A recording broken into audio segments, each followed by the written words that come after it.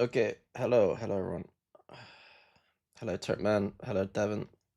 Estás sub too old for tea. The 6-7's in early. Hello Rish. Hello Astro. Hello Connie. Hello Mara. Yewuna, sorry. Dylan and Fish's Wishes. Tonight is PaperX versus NRG. It is indeed, yeah.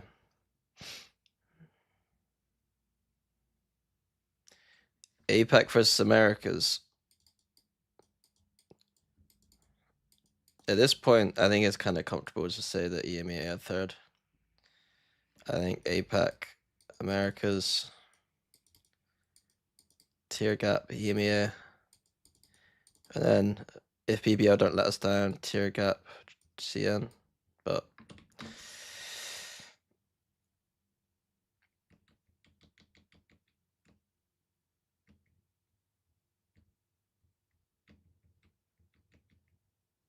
still passive maxing. Boring maxing. Alright, let's go BBL first. BBL, BBL, BBL, BBL.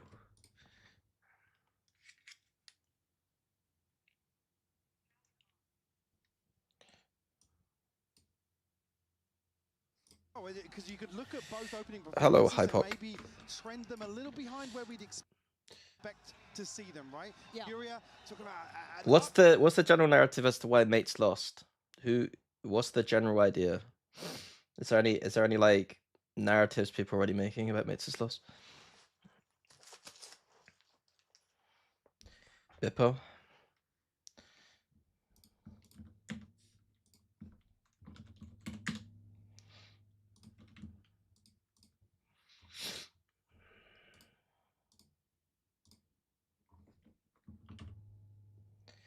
He was in the bottom 10 stats. Then so was Meteor and so was Raga. And even Mini Boo was very low. He'll struggle to get the ball rolling, right? But then you talk about the opponents. Oh God, it's such a tall order. I think here we are blessed with potentially two teams coming in with great form. Okay, we're mostly focused on BBL. Yes, but we need to. So we see 3A open with TP, and then a weird, like, Kraven's basically playing a I pray I win the round kind of angle with a cage. They're fighting for survival now. Oh, it is. Again, very strange to...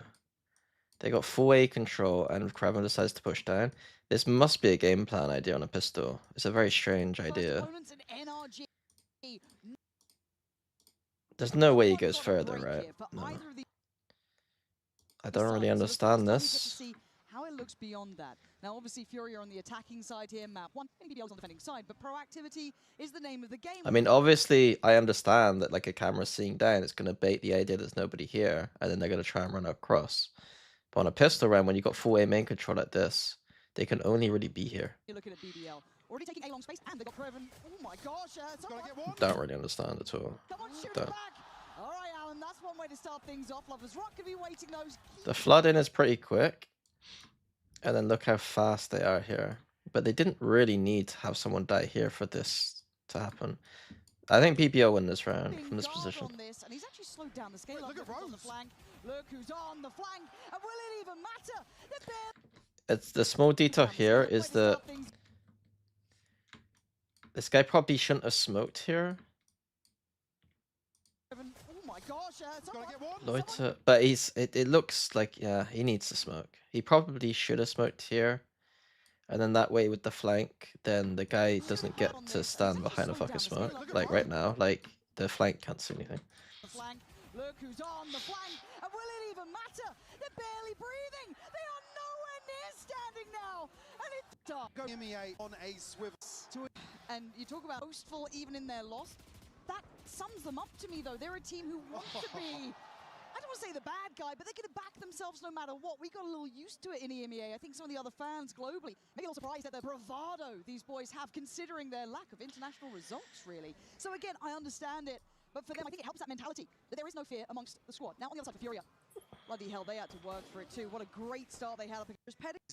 I kind of feel sorry for Furia to some degree. They played two of the best teams at the event and went home. I think for a team like Furia, it would have been really good experience just for stacking group stage. I don't necessarily think that they would have made it deeper or anything. I just think that like they would have like going to an international event and going 0-2 is probably not the best experience. Again, criticism I feel was fair. I think again you're giving a veto that allows BBL to really lean into their wing. They would have got that which group is stage, based around I think. this tempo that they're happy to play with. Be able to clean this up pretty easily. Looking at the HP bars, and Alan will get a consolation, but Krevin will clean up. And Alan, we were just talking about this a moment ago.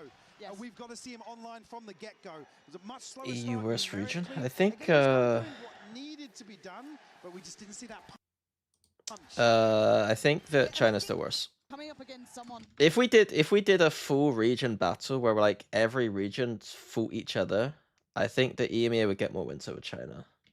But at this point, that's not really. I'm not gonna gloat about that. There's a bit of I mean that's Kraven, yeah, I saw it. Where he's on stage and he's looking over at the.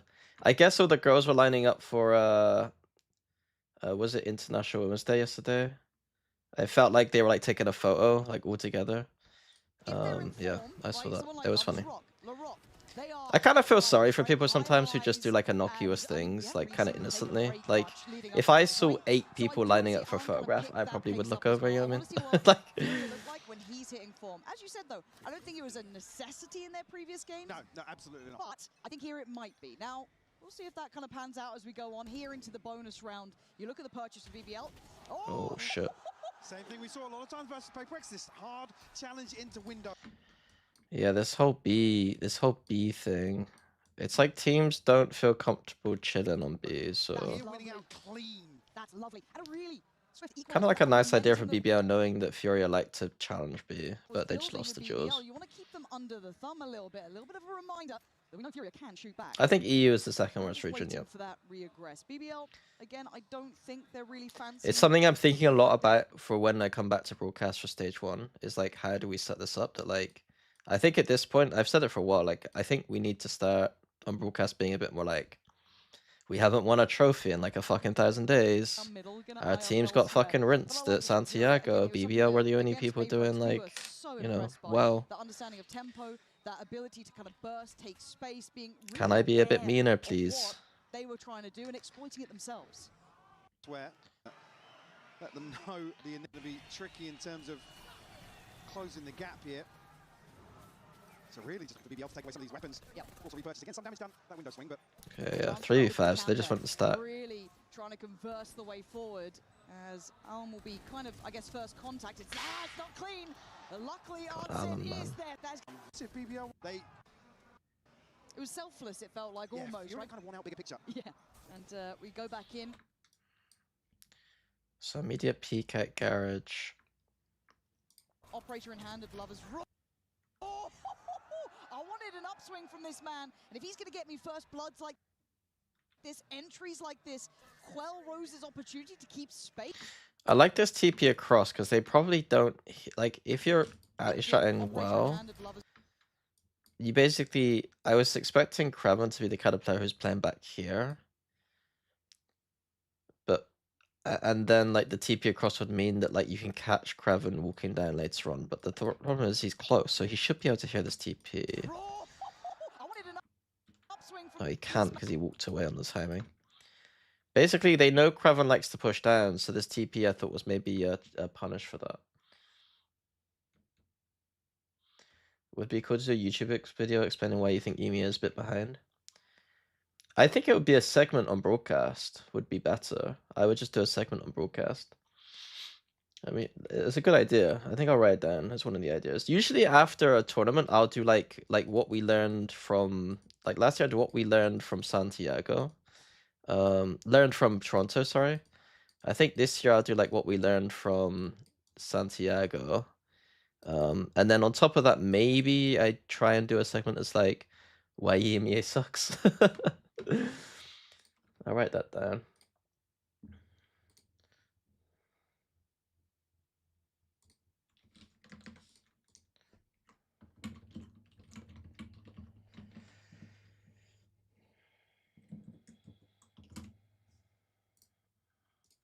And if he's going to get me first bloods like this, entries like this, quell Rose's opportunity to keep space, that's perfect.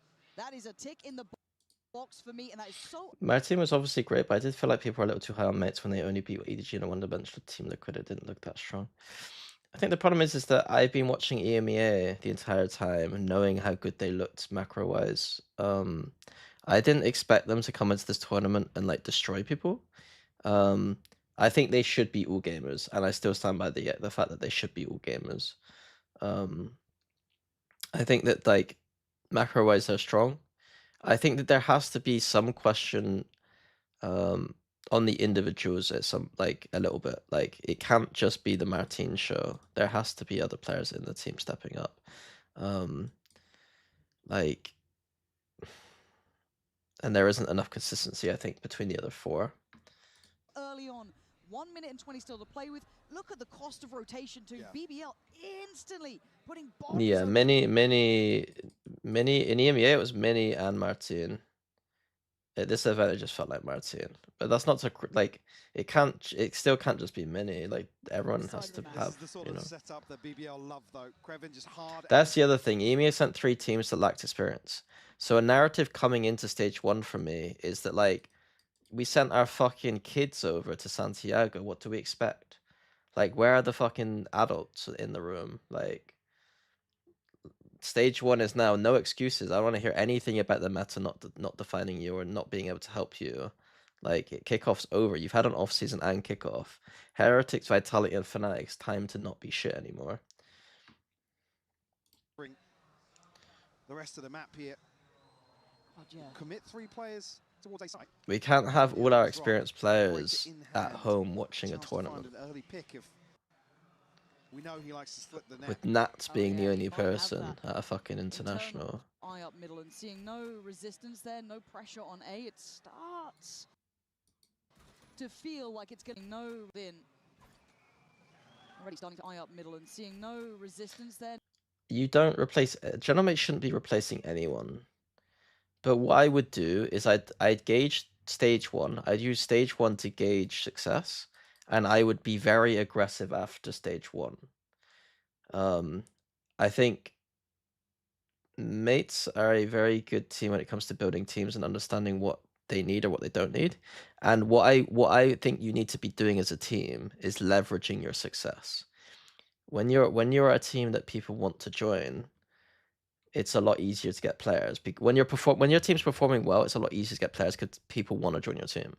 And so I think at least after this year, if I was Gentlemates, you could be a lot more aggressive about changes if you wanted to be, because you're perceived as a good team.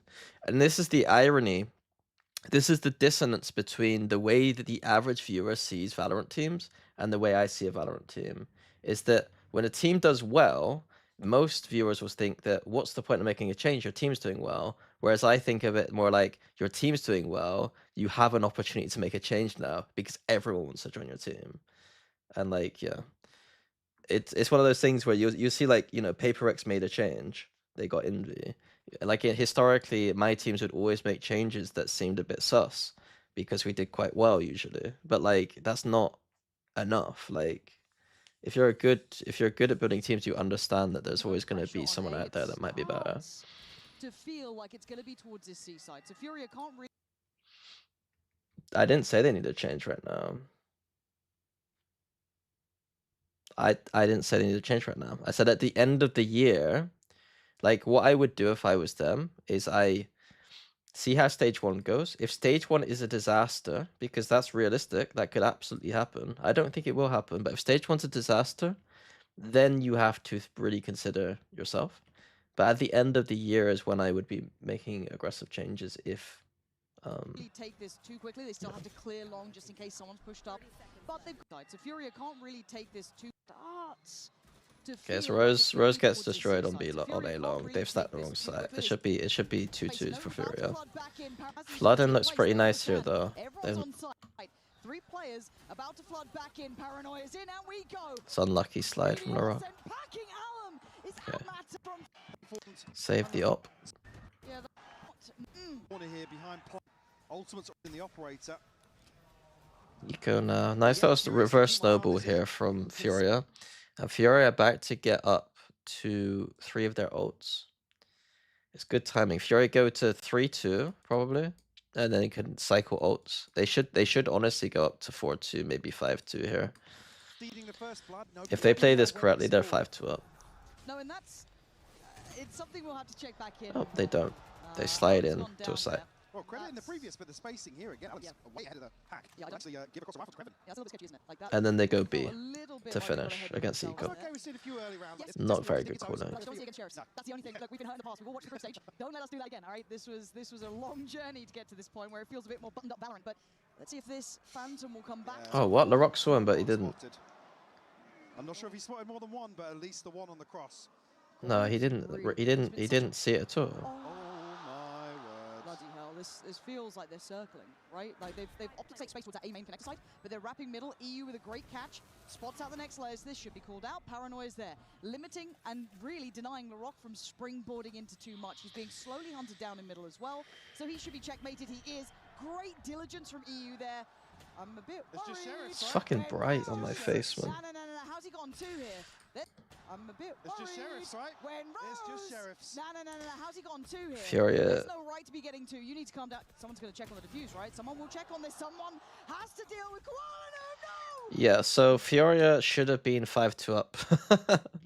If they could play the game properly, they would be 5-2 up. Instead, they slide into C solo for no reason and then decide to go to the worst bomb site in the game. In a 5v4. This should be 3-2, and then they should be cycling their Killjoy ult here. And maybe going 4-2, and then probably this team would be anti-eco again, or eco again, be 5-2 probably. Stick the left towards C long, and it's no short. And it feels like there's It's a nice stack here, knowing that Killjoy ult is up.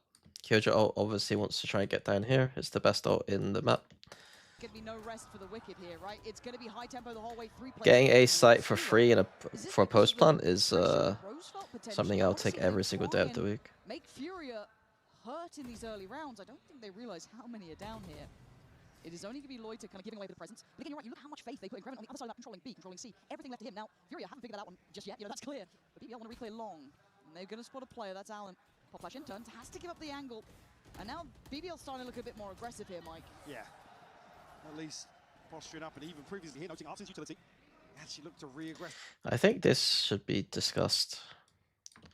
Some re-clear that space on A long. So Might make his way forward. Lockdown invested here, but again, there's not going to be a commitment behind. But this whole round, the back and forth between the two teams is all about the lockdown.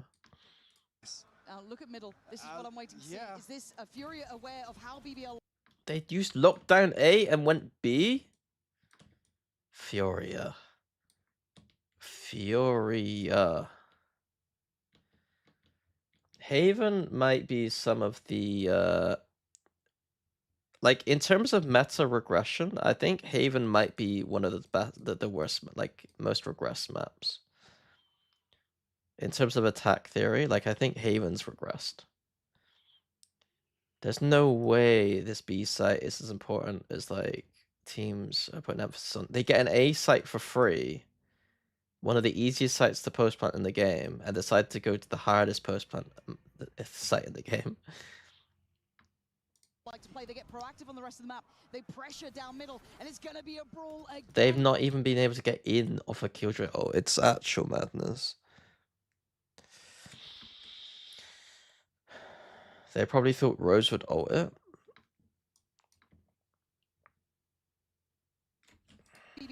On the art song. So Might make his way forward. It's not a bad shout, to be honest. But if they did think that, then they should already be establishing control elsewhere for them to work off of. If they really thought that Rose was gonna ult it, then this isn't the worst thing I've ever seen. If they didn't account for this, then this is terrible. Lockdown invested here, but again, there's not going to be a commitment behind this. You can just ult him back though. Is that consistent? I don't know how consistent that is. My nose is sorry, my nose is like fucking up. So what should have been, I think, a FURIA 5-2 if they were like playing properly, becomes a FURIA 3-3. That doesn't mean that I think that FURIA should actually be 5-2. It's just like with the conditions of the round, like I would expect them to have gone up 5-2. You know? Lovers rock on the backfill. Follow-ups there. Sensational. They decided to not play very well. And now if you buy it, prefers than never rather than the norm. Straight. And the thing that scares me about BBL is it feels round by round that they win like that, the more they can start playing their own game. For FURIA, I just need to see you back in the game here. I need to see you kind of manipulating the map well, trying to keep BBL under thumb, quell that really well tempo aggression, but find a way to put it back in its place. This is it's so annoying to watch that round. It's almost like, again, if I was doing more YouTube content, I would have made a video about that last round, because that was bad.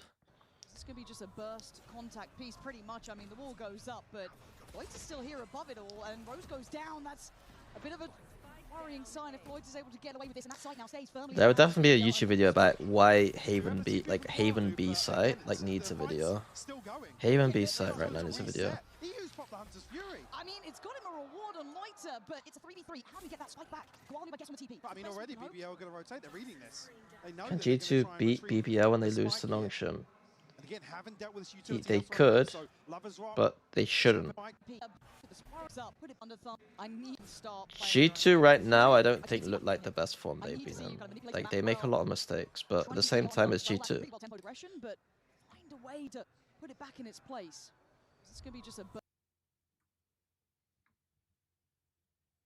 I think ending B with Viper Killjoy Viper comps is pretty strong for the post plant on B. It's statistically not true though. Statistically, like what you've just said there, why would that comp be any worse at post planting A or C? You know what I mean?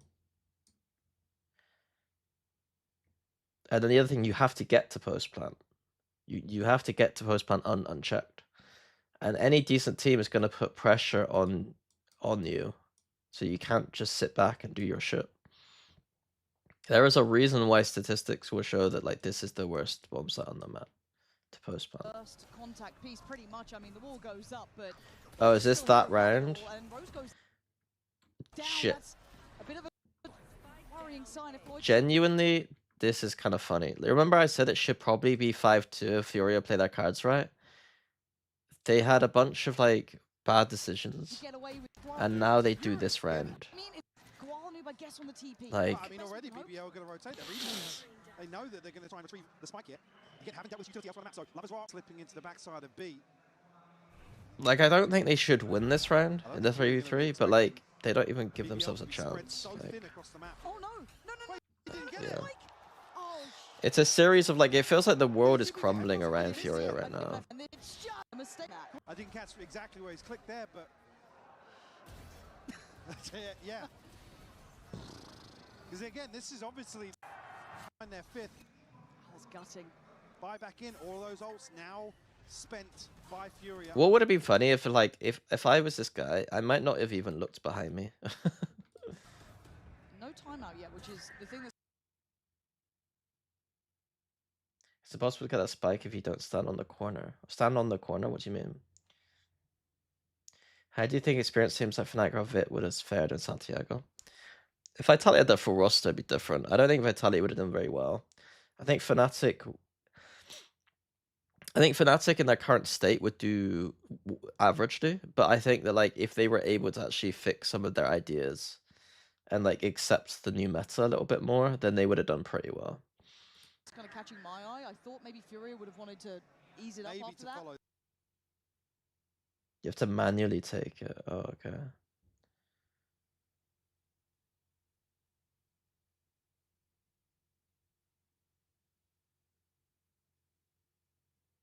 He should have ulted on the corner of A heaven. That just makes you sad as a Fnatic fan? That, it should make, what? That's not, no. What I said was not an easy thing for them to do, by the way. The premise here is that they changed their entire identity. That shouldn't make you feel sad. It should make you feel, it shouldn't make you feel sad. You weren't like 0.1 second away from winning the race, don't worry. I'm not sure, yeah, where that early damage is towards Sewer, but... And a very different look this time as well. Again, just so versatile. Lovers Rock gonna instantly find Alum, who's Gonna struggle to break in if that operates. How did Viper get 1 HP'd? I got spammed to 1 HP. No timeout yet, which is The no timeout is mental, by the way.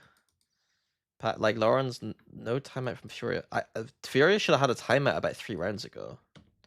the thing that's kind of catching my eye. I thought maybe Furia would have wanted to ease it up. It could be, but also just that. That's an inexperienced team going 5-2 down when they should be 5-2 up. That's a timeout about 2 or 3 rounds ago. Of how that one went down, by the way, heavy, but on the Odin, we've got no down 5 HP. I don't care if the strats sound good. And a very different look this time as well. Again, just so versatile. Lover's Rock gonna instantly find Alan, who's gonna struggle to break in if that operator keeps holding. Just need a breather, man. On the outrun, somewhat shifting towards long. Yeah, but look at Lover's Rock now. He's all the way down C long. He's going to be able to piece together what's going on. Should draw this rotation or shift the focus towards mid. Yeah. 8 HP, 5 HP, 32 HP. Revan's going hunting. They can smell the blood in the ward. Make its way up here. Christ. Yeah. I could understand allowing the buy round to still happen, but with the, you're absolutely right. With the nature Do I consider Fury experience? Not really. In the previous, it's one that guys, right, take a breath. What was your bachelor's or master's degree? I did a bachelor's degree graphic communication. It's like graphic design. And then I didn't do a master's degree, but I was very close. I went in 20.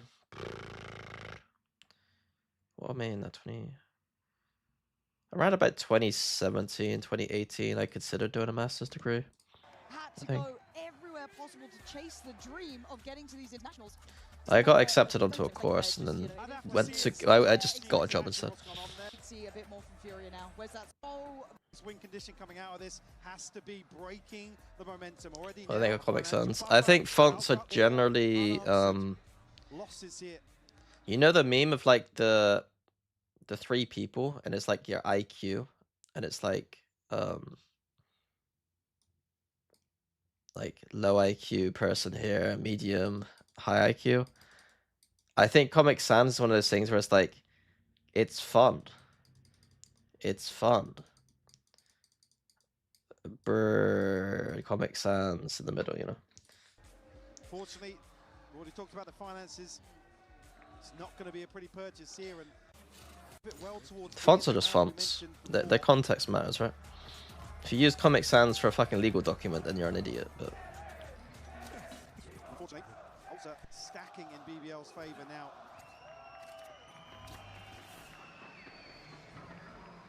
You'll see the challenge here with Alam on a bucky for sure. Yeah. Towards window. Maybe a late swing with the sheriff though.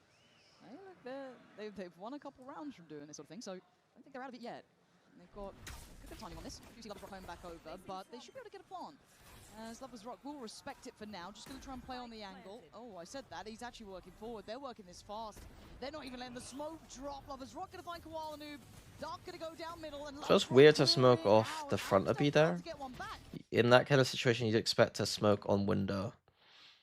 It's a low buy round. So, like, you know that the people down here can't really out-duel you. But they're just losing out on the extremities. So you kind of want... You don't want to give them space with the smoke. I don't like that smoke from BBL though. And the fuse. Oh! You don't even need to see it. Nerve. One more. Oh, he's still trying. He's got the defuse. To mix BBL just happy to smother. And this is the sort of rounds where Kreven really shines. There's 3, potentially 4 players towards the other side. He always situation operator back in hand for Lover's Rock. I like that. That's kind of funny. You hear the Cypher Cage, and then Lover's Rock is kind of peeking. Operator back in hand for Lover's Rock. Oh my god, where did that go? Somehow split in between all 3 targets, but LaRock's progress is yet to be noted until now. Artsin going to put him back in his place, but there's other boys going to be happy with that. A is open again. This was something I noticed in EMEA.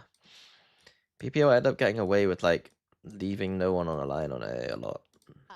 You take what you're given at this point, but Lover's Rock wants it back. He doesn't want to let them get ahead. They're re-clearing middle.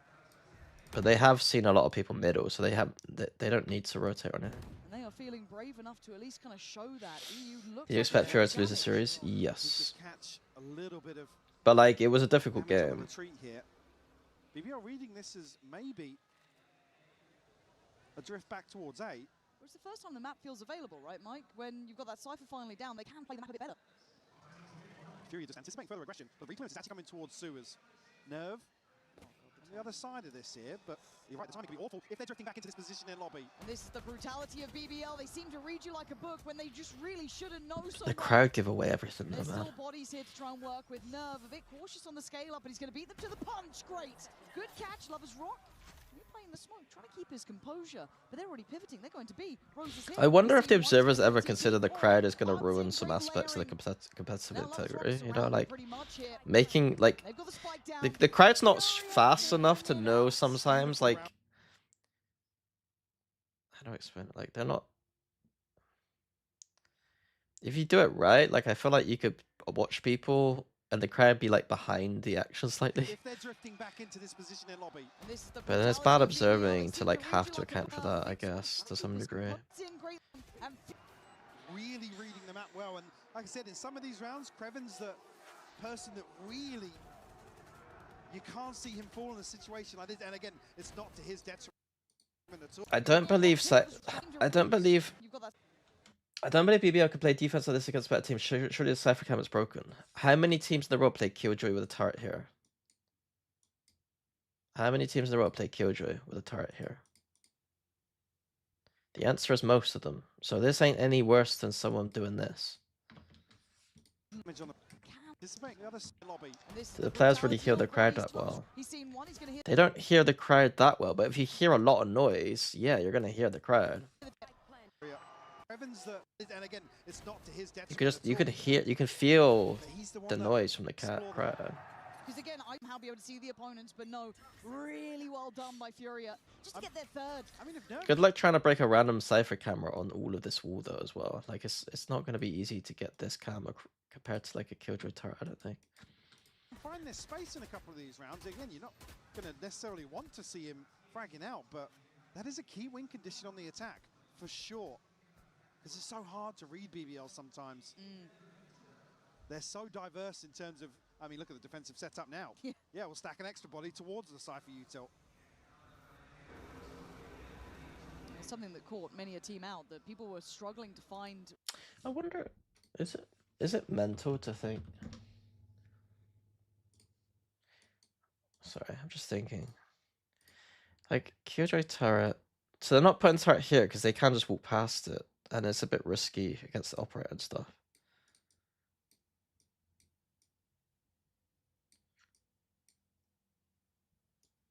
Can you just like? Is that kind of mental? I think it might be mental. Ways to handle, ways to kind of pin down what's giving away the game. But again, the utility's still in place, yet to be pressured. But they still keep those 4 bodies on that side of the map. It's full faith in Rose, and it's Loiter. Still keep those 4 bodies on that side of the map. It's full faith in Rose, and it's Loiter to win. Was that a blind shot? Did he see Artsin? I mean, into the window. And we just buy. We're losing every round, so we just buy it up. That's usually what happens. Position. Make it enough where We have a Viper decide up. to pivot back this way, which is looking like Stunning Nerve with the end. Fake of Valen, draw players, and look at the reaction. They've done what they. Rose has finally been punished. They've been over rotating away from Rose, so he finally gets punished. They should win this round with the Viper up. Nerve with the entry. But the flood in is actually pretty strong. They're going to fight back for the side. They don't want to give it up just yet. Trying to divide behind. Laurent's Never going to mind. isolate Nerve. That is the front line denied on this kind of lurk push towards the A site. Stun comes in, slows come in, and the It's a bit too easy for BBL this game. And look at what they're doing, BBL. They're here to punish. Laurent gonna go and get shot. Loiter tracks him. Like it's Quake out here. And now EU quality Nerve are barely off the starting blocks. Luckily Nerve, actually tell a lie, has made great. And they are none the wiser. But they were so firmly believing it was free and accessible. And they're trying to clear him. The rest of BBL can start rotating in. That's so funny. Make it out of there. He's so slippery, man. BBL. attempt one. Well, better the devil you know. Go and fight the one you can find. But Lovers Rock still hungry for it. Gonna be punished. Stupid. Quelled on the aggression, and they know about the other play. They know he's got to pop this from somewhere, but still he's. Okay, right. Pretty much an unwinnable situation on the second half. And to see a 7-3 attack in half versus Paper X, and now be a 6-round deficit going onto the defense for FURIA. And I think the big thing in my mind for BBL was put up or shut up. If you're going to talk trash after games, you got to come out swinging, and they have. I like it. For FURIA, a chance, but it has some weight presence towards 8. But while this happens, a lot of pressure on Allen. Going to be put in a bit of bother by the back of Platt, but he has supports. I think this is one of those examples where you see this wall making it look like it's bad. A team puts a tiny bit of pressure on C. They put 3 there. They start rotating and they put a smoke down. But it's like this wall ain't like you can chill. You don't have to put this wall up immediately. And then this wall isn't designed to just hold backside. I was going to say, watch Krevin now. As soon as he hears these steps, not necessarily aware of EU, but he's going to get such a deep position on Graffiti. They've used 2 smokes. Here. Should be called out as well. EU going to try and backpedal in. Does he re-clear? He does! Great heads-up play from EU. And now needs to do more. They tried to be the big man there, though. Oh no. Yeah, this game's done. Let's see here. Progress. Yeah, that's the only way they could win, was the anti-eco to make this closer. What is the actual final score of this? Because I got a lot of maps to watch. 13-7. Hero rifle, by the way. Looking for the success. Might just see a little bit of shift of focus. Killjoy A setup with the Omen. I like this. Anchoring that, and elsewhere, defensive aggression. Lovely. Even if it's just to kind of keep some space, show a little bit of something. Cool. Remove that utility for now. Do they check further for Allen? They only re-click deep. Walk in here, considering their approach now. Trade out. Krevin not going to be gifted.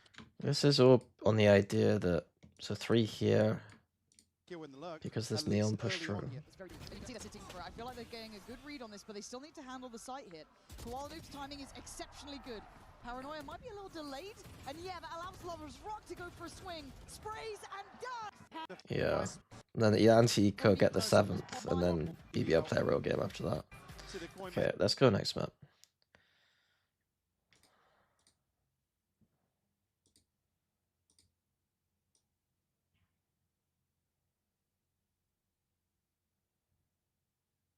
God, I went way too far in front. What the fuck?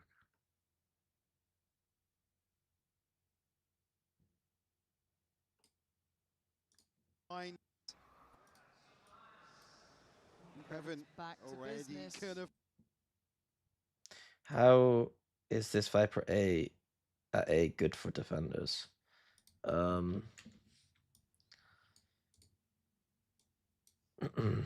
It's the most, I'd argue it's the best orb. Like there's arguments nowadays that people might put the orb like here. But like basically the first thing it does, it allows you to flood through here without being seen. The second thing it does, it allows people to play around here if they want to without being immediately threatened from long, so that you could play heavier towards short. You could even play one here and he's not threatened. Beyond that, you can play inside it if you're getting fucked up by utility, or you could just play to like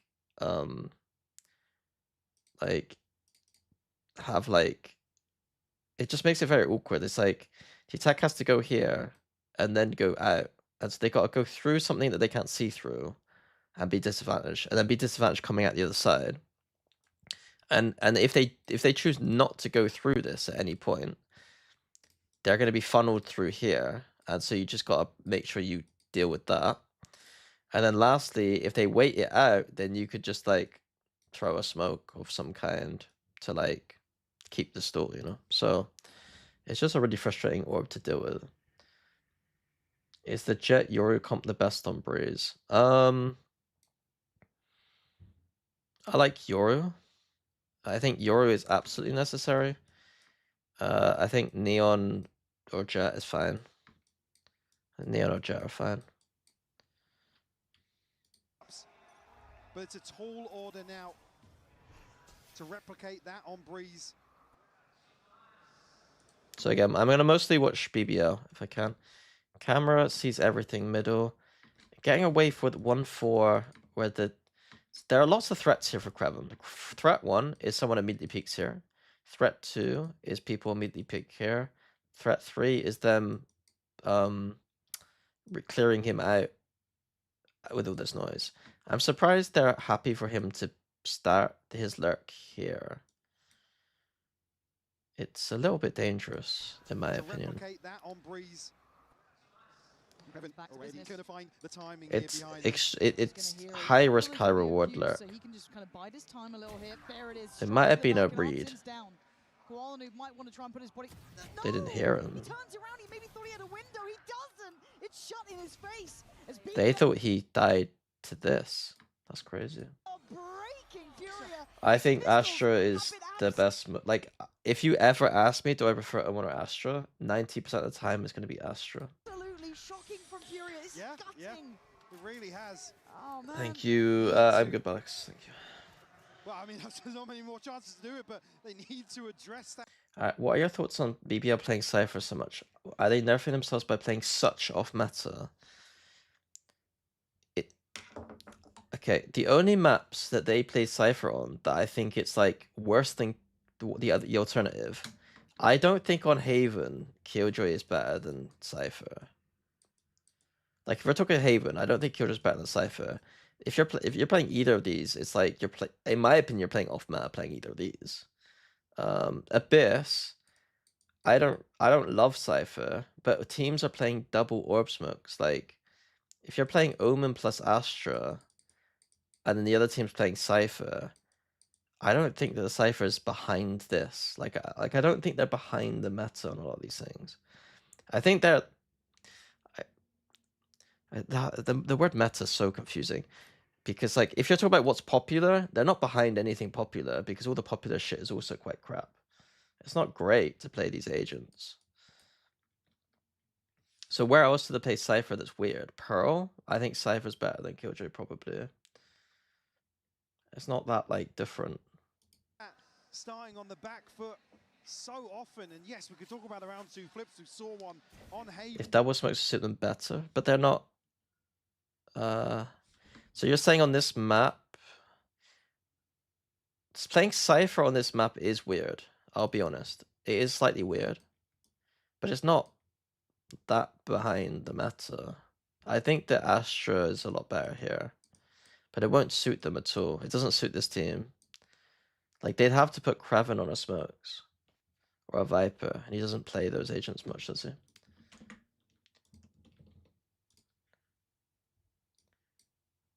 He can play some Viper. I guess they could do Kraven Viper. And then who's playing Viper here? Is that Loiter? Yeah, you just put Loiter on Smokes. They could do it on this map. This is the weird...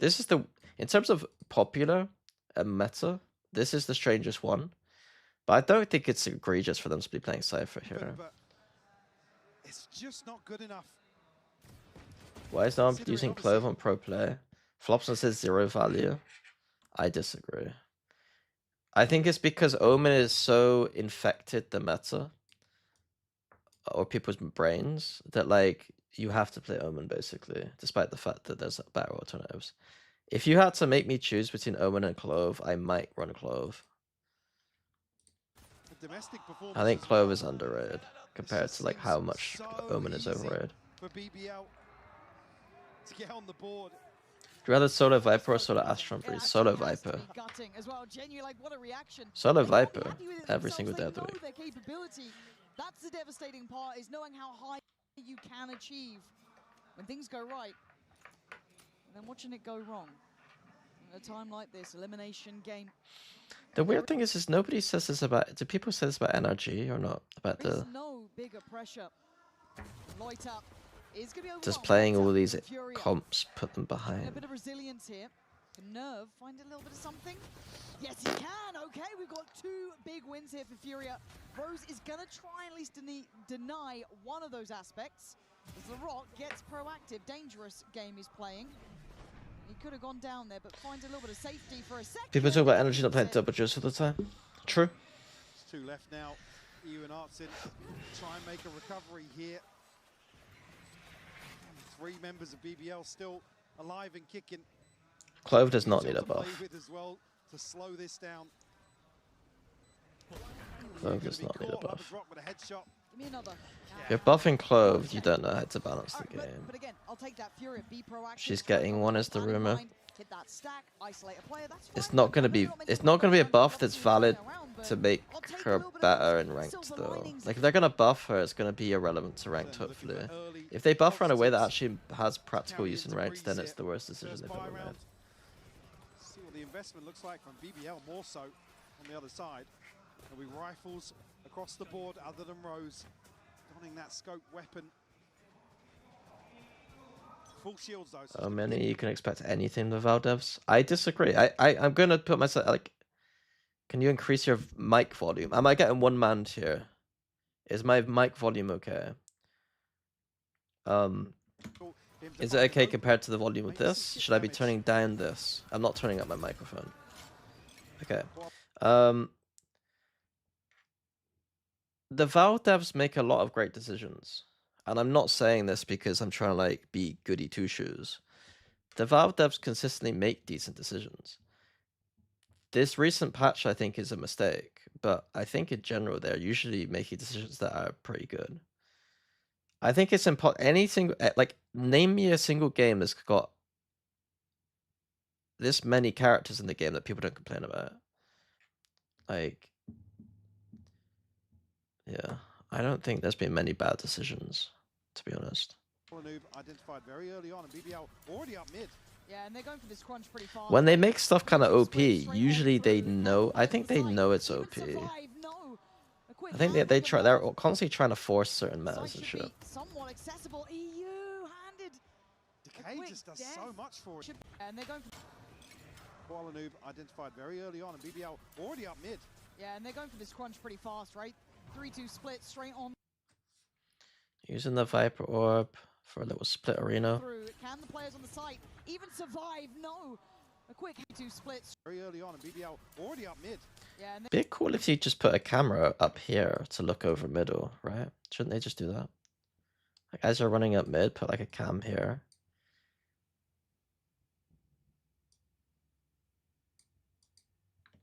they're going for this crunch pretty fast, right? 3-2 split straight on through. Can the players on the site even Have you ever been contacted by them to judge or review changes? No. No. We did one thing in LA at Champs where we talked to the devs a little bit and gave feedback. Yeah, BBL's tempo is blistering here. I think honestly, I think what's frustrating is like, I would absolutely be down to do that, but then I don't pretend like it's, I don't know. I don't have a relationship with anyone there, and they probably won't think that my opinion matters any more than anyone else's opinion. I think that like the reality of it is that like they do know what they're talking about, and they have a lot more data points than we do. So like the biggest value I would probably give them would be I'm pretty good at reading how coaches and pro players think. But my perspective is generally a tiny bit different than pro players or coaches. But I know the meta way of thinking, so I think I would be useful at like providing that, I guess. I want to see the grit. I want to see them persevere. As it stands, I do think that Stolen Valor is a little bit annoying, but Loiter and LaRock, I said before, they get a free pass. But anyone else using those gun buddies, I think is cringe. FURIA in, but already you feel like that snowball is just building. It's coming. He's opening 3 rounds. Again, FURIA making the right moves here again in a lesser purchase, but looking to go forward. There's some information and a good read on the map. Lovers Rock though. Purchase. Snowball is just. I like this again. They're not using. They're not. Opening 3 rounds. They're using the Cypher for elbow control whilst taking middle, and they're not cutting themselves off with this crappy smoke. I'm quite enjoying this default. Here again in a lesser purchase, but looking to go forward. There's some information and a good read on the map. Lovers Rock though, looking to remove any sort of hope early on. Okay, nice. Not the biggest fan of this orb, but it's better than just cutting yourself off. is he getting two out of that? The last round as well. Oh, I like the little window slip here from Artson, though. Oh, God, they got it all in mind. Great. 4-0. They lose a 4-0. And again, it sucks to say, but Furia have to keep going forward. Yes, Some of these situations, can't not. you don't want to see them back down. It's like Artson is going to try and make a play here from the top of They Phillip. use the door as well. Okay, this team's actually got. This might be the this might be the best breeze attack side defaulting I've seen. Maybe to remove first or second piece. They're only ever sending Cypher by himself on one of the sides at middle though. I think they need a bit more. They need a little bit more than that. But they've used the camera to clear out here and here, and then they could also go this way. And they're using the door. Like they're a lot better at attack side breeze than 90% of teams. And the Cypher is part of the reason this is they're good. The Cypher's helping a lot. The shift to focus once more towards mid. And I want to see if Koalanu gets any play in this, because the problem is, look at this already. Laroc's been able to kind of slip into this. Now I think it's going to turn a lot of eyes, but I feel like BBL might be kind of playing. They got demolished afterwards. I don't care if they get demolished. Just because a team has a good default doesn't mean that they're gonna win the game. Just because their team is good strategically doesn't mean they're gonna win the game. Like, it's just, I'm telling you, this is good. Like, that's the biggest problem I have as an analyst is like, I say something is good and they don't win, and it's like annoying. But I'm telling you, over time, this will be better. Like, this is plus EV. Anything that's plus EV is my job to say this. It's good. I don't care if you win or lose the round. Almost, they want to draw some of these players away, make them feel discomfort. Unfortunately, it hits harder if you win the round, and I can point it out. But back a player on CT, and now the pressure builds from B main. Hudson still trying to deal with Laroc here, and oh God, he's got a body. it's the poker analogy. It's you go all in with 2-7 offsuit, and I go in with pocket aces, and then you win the hand because it goes up 7-7-7, and like I can't win. That doesn't mean that I played it wrong with pocket aces. It's just luck sometimes, a variance. It's gone from bad to worse. How did you learn everything about analyzing? How could you be a coach? You gotta remember, like, I started in 2020 when nobody knew anything, and so we all knew nothing. And so just by coaching and being interested in Valorant early on meant that, like, I was just trying to keep a high knowledge. When you've been around the game so long, to thinking about it every single day, you learn quite a lot. Put down. Alum putting up numbers. But the site will be in the hands of BB. And he's following it up. This kid is untouched. It's gone from bad to worse, and he's following it up. This kid is untouchable. Finally put down. Is this the turning point? Is that... No, surely not. Now, slipping a little deeper here to catch potentially. EU, but EU actually wins out. They're in close. Revan on the pillar. Is this the turning point? It should be a 5-0. You gonna take a 5-0 going into another eco? All noobs opportunities. Kreven doesn't land the shot, but EU if does. I was desk, I would take this round. Player to the right, player to the left, with the time on his side. Gonna get one. And look at this composure from the young man. He's what does composure? Yeah, I would take that round. No, I wouldn't. No time. 5-0? They lose a 5-0? Do you completely disregard the games live so you can blind review? The only thing I do sometimes is watch Anders stream a little bit. Just because I like to hear his opinions on some things. And maybe I have it in the background. But apart from that, I try not to watch anything. So I watched a tiny bit of the end of this map. Also, I'm a human that gets bored, so sometimes I just have it up. You know. Talk about teams maybe playing a little slower, a deeper setup somewhere to catch somebody, but really, I want to see Furia going forward. Why not watch live and VOD review? Because I'm a human that wants to have a life. Because I get to go to the gym and see my friends and play video games.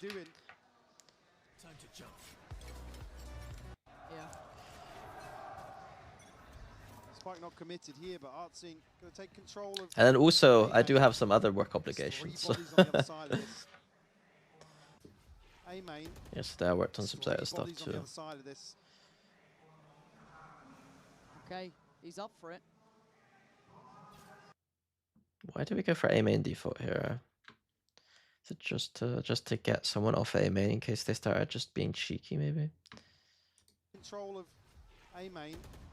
There's 3 bodies on the other side of this. Where do I live? I live in the UK, and the timeline is pretty good. Many sub chat when. What does that mean? Already checked on though. So that layer of aggression going to be. Do you think the 14-2 sideshow prediction score on the desk redeems his fraud allegations? What are his fraud allegations? I played TFT. Send back and reset a little bit. Isn't it early for Zeta to be practicing? No. Any team that's worth their weight would be practicing almost half a week or a week after losing in playoffs. Arsenal still posted up. Robbers Rock on the other side of this. I think they took maybe a week off. A deeper angle in A-main. They've been practicing a while. It's tense. It is. And that is fabulous for Koala Noob. A great connection. They were trying a lot of stuff. Movement should be heard by Alan. And it's messy on the connect. Great connection, but you can see now that spur on of movement should be heard by Alan. And it's messy on the connection. Sorry, let's see this right. So A main default into just a mid clear that doesn't actually clear much. It's tense. It is. Into but Lovers Rock getting peaked on. Fabulous for Koala A little bit of a like. I think their mid default they're doing earlier was safer, better. Connection, 3 HP. He's going in for more. I mean, I guess you got to try and make something happen. You've got sheriffs on the site. Luckily, Koala Noob's made it here in time, but they're pivoting. And Otzin's gone down. The Spike's got the BBL hold out, just bulldozering through. Should be a win. They're so good at catching these rotations. Time and time again, Koala Noob still with an operator, a miss here. God, he wants it so bad, you can see it. Desperately trying to do something for his side. Grabbing back in this. Oh, it's just layers on layers. And Nerve's gonna find Rose. Okay, there's a chance here. Do they It's a even big this on death. layers? He should not be wide peeking out here. His teammate can see this. All he needs to care about is this side. Like, this guy should always have the angle that means that he could see at least here. And then he just needs to worry about here. And Nerve's gonna find Rose. Okay, there's a chance here. Do they even think about it? Do they consider it? Does it make a difference? Grevin. Oh, what a turn from Nerve! Just checking in time, but they are putting everything behind this, and it's a Koala Noob. The BBL already have. That's kind of so wide, man. Again, this is just textbook BBL. Creating this pressure and able to pick people apart in transition. Do you think the utilities recharge chain is better for pro player? No. I don't think so. I don't hate it for like patch or two, but I wouldn't keep this forever. Pretty well situated now. I think the ult decrease stuff was good though, and I think the Senti changes were fine. I don't like the recon change. They are trying here. They're gonna die. They will die on their feet. Gonna fall away from this. Didn't like what he was feeling there, playing from the back of the site, and you can see BBL starting to try and manipulate these rotations, see if they can maybe catch a player. And they've left LaRock posted on this B site. A terrible threat if unidentified. Should be seen. Should be heard. Look at Loiter's position though. What should happen this round? Of rounds for FURIA, so they come Okay, out this B. early exchange of rounds. What are they doing? They're faking B and faking A. Huh? Pretty well situated now. Faking it just, I guess it's a B fake. But the wall like the wall being placed so. I mean, Oh, okay. It's just a B fake. It's just a B fake.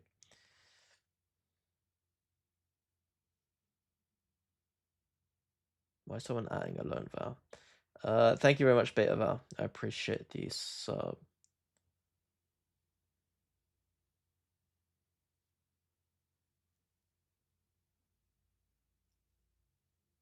I mean, it's not the worst peak of all time. He's basically, I think Rose probably had a read that they were retaking this side. And so if he's able to get round this side, they win the round automatically. Why are you okay with LaRock using the locking buddy? Because he's good at the game. And I like BBL. Fight with everything he's got. You think Viper, Clove, Omen, Neon, Silver Comp could work on Breeze? No, you need a Viper. Oh wait, you do have a Viper. Why you got triple smokes? No, that comp is ass. You got triple smokes. You have so many smokes you don't need.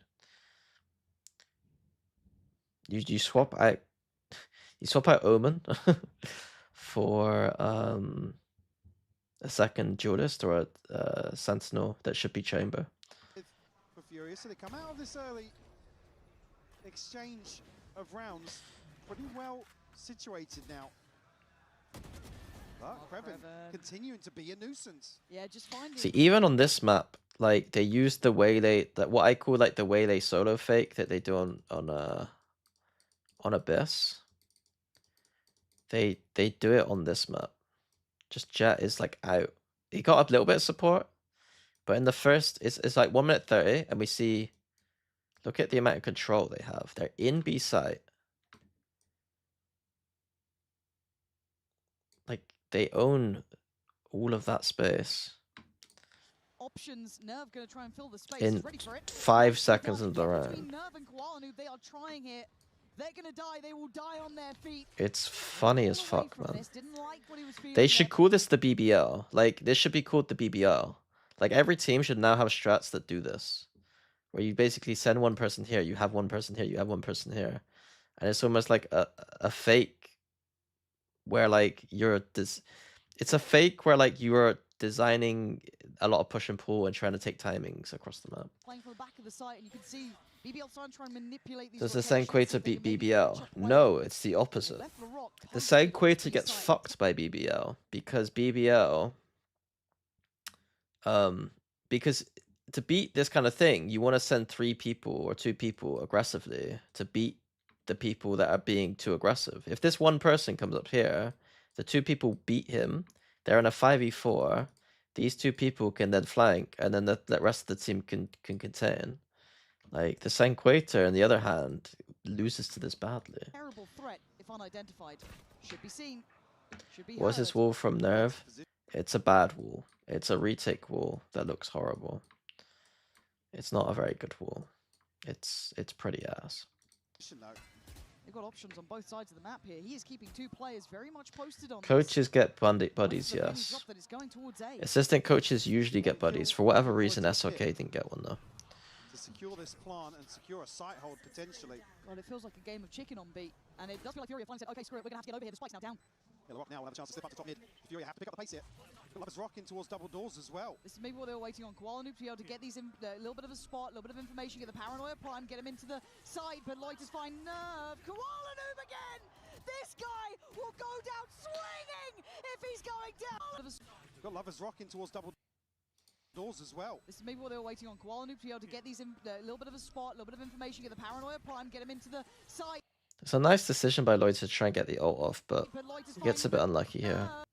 Koala Noob again! This guy! Like, he's about to be killed, and then this teammate just kills the guy trying to shoot him, so they both get a kill. It's crazy. Will go down swinging if he's going down. Might still to be Ability. Exactly. some hard work here. Needed a hero to be here. Can he keep doing it? When does reality strike again? Ult starting to come through for both teams. Finance is getting a little bit shaky for BBL now. Spike not committed early on here, and the mid push will be noted on the back of the drone, but LaRock Sure, it's so passive. doesn't sell this fake once more. Remember, I was saying to Sideshow and Platchat that like anyone who plays like the Sanquator stuff, as long you just get push and pulled across the map. Look at them. They've lost this. They've lost this. They've lost. They have no control. There's full question marks everywhere on the map. And so, like, if BBL just put a bit of pressure on, they've now got 4 people here. That's the problem with playing like a very passive game. Like their game is like this. Well, looks like that. Like it's that passive. Bitten, but look who's, if they do is on support. Watching the It left side of requires the map, right? individual brilliance hitting shots like that to win these rounds. Kreven down beheaded. Koala Noob again. That's brilliant from the Man of Steel. You can win rounds still, but you're not putting yourself at a good position to do it. Overcommit there from Larocque. He could easily have just slipped back in. Straight up middle turns around. He can't do any more. 3v2. Double Judas meta means more aim-wise. Double Judas in general is going to be slightly more aim-heavy. But it's the meta itself overall is also... Like, everything being nerfed, all the utility density... Oh, there's a lack of utility in this meta, and Double Judas is, like, the most played. So both those things together, like, go hand in hand. No, Larocque doesn't have the lock-in buddy. Everyone who plays Tournament Realm gets everything unlocked on their Tournament Realm account. Operator for Koala Noob is almost too much, but it's got the job done again. Lover's Rock, you're looking for something.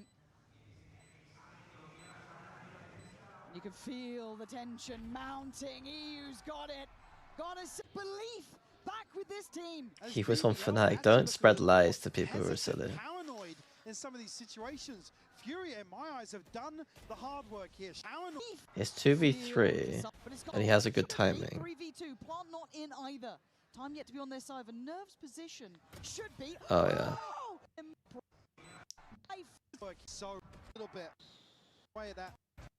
I mean, they pushed out well. Like pushing out here, or however he pushed out, is a very good protocol to deal with the B stuff. But when you're starting the game with everyone behind barriers, like it's pretty tough to do anything. A pretty undynamic usage of the Euro TP. Some hesitation on the side of BBL. These slower rounds. They can continue to find these picks. Okay, forced away. EU's calling for help. They are coming. They are at the door. They're at the double doors. Slowed down. Great stall here. Koala Noob can now be on red alert. They should pivot this way, which is funny because you're going to beat two people here. They've dealt with that first wave of aggression, but be careful. They're looking back into middle and a missed shot. Allen, so close, but yet so far. But for the second time of asking, he lands it. They are starting to match the pace now from BBL. They're starting to keep control. Read those inserts potentially towards A-main. BBL in that next attempt towards the site. EU here in a pretty awkward spot. Oh. They're both going to find kills. Oh, he's stunning until then. It's a bit of an overcommitment there by now. Yeah. They're kind of understanding the tempo now. Like, EU's drone looked weird there, but they're understanding the tempo. Like, he's droned out and seen 4 people, which means there's no fake happening, and they're coming this way. And if they're not coming this way, they're going that way. It's like... It feels like they're kind of understanding the tempo now. But they're not going for any map control again. Their subs don't really... I would argue their subs aren't exactly the best subs to deal with what BBL are doing. I think this sub's pretty good. Like, who cares if they go A full? You get full control to flood in. If they go B, you do have people probably ready. This guy's going to be a little bit late. No. And hopefully we see, like, a flank here. Played this pocket before. Does it get checked? He does not. Nerve with an opportunity of a lifetime. The barrel He changed. That is a good fool. That's a nice bit of cheese. But on what planet, if you ever see this wall ever again, you know what's happening to you. What planet do you throw a wall like this? With all the right answers, as BBL. This is the only wall from there that's actually good, and it's a one and done. You can never do this again. Where do you think a good balance is of being open-minded and having a strong opinion or ideas when it comes to competing? I think it's a very good question. And I think, unfortunately, I seem probably more stubborn-minded than, like, I actually am. I'm pretty open to discussions about a lot of things. But the thing is that I think I've built up enough, like, knowledge over time to know what's good and bad. And I've probably thought about those things. The things that I argue for, I probably thought about a lot more than people who would argue against it. So, like, when players, like, push back on some ideas, or, like, people who are less experienced than I am, I just think that, like, I probably have just thought about this thing a bit more. If it's with a peer who is like just as experienced as me and like has like I respect in terms of like the way they think, then I'm probably gonna open my mind a little bit and like hesitate and be curious about what they're saying. It depends. Like it genuinely depends on who I'm talking to sometimes. And that's the reason why I think when you're hiring coaching staff, you just have to hire people that you trust. You know, like if I hired someone who I wouldn't hesitate when they had a take, um, when I thought they were wrong, if I wasn't curious about their take, then I probably don't have a very good coach. Are you gonna coach a team? I mean, I have a job right now that involves coaching. Thoughts on Neil Weber? I don't know. I don't know at the moment. Like, I don't know what you want me to say. Obviously, I think they're good coaches. But something's going wrong right now.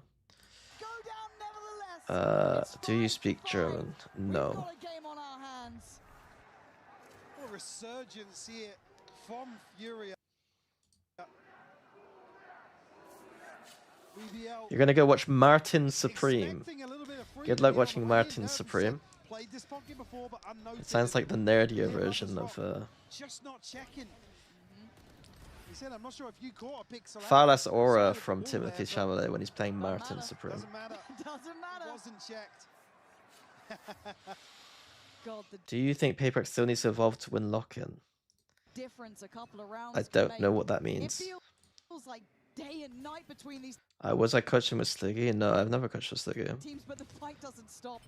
It's a 5-man play towards A, and FURIA are here. We're just They're holding this friends. down again. To be brave, 5-man play towards A, and day and night between these teams, but the fight doesn't stop. It's a 5-man play towards A, and We FURIA played are against here. each They're other holding this down again. To be quite a few brave times. after being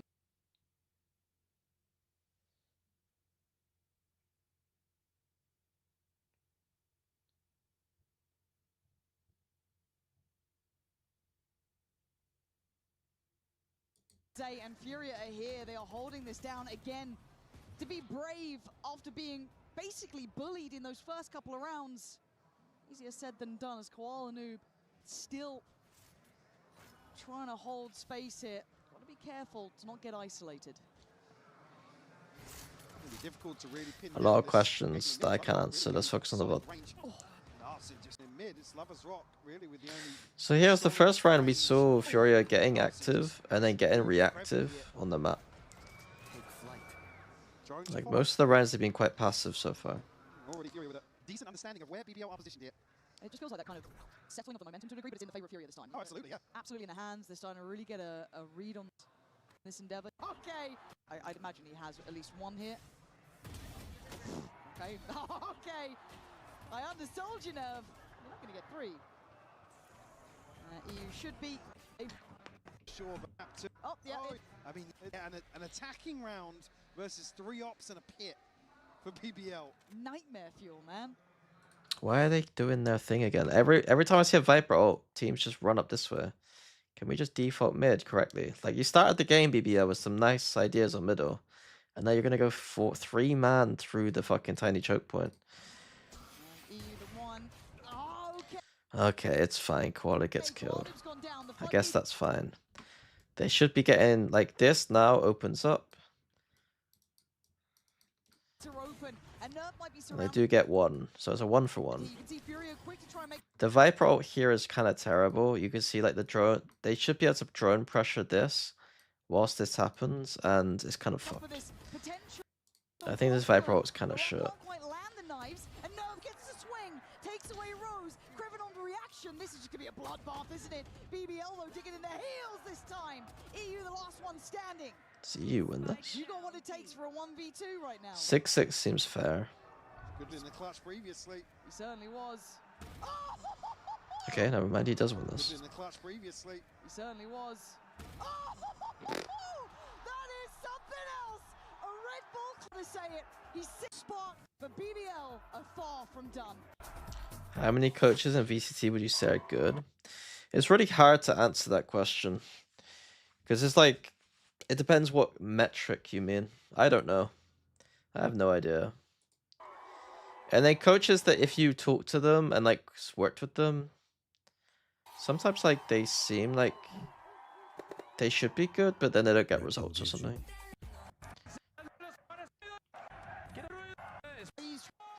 It's hard to quantify. In terms of map theory stuff, I think that there's a lot to be learned still. Like, I don't think that the game's played at like a super high level.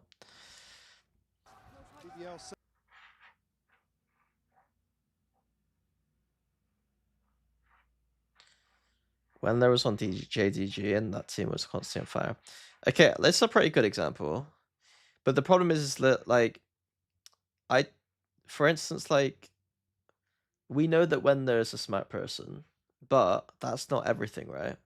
I'm not saying this is the case with Wendler, but let's say that Wendler was just really smart, but then couldn't apply any of his theories in a way that made sense for JDG. Like, most of coaching is just being able to apply the practice of applying stuff and not the actual stuff itself. Does it make sense for your team? Do they understand what you're trying to do? Are you good at like actually practicing the stuff? Implementation is the biggest skill there. Is there a team you'd like to coach even if there's no chance of it happening? My ego is like, why would there be no chance of that happening? If I want to coach a team,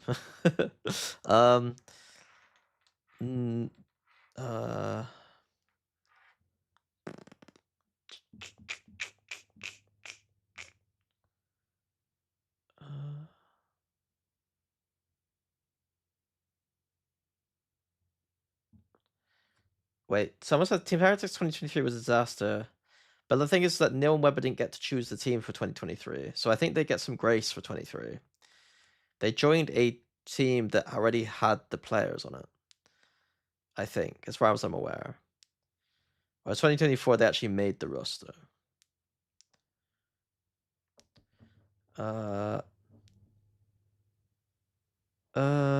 Who's the team? I don't know. Is there a team I'd I think there's more players that'd be fun to coach. It would be fun to work with Kong Kong. It would be fun to work with someone like Aspas. Like, I think G2 would be quite fun. But I don't know. They look to get themselves back in early here, but Archer's found two.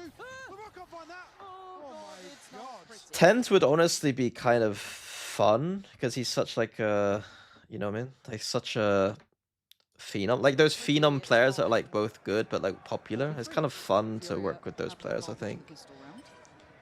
I say with bated breath. Don't. I mean, BBL is the answer, though. I think BBL is the answer.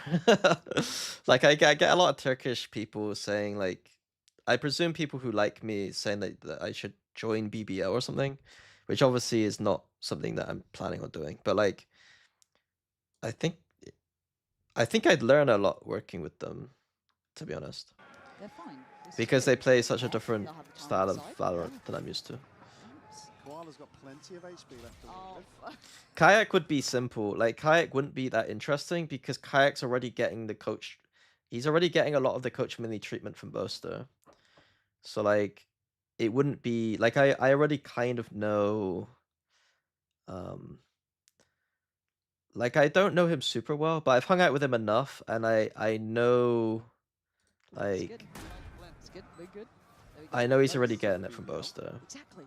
Right? So, like, I think he's a great player and he'd be fun to work with, but I think I already know a little bit, you know? I think I already get it. Will be. Absolutely will be. BBL walking back in here. Do you use any simulation, any kind of analysis tool? No. No, that's an interesting question, though. I don't think there is a tool like that that's any good. I think it'd be very difficult. Right, anyway, so, sorry, pistol round. So BBL go for an elbow crunch. And then they get shit on here. And then LaRock a bit whiffy. I like the decision to re-clear something, but the problem is I think they veered towards A. But generally speaking, if the team goes B and you get a flank off somewhere, I think that's a very good win condition for a retake on B. I think trying to retake everything through here and here, and they got a person chilling, on the back of this on the post plant means you probably lose a round. This could be 8. No, it will be. Absolutely will be. BBL walking back in. Mini coaching Busio sounds hilarious. Yeah, already Busio's like a far more FURIA gonna know, 'cause it was reasonable left side. human being than I think you guys suspect. I think that there is probably some things that there's ways. He's like a genuinely nice person. I do think that there's probably things when it comes to like he would get told off a lot though. I think he would get told off a lot though. There's no easy games here in Santiago, is there? As BBL look to There are some shit that I think that like I would have higher standards for. But yeah, in terms of like personality wise, I think I get on great with Busio. Like I've had a lot of conversations with him when I've been at LANs and stuff. I've hung out a few times. He's like a really nice guy. Got to be conscious now of Nerve's position. BBL reading the possibility somebody could have slipped the net. Will retreat back into spawn. I think it's annoying that like people like him and Starzo, like I know that like I got a lot of Turkish fans that like me and like the BBL guys especially, and the BBL fans obviously are a bit, you know, don't really like Starzo that much. But Starzo's a really nice person. I mean, they're stacking towards A, but they might just be able I've already to get behind talked with him a few times, but every time I do, it's a double nice interaction. It's a gamble stack for a reason, right? That's I think these people are just a bit misunderstood because they like obviously like I think sometimes we don't do the best job of like seeing their personality outside of social media. And so social media is very easy to just completely troll people. And so like Starzo and Boostio are just very good at making social media personalities that like make them look kind of evil. Still have the camera as well, so we'll get the confirmation early enough on B. FURIA showing caution. Who's the nicest guy in the VCT circuit? Who is the nicest guy? I genuinely, so just one sec, like I genuinely think that almost everyone I've met has just been nice. Like Benji's very nice, yeah. Benji's very nice. EU's nice, yeah. Like I don't think anyone strikes me as like particularly like more nice than anyone else really. I think everyone's just nice and pleasant, you know. Have you met Miniboo? No, I've not really talked to Miniboo very much, no. No. Yeah, Valent's a nice guy. Koala Noob's nice. Yeah. I've not talked to Asuna before. I think, honestly, Sassy's probably the nicest person. Probably. Both Sadak and Sassy strike me as the kind of people that, like, it might just be because they're a tiny bit older. Are they a tiny bit? They come across as a bit older, and therefore they just seem like actual human beings. Whereas like some of the people who are kids who are just nice, but they're like you can tell that they don't have their life together as much as like Sassy and Sadak, who are like actual human beings. You know what I mean? Like I think that like it would be like S+ tier content of like if you had like. If I was able to just sit down and talk with like Sassy about Valorant for like 2 hours or 3 hours, like it would be like S+ tier talk content because we're just like reasonable humans that like have a good exchange. I mean, like they're very nice people too. They're funny people. Like Sassy was the first person like at a global event like Reykjavik 21. We landed at Reykjavik. And Sassy was the first. We arrived at the airport and we were taking a bus with Sassy's team at the time. Vikings was it? To the venue and maybe crew as well. And I just remember like Sassy was the first person I spoke to basically like in real life that wasn't a Fnatic player. And it was just like it was just already like as soon as I landed, it just felt like really nice. It felt like, oh, if this is like how everyone is in esports, then like I've chosen the right like the right job ever. Yeah, like it was COVID. You got to remember, like 2020 was COVID, and then 2021 was online, and then Reykjavik LAN was the first LAN. So this would be the first person I've ever spoke to outside of Fnatic as like an esports player, you know? So like, yeah, I just remember him being very nice. The problem with his teams was like his other players wouldn't speak much English, and so like we'd sometimes try and like have a like we'd see them like eating lunch or something, and we'd like try and hang out a little bit, but like it was mostly Sadak and Sassy were the ones that would have to like carry a conversation a little bit. BBL are getting closer, guys. You got a plan. Oh no, FURIA, not like this. Why do I hate mates? What could my Twitch chat help me here a little bit? What do I think of gentlemates? Like, what do I think of gentlemates? Like, if anyone's seen me on broadcast and streaming them, what are my thoughts on gentlemates?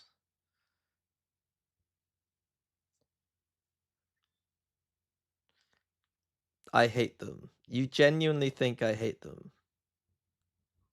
Can you not troll me?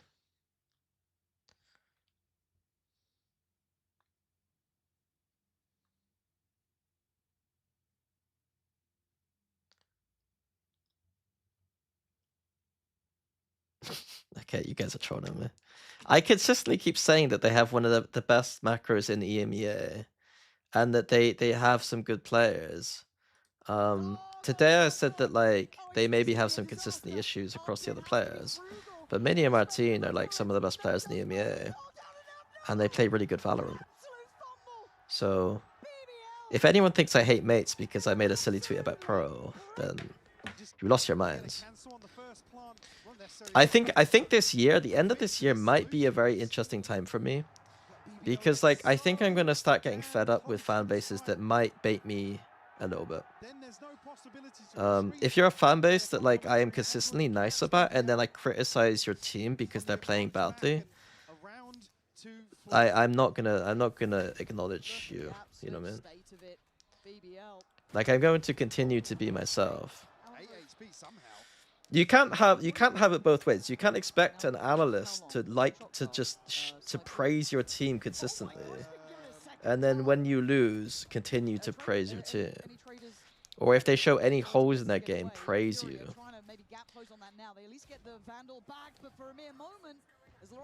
I am like I wanted both Gentlemates and BBL to do it well this tournament. BBL I actually like more as a team, to be honest with you.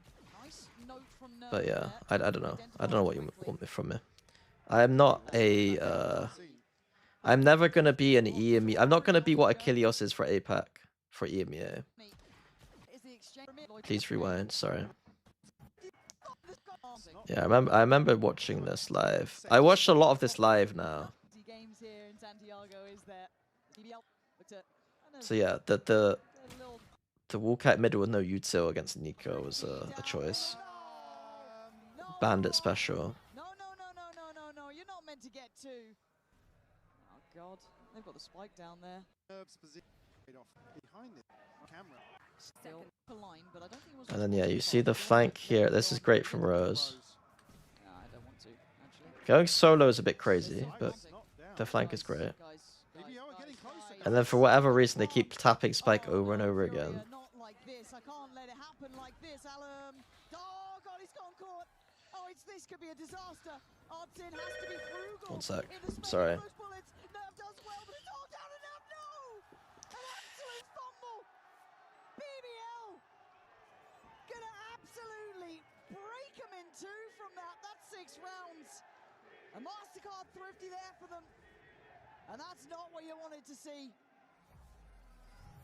I mean, it just takes them so long to get towards the site. Oh shit, I might have just turned up my mic a little bit. Let me know if it's okay. Accidentally, the fix to this solution, generic ass sound. It's just my intercom. so damn close to the site. Ironically, people hate PaperX fans, but they'll never just like hate you criticizing them, because most PaperX fans also get heart attacks. Yeah, I mean the PaperX fans are a bit brutal towards PaperX as a team sometimes, but they're not usually brutal towards people criticizing them. Because I think it's kind of obvious with Paper X that like they have some wacky shit that happens. How long? A shock dart. It's too loud. Okay, one sec. Oh my god, he's been given a second. Hello? Trade? How about any now? traders? Is that No. reasonable? Okay, Loiter gets to get away. Or is that too loud still? Gap close on that now. They at least get the Vandal back, but for a mere moment, as Laroc's gonna find Is that you. reasonable?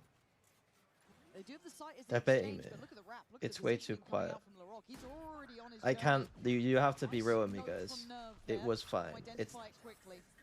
okay. TP all the way back out from Arsene. I don't know where it was. You're gonna have to have it there. And then fuck you. That Larocque's not around, but Koala Noob's still gonna have to over-deliver here. They have sheriffs. They have so little to play with in this. Every second that passes feels like it. The anti-eco into anti-eco. Trade? Any traders? No. Okay. Yeah, honestly, They get away. anti-ecos are played so Furia trying to poorly. maybe gap close on that now. They at least get What did they do this round for it to be so bad? look at the absolute Lovers state of Rock it. solo going BBL. deep into middle with a shorty. Yeah, that's pretty bad. Ooh, okay. 8 Albert, HP somehow. he's still breathing. Now the question is for how long? A shock dart.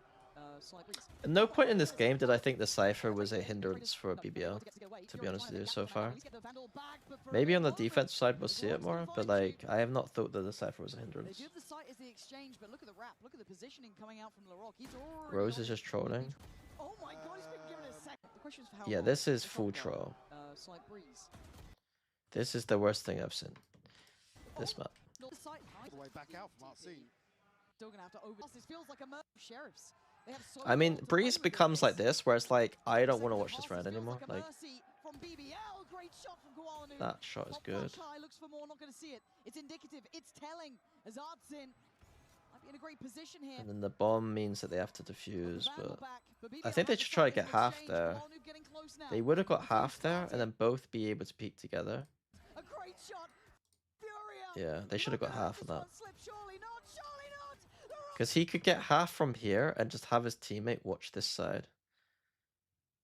Like, even if there was someone here for whatever reason, they can't see him if he's defusing right here.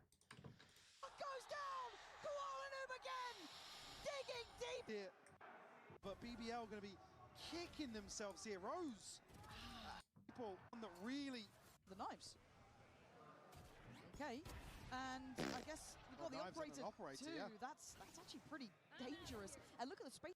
I guess we've got the Knives and an operator. And too. then another That's actually anti-eco. pretty- We scale mid. What's our util This to apart clear middle for here? BBL. Going for the knives. Okay. It's a bad Yoru flash. And Okay. I guess we've got the Knives and an operator, operator. too. This could be a And then how do we clear this guy out? You remember I keep saying it, guys? There's 2 question marks on middle. Always 2 question marks. We get rid of 1. They never get rid of 2. Nobody gets rid of 2 question marks. Only BBL so far and Paper X to some degree. I think he'd be trying to get rid of both question marks. team coming down on them. So then look at this. That curiosity starting to peak, but they are going to be looking towards Oh look, he got shot in the back of the head. Strikes in the back and Alan goes down, and now where do they find comfort? I don't And once think they again, do. Rose showing the good protocol. Get the spike down, but Furia look like they have no stability. to Flanking fall on the back B. They missed the timing on this smoke as well, so have to pause. Rose again. Oh my Gets God. behind this. It's back and forth. He's killing me. You see him scream as well to play off him. Wait for the plant. Force the hand of Furia. Always being tested. Answered. Gotta put the. He's checked. He still knows they're there. So the smoke is going to be committed towards It's a good B main. smoke. Aldrone is a reaction. 20 We're still seconds. waiting for the plant. That is the key factor. That is what BBL will wait for. That is their green light. to Honestly, go. I don't think the drone was very Look, good. and Furia knows As soon as this. they tried to plant, I'd recon and shock. They are waiting for this. They are trying for something to go on their side. That's the first domino to potentially fall. And Anderson keeps bringing it down. The Rock then springs into action. 5 seconds. Time is a factor now. Yeah, it's over. Effectively, it's just And then he's given at this. I like this shot, by the way. This shot's really nice. response. They look This, paralyzed. in the that camera shot. The fade between the 2 players. No like 1 box here, 1 box here. Just actual, just faded in between each other. It's really nice. Hoping for an overstep, a chance to be given. That's some And nice nothing is given at this level. It's some only nice earned. production. Furia still with the lead, but BBL are far from out of it yet. Furia react in kind. Can they keep going? Well, they're gonna try.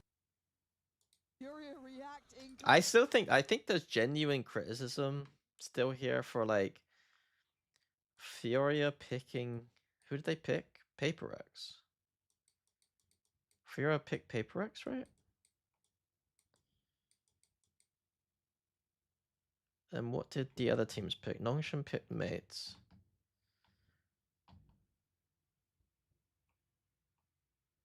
They picked Paper X or Energy. I think they should have picked Energy. AG picked G2 over who? I mean, I still think I pick...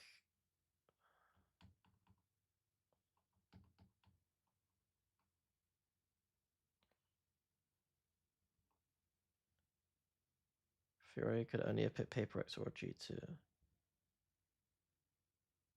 No, they couldn't. They could have been... It was just Energy, Paper X, right? I still think I would have picked Energy here than I would have picked Paper X, but... Can they keep going? Obvs, you pick Paper X. Why would you want a regional matchup at your first international experience? Because you're trying to win the tournament. Unless for whatever reason you think you're disadvantaged playing a regional matchup. You want to win the tournament? Well, they're gonna try. Alan trying to take that space on the site. I'm so glad Starzo got humbled. Shooting bodies twice or thrice, cool. Every round, and you're not even the fragger of the team, is ridiculous. There's people dying in the world, and you're typing shit like that. It's like, it's actually crazy. Like, he's shooting some bodies on a video game. Not a single person in the server cares. Opens up the map now for FURIA. God, this is an unbelievable game. Sheer pandemonium, no matter the buy. Nothing here. That hat, like, sure, is that not a copy paste though? Larocque still has that Phantom, still sitting pretty on HP with the full shield. Nerve, lovely. Shot doesn't need to overextend, not stay too long. Anything that is inside the server is inside the server. Like, you could do anything in the server, and it doesn't matter. I don't care what you do, as long as you're not doing anything illegal or genuinely like horrible. Like, the game's the game. Who cares? Okay, they've got the dart back for you. I like that. Pont should be. I used to have to play against people screaming in my face about 2 feet away from me. It's a lot less fun than fucking someone shooting your body. Still gonna try and be a nuisance. He's gonna make him work for it, but I think he knows he can't turn this one around. Right, eco into eco into eco into eco. Trade for Kowalnu. Straight there with him, not letting it go. Untraded, he's trying to take the name from out of it yet. FURIA react in kind. Can they keep going? Well, they're gonna try. Alan trying to take that space on the site. Try and be proactive, but overwhelmed. Great trade for It is funny watching teams trying to hold this every round. I think this is the kind of shit that loses you anti-ecos, to be fair. Straight there with him, not letting it go. Untraded, he's trying to put up numbers. A 3v3, but still no plant. And then this is nice here. It's time to pivot. It's time to look elsewhere. I was gonna say, look where Artsin's got to. Like that.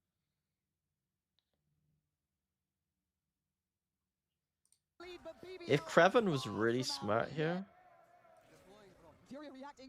he would have taken his trip here. They keep going. Well, they're gonna try. He does put his trip here, to be fair to him. Alan trying to take that space on the site, try and be which is kind of smart.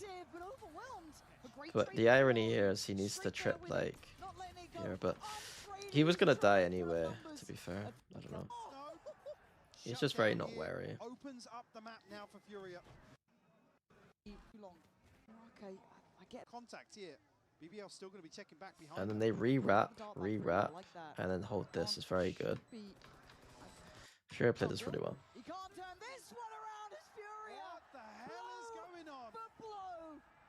I mean, MasterCard are getting their absolute money's worth today. The back and forth, Mike, it's just unbelievable.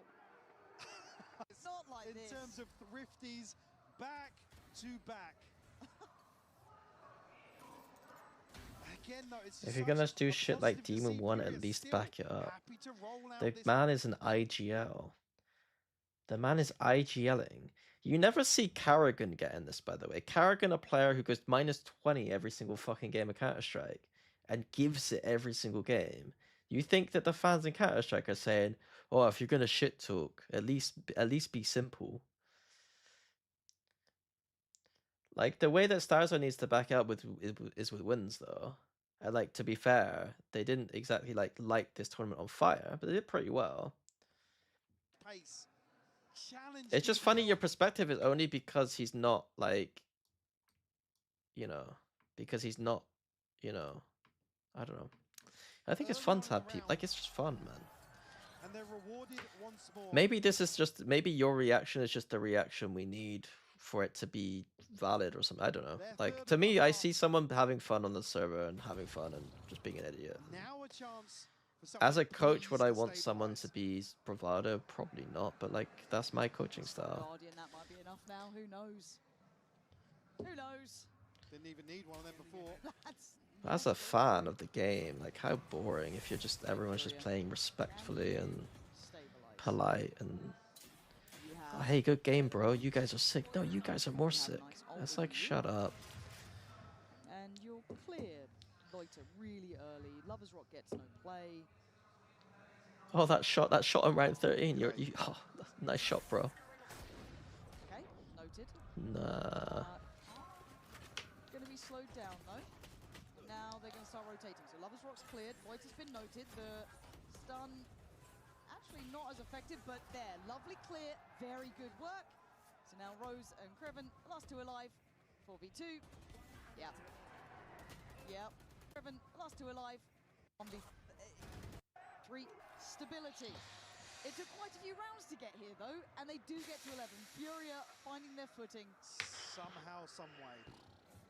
The first follow-up round we've seen here. Do you think the teams that had to play through Swiss gain an advantage going into playoffs? Because it's been such a back and forth. It's survivorship bias to some degree. It's like if you're a team that's able to get through Swiss unchecked, you're probably just a good team, and so like you might just be one of the better teams at the event. Would you rather the chance of you getting knocked out early and than just getting to skip some games is the real question. And I think that like whilst it probably is a disadvantage to be a team playing against a team that survived the group stage, you also managed to automatically survive the group stage. So like people don't really understand that subtlety in difference. I think ideally tournaments in the future wouldn't have the skipping thing. But unfortunately they need the skipping thing to like make the tournament cost effective, I would guess. Everything but the blade sword, which was used earlier on anyway. But now it seemed like FURIA could have used Swiss, I agree. They hurt themselves from being the first seed. But the problem is they are the first seed. Like they were the first seed. So like what you're supposed to do. Like there's very few teams in the world that like I think should want to be in the group stage. I know people have that mentality of like if you want to win the tournament you have to beat everyone anyway. But you're basically just adding coin flips to what is like essentially, again, it's a bit like a poker tournament. Like every game has a percentage chance of you winning and losing, and adding more percentage chances for you to lose just means you're more likely to go out early, you know? So it's like, yeah, both things can be true at the same time, I think. Thrown off their game plan, thrown off that mentality that they have towards the game. I mean, Laroc still him. Player. You didn't see put it. We never saw. Absolutely have done here. I mean, obviously, I don't think we wouldn't see an example such as losing. Have fought for this. They fought hard to get this score. The first time I thought NRG would beat PaperX, and then PaperX won. I don't know what's going to be different this time around for PaperX NRG, to be honest with you. Like, is the map feature going to change at all?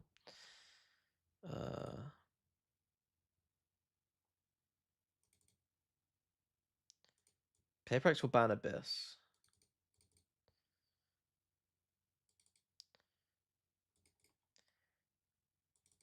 You could see...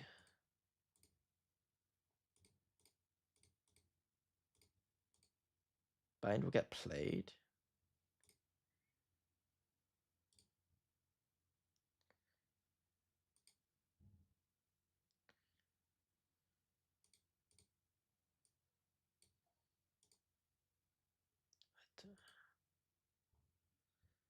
They might first pick Crud this time. Yeah. They beat Paper X last time, though.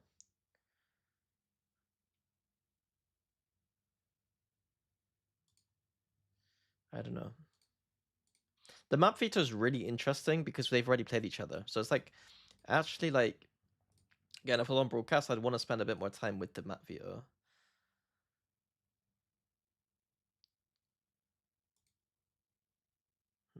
I don't know. Isn't Paper X Crud decent, though? I mean, it looks shaky. It looks shaky. They played one game against G2, and I don't think G2 looked particularly good on Crud when they were playing. They picked Crowd as like Paper X. If you looked at Paper X map, like disregard this game here. 13-10 G, 8-13, 10-13.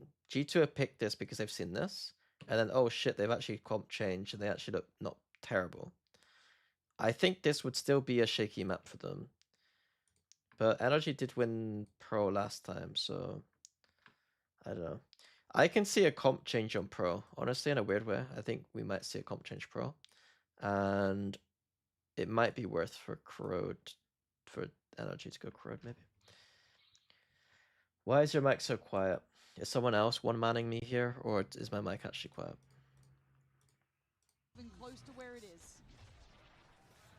But this is far from over. It's Koala Noob looking to be the one to instigate. Lovers Rock will take his way out of sight. It's fine. I'll put it slightly closer because two people said it's quiet. And they'll exchange positions. Will take. This is far from over. It's Koala Noob looking to be the one to instigate. Lovers Rock will take his way out of sight, and they'll exchange positions. This is nice here again. We're seeing every single time LaRock can go for a flank, he goes for it. It's really nice. Really nice. No connection for you here, and a tag at the end. This is so good today with Hunter's Fury. Only damage onto Rose here. Lovers Rock looking to set in motion the Hunter's Fury on the other side. Don't know what Atsen's doing. How is it lined up like this? Alan trying to be as impactful as he can be. Great work. This, I think this is like a 2v5 technically. Look, two people alive. How is it lined up like this? Like in the moment, it didn't feel like a 2v5 because they got the kill so quickly. Great work from you on the back lines, and now he can maybe punish that cross because Alan looks dead to right. They can't quite gap close to him yet. Shock Dart gonna force him. Oh god, I thought he was dead. No, he's still alive. BBL should have won this round. Ah! Watch the replay here. Alam owns it. God, look at this. Oh, dreamy stuff. Buy of sorts from BBL. Have a pit Azio for Loiter, but Is Shank Schooner Curse real? What's Shank Schooner?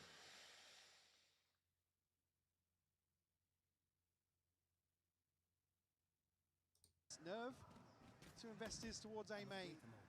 And a switch up here for BBL. Do you think FURIA deserved to be here? I mean, what a way to start that sentence. You go on to be very positive about FURIA, but I mean, of course they should be here.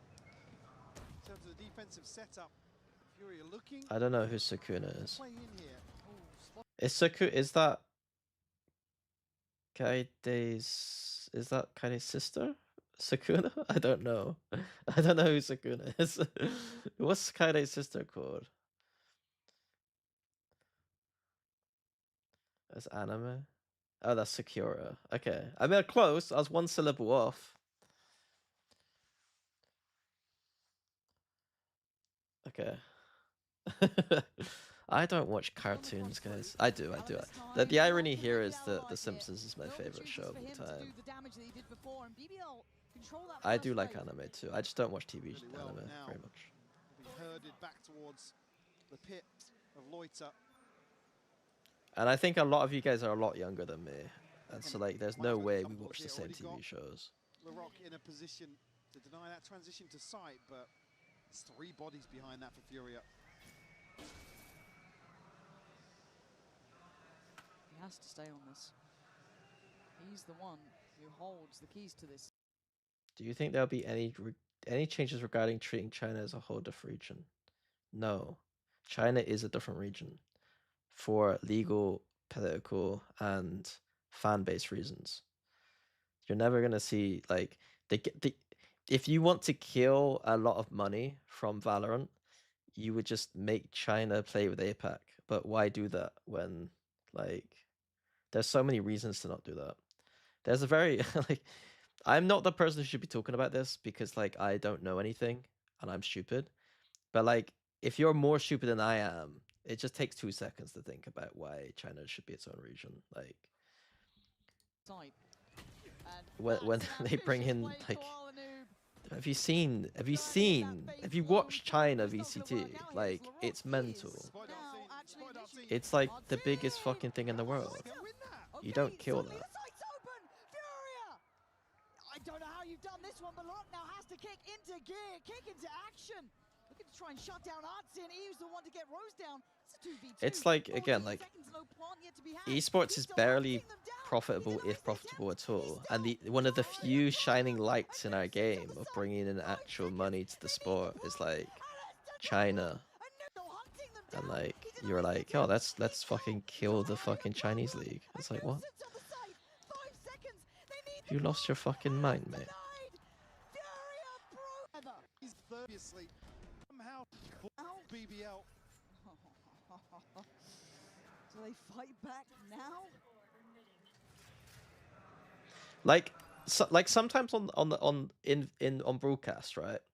Like we're obviously like watching other broadcasts around the world and trying to figure out what we can do on EMEA. And then like anytime we reference China at all, we're just like, well, we can't really reference China because their budget is like way different than every other region's. Like they have so much more. Like we can't compare. Like, and that's how it should be if your region's popping off like that. I don't think you guys understand how popular the game is there. It's mental. Posted pretty deep. Revert back towards mid here. The smoke down towards double doors will prevent Larocque from potentially. And I made the very smart business decision to flame their teams and region consistently for the past 3 months. What a fucking great decision that was for me financially. Big fight.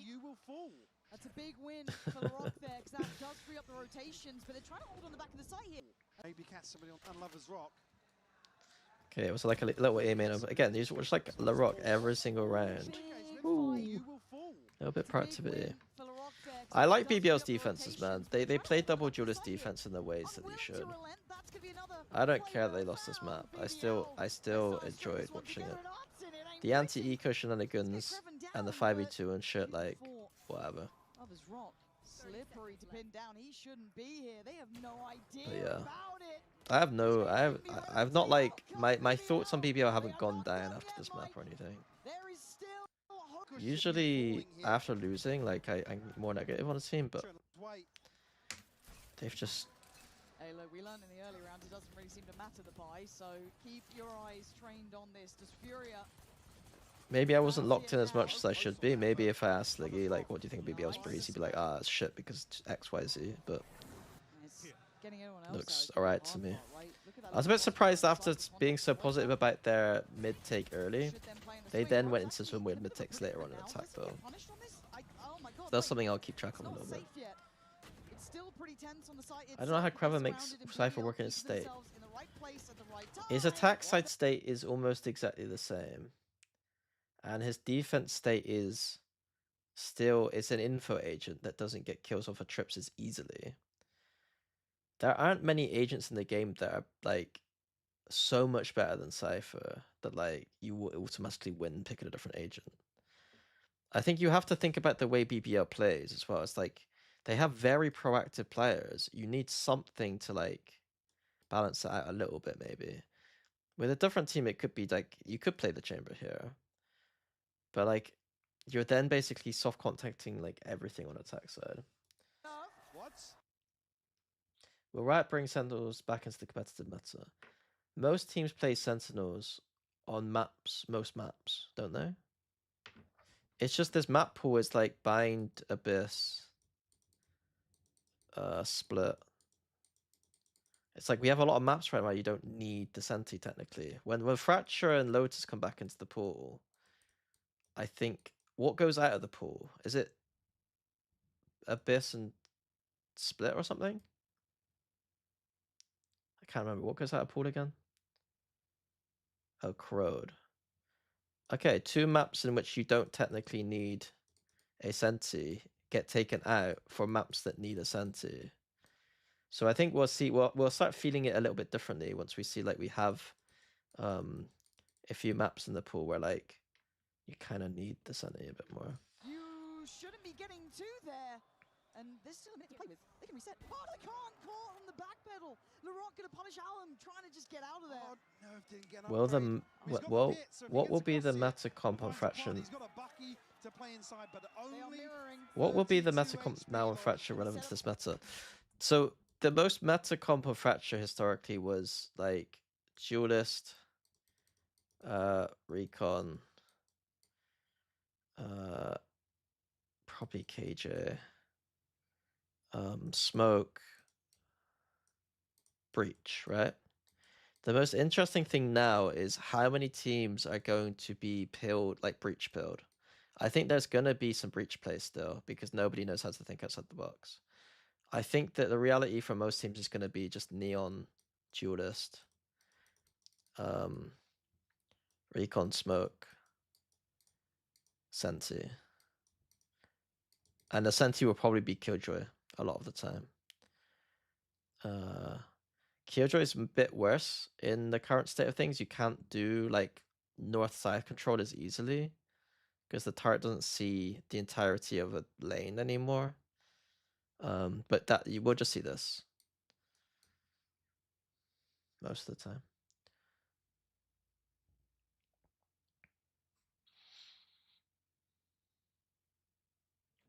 Still here as well. Kreven still has I think NRG will run tail. Double. Like they'll run tail with like a fade or Sova. They'll probably run tail with Sova or something. What was the reason teams aside from EG didn't run Recon on Fracture in 2023? They did. They ran fade. Recon is still fade or Sova. I think that's going to be an awareness he's going to figure out now. Oh my god, the orb bounced back! Oh, the orb bounced back! He's going to util on site. This is really hard for Nerve. So I missed this round. No one else. Find the Nice. spam. I'm just anti-eco, it's fine. 31 kills for Laroque. When DRX running Sova tail on Fracture? Likely. So DRX are running a lot of non-breach tail, which is really interesting. Potentially to break the bank of FURIA in succession. Another potential. You feel like they'll run Kiko Chamber. Why would they run Kiko Chamber when they don't do that on any other map, though? Harbor on Fracture? Yeah, I could see Harbor. I could see solo Harbor, to be fair. It's game on now. The floodgates are open and the A side looks vulnerable. Artsin with a big play. Looking to pinch towards Laroque, who's been the absolute heavyweight of this BBL side.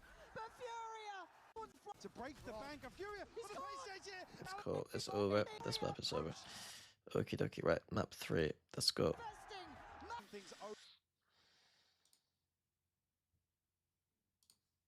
Over again. We talk about their ethos. Solo? Why is solo Harbor bad?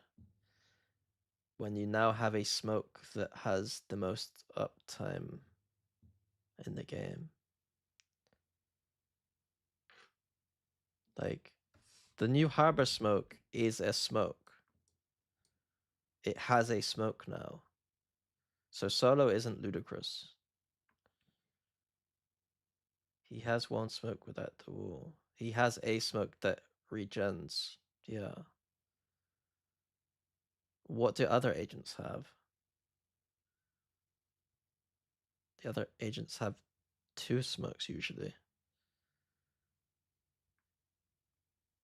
Overall approach, there are similarities, but the most played agent on Fracture's Brimstone that has 3 smokes, right? Harbor has like the ability to do that. If not more. You don't really need to. Yeah, Fracture's an all-in map, and you can play solo harbor on that map easy. Wouldn't that make you play fast all the time? You can play slow with harbor. You have a default smoke, but harbor excels in playing with aggression, and yeah, so does Brimstone. Contest this pacey hit towards A. What maps are good for Viper and ranked? Generally, none of them. I wouldn't recommend playing Viper and ranked. You want to be taking duels as much as possible, and Viper kind of isn't that agent. With that being said, like if you understand how to play a good bind defense, then bind's good. On this one, but Kreven perfectly positioned to find Alan on that Split's good. You can see that trip there almost being the depth of nav. The reveal But might have been, no, don't use your walls and smokes for like getaway. lurking, I mean, in my opinion. I would use them to like actually just, I use orb to help post-plant. Icebox is a no-brainer and Breeze is a no-brainer. Yeah, those are essential picks, but that's like saying, like, yeah, that's a bit different, I feel like. FURIA headed his way. To potentially contest this pacey hit towards A. How do they have people here so quickly? Talk about their ethos, their overall approach. There are similarities, but EU's absolutely right. You have to adapt to what you're faced with at the start. So they know it's an A. BBL know it's an A for some reason. BBL going to have 3 bodies here to potentially contest this pacey hit towards A.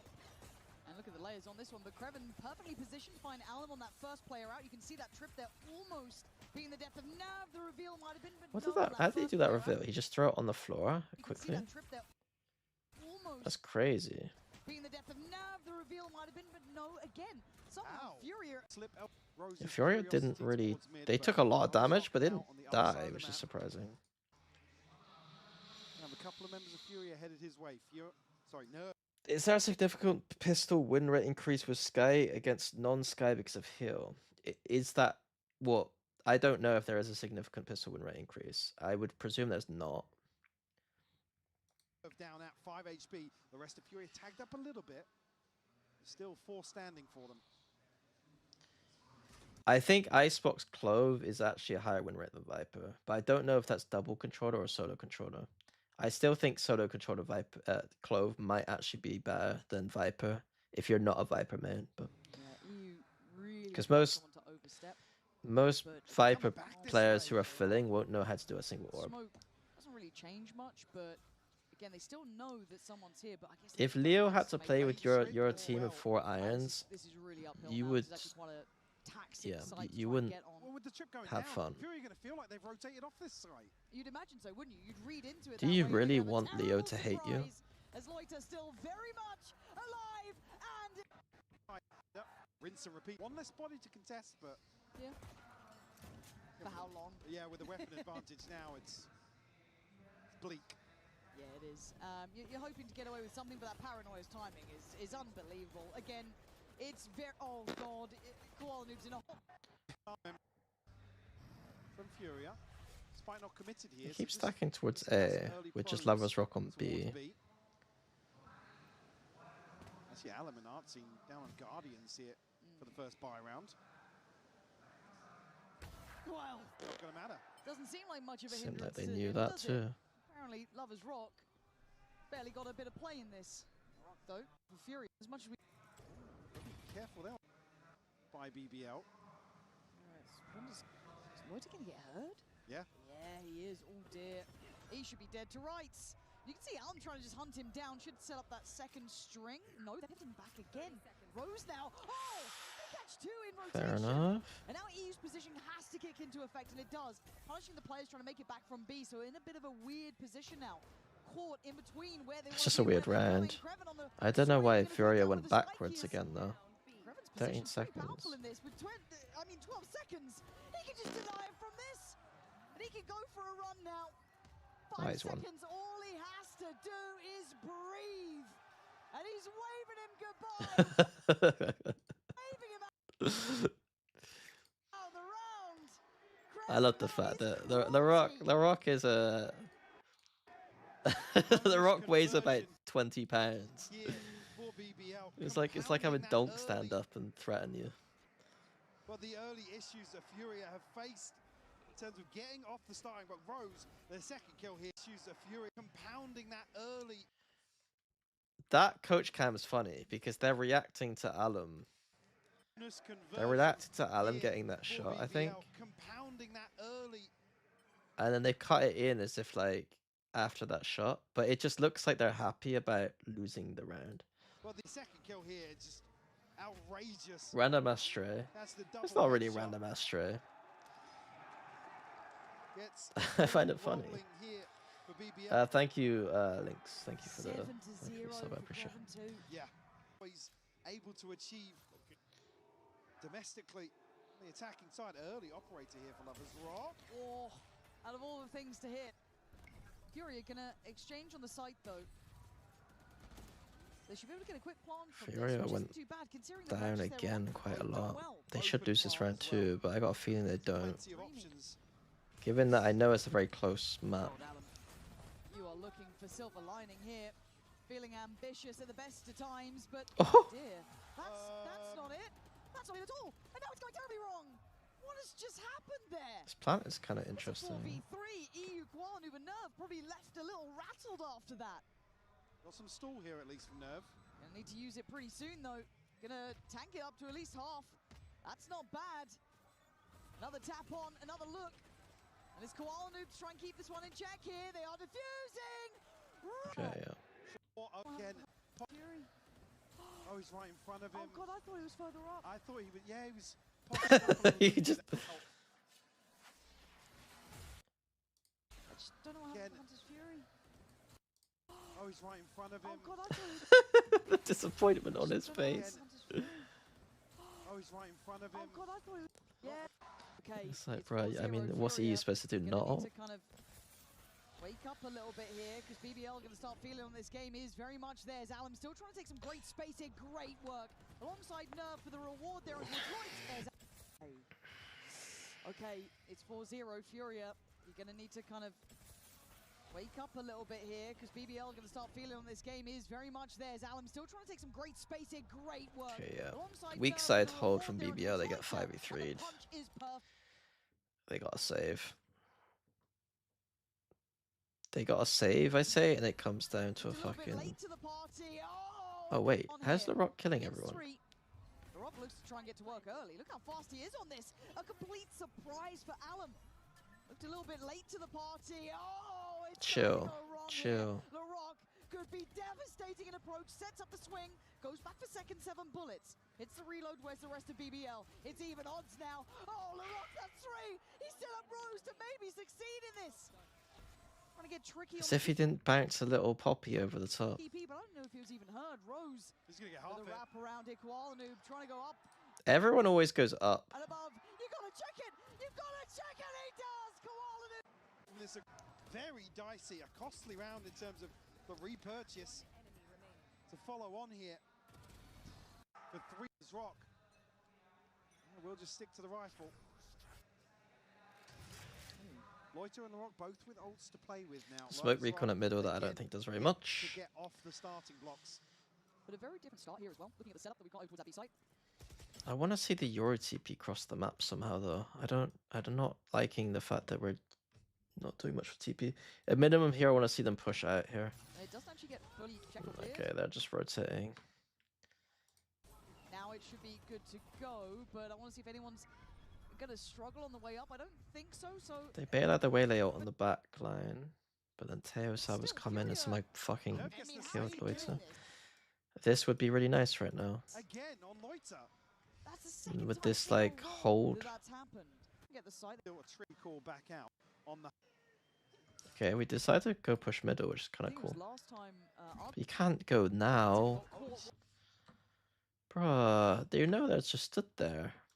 Towards site. I think it was last time. It's kind of stupid. Arnson who got caught watching this. This time he's going to succeed. That was, you know, the Hunter's Fury that came down that actually cost him his life. And the swing on the side felt desperate. And it's not going to work out. FURIA's patience paying dividends. Beautifully done. That is composure we haven't seen from them. Do you think we will see the first seeds from this Masters in future events, or do you think they're one-hit wonders? I think we are likely to see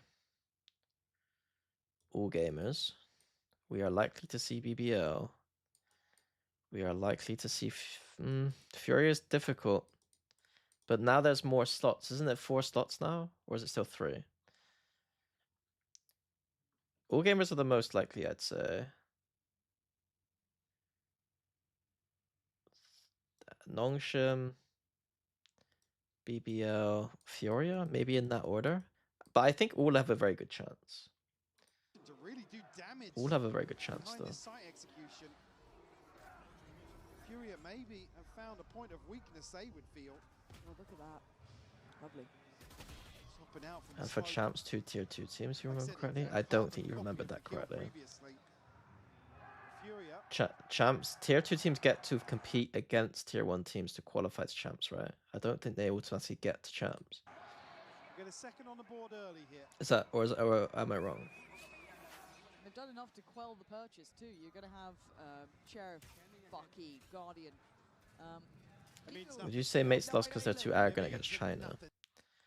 I would be very surprised if it was as simple as that.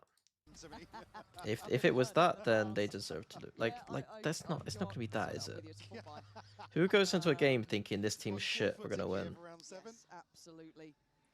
And you can see what Fury are doing. They're very understanding of the economy, the aggression. It means nothing to me after No, I that know. too. Look, It means nothing to me. I've been hurt in the past. Yeah, I'm Joe. Sorry, I'm with you. It's a full buy. Equal footing here for round 7. Yes, absolutely. You can see what Fury are doing. They're very understanding of the economy. That aggression could be kind of a. I mean, they must have discussed it. Yeah, again, sure. Coming out with the map win, sorry, but a wild exchange. Nonetheless, Nerve will get confirmation of the whereabouts. You're kind of expecting an overreaction on contact as well if they are on a lighter purchase, right? Like that might draw an extra body quicker than normal. But actually, look at what Creven's doing. They're playing just on the edge of that smoke. I don't know if you actually look through it. Just Just kind of checked in. the most passive anti-eco of all time. Follows. They walk into B. Rock is here. He does have help on site too. And okay, Alan again.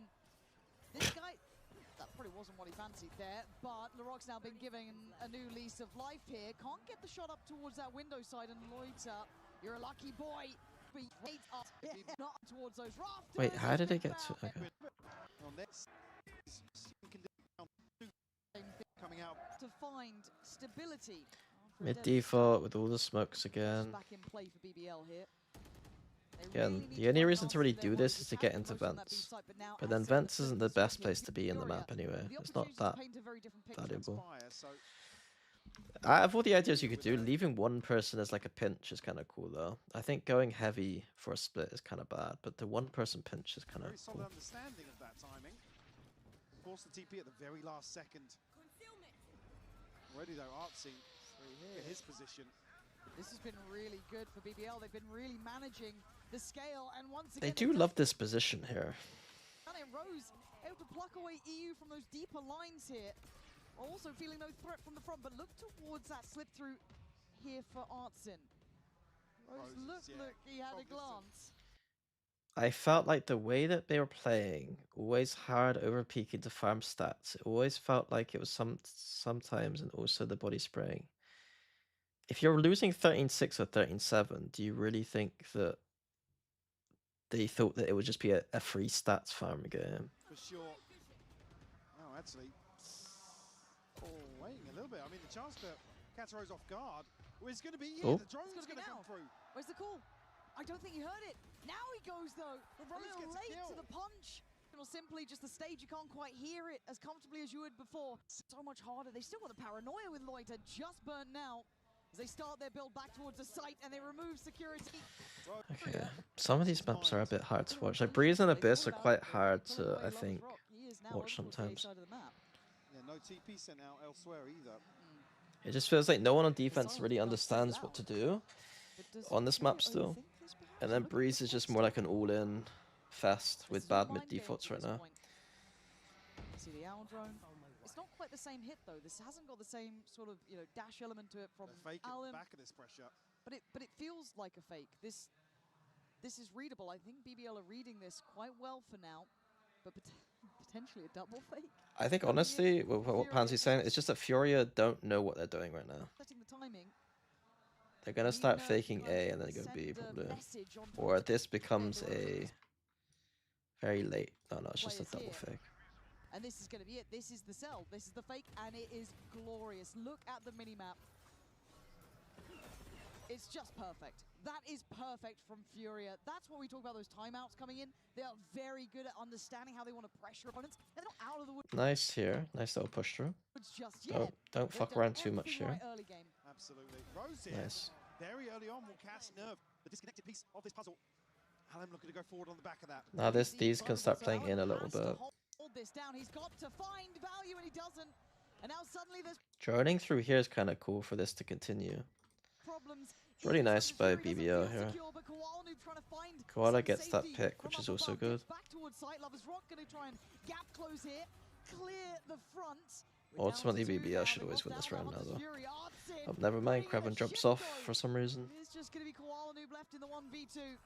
It's a numbers game now, but he's got the shot. Oh my god, you audacious man! Board there. Nerve is in this position.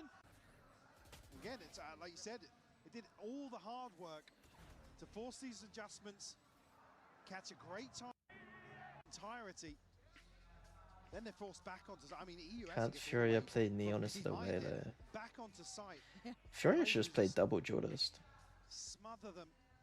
All right, maybe I'll have a Furious pistol. Large gap. Competitive yet. We are. Furia can hero rifle here, a shotgun. Couple of sheriffs and EU down on a stinger. There we go. Should play solo smoke double duelist. I thought that could have been the punish, but instantly Furia just trying to fight forward. And well, Nerve, you can't say he didn't hunt that down with everything he had, but BBL simply still. This Astra ult's a bit readable. I think it's becoming like something that teams expect now at this point. Play quite well around. For this Furia headed here again. You need these last two. Furia won 3 rounds in a row spamming full B hits and then started playing towards middle and faking A or hard hitting A. Yeah, I mean, I agree. Like, you would just keep going B. I didn't really catch that. They were doing quite well on B early. Every time they go B, they seem to... Even the round they just lost, going B, was because they got pre-flanked. They had a free B site, though. Wouldn't a tail just be better, though? They have a tail. This could easily just be... Change this to a second... Make Koala just play duelist. This could just be any duelist, and I like this a lot better. Having the Teo Sova double duelist solo smokes, I think is way better than double smokes. Unless it's a Viper. I prefer Viper, but I think yeah, Sova Teo double duelist smoke. I think it's strong. I'm just looking towards Rose. You know, you see his eyes trained back towards this area. Loiter will catch contact. You can get exposed a little bit not having a sentinel, but like not many teams are exposing no senti player. Force Furia to reposition here. Oh my god, okay, the Odson's unaffected. Okay, but what does that matter when Rose hits shot? I'm just going to work mid. So much with the potential. Ready to complement this B-side hold. In Lover's Rock with the opportunity to end this before it started. It's a really good defense side from BBL. Like 7-3 already. 5v4 going into the 11th round. How did they make this like close? Why is this 13-11?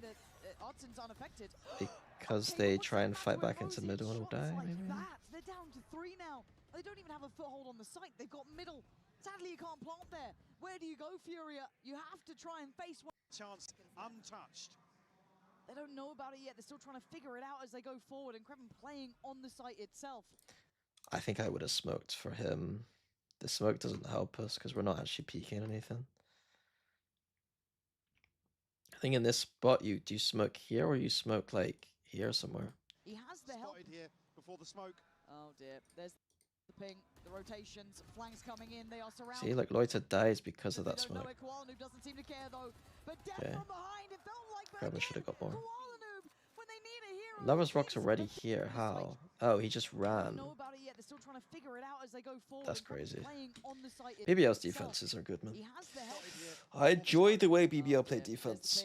rotations, flanks coming in, they are surrounded, they don't know it. Koala Noob doesn't seem to care though, but death from behind, it felt like, but again, Koala Noob, when they need a hero, he keeps finding form. Right now, these might be insurmountable odds with the time. He has to get the plant. I don't know if he's even got a chance, and it doesn't make a difference. 8-3. Furia's hopes and dreams. Like Qualo and Clove? Come on. One more round. Why are we putting him on Clove and not just Judas? Come out of that, I think, with just about 2,000 credits in total to come into a round 12. You're never gonna get a pro player playing Clove right now unless they're playing like in Rankers or like Envy, you know what I mean? Like, It's down to such fine in one of those kind of margins memey kind of teams. applying so much pressure to Furia. Yep. Here in the decider. This is what it 3 takes to seconds to play the these round, levels. Loiter's already out. And the audacious work goes nowhere. This feels like Denied and put to bed. should have been Furia easy for in BBL to win trouble this. now. Trying to make anything work for themselves. It's nerve to get them one. Loiter instantly on the answer back. But they don't. To contest Wait, in this Maybe round? He's got a kill though. I mean, he was the hero of one of their first games, right? He was putting up numbers. Yeah, a little bit. He's done it. They should have won so this well round. here to give them a man to the good, but Rose in a huge position, dives in from above. He's read him. He finds Hudson blind in that. And now he just wants to get half. You got to do more to deny this man. Nerve now with it all to do. And he is up for the fight. He's up for the challenge. Oh my God, Oh. he tried. But try as you might. Sounds Fury.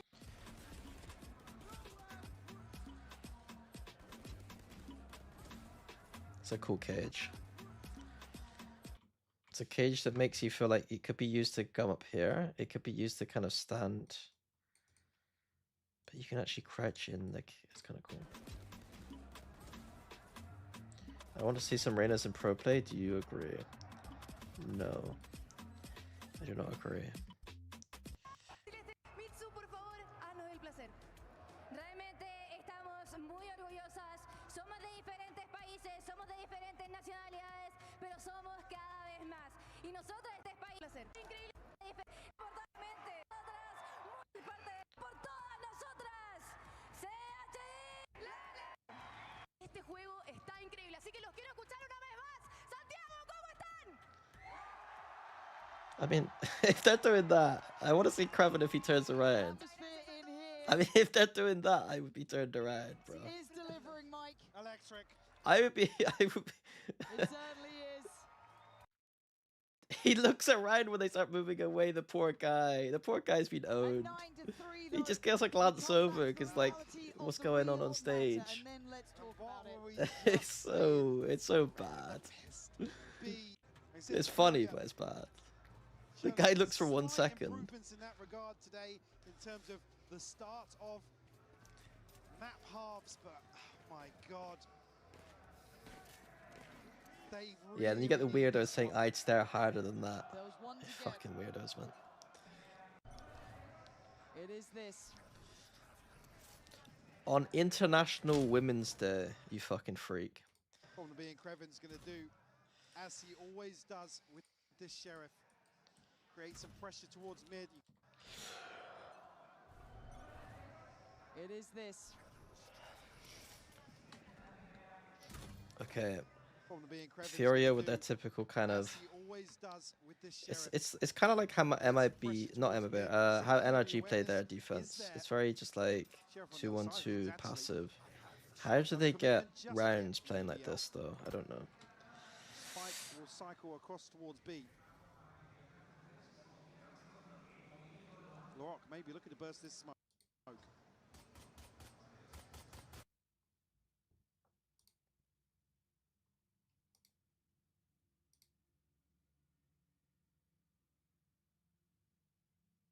Do you like Furia having no drone on A? They pretty much were able to clear A pushes through on defense. No drone A is int. You need a drone on A, yeah. Did you tell your players from before what to use on pistol rounds? We would design whole pistol strats in which we would tell what pistols they should be using. Yeah. I mean, Boaster was usually responsible for post pistol rounds though. But yeah, the players will be told what pistols they should be buying, but Actually, a little bit of a connection. preference was asked about quite a lot. Live, though, can't get traded. He doesn't. Resilience on display, and a good. Oh, brilliant from Artsin. Reasonably speaking, they just two-man held because Artsin just killed everyone. It wasn't exactly the most set up kind of round. I don't know if they can identify invest plant or necessarily. Any space to work in. BBL will stack up outside B here. It might just be a pacey take with the What rifles. do you think the primary reasons for teams play double dome, smokes, and abyss? They want they like smoking middle for some reason, a lot. And I think the reason is because they want to be able to just smoke themselves off all the time and pray that the enemy runs through smokes and they can kill them. The defense is such a shit show on this map that thinking about the ways in which you could actually push on the map and do things interesting, most teams end up just throwing smokes on themselves and sitting in them. In terms of the inventory here in round 3. Hudson, though, the man of the moment who got them that pistol round. See? 2 smokes, you know. He's sat in a smoke. Absolute boatload of utility dumped He is sat in a smoke. towards him, and Nerve is going to fall, but Artsin again, unwilling to relent, won't surrender. Finally found by Loiter, but he's again put up numbers. Now Guardian, Jericho Bulldog on the way back in here for FURIA. Loiter will be revealed. No plant yet. Trying to wait for an overstep. Would you write a tell-all book about your time at Fnatic like Prince Harry's book? We need some drama in the scene. I thought about it a lot that like I have a lot that like I've read like some biographies of like coaches and stuff, and I would have enough to talk about in a book. The problem is that there's a lot of stuff that like there's a lot of stuff in esports that doesn't get said in the way they do in sports. And so there's a load of stuff that I couldn't really talk about without becoming huge drama. Yeah, it'd be very difficult. And no one would buy it because nobody buys books. None of you motherfuckers spend money on anything that would be related to esports. So there's no way that you guys would even buy my book. Show me that discipline. FURIA to maybe flood the site. Even if I released it as like something like a podcast or like an audio thing, you'd all steal it. So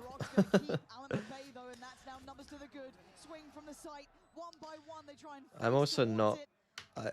If that was to happen one day, it would need to be like a properly like. I also don't know if it would be that interesting. There would be enough drama in it, maybe, for like people to be slightly interested. But... within sight lines of getting across that final hurdle. Just curious as well how the buy will sit here for FURIA. Artsin, what a hero for FURIA so far. I used to play. I played Counter-Strike, but not Valorant. Just delivering once more, but again locked out. It's all in here for FURIA. They lose this. BBL get 11. Attack smoker smoked on A. Why?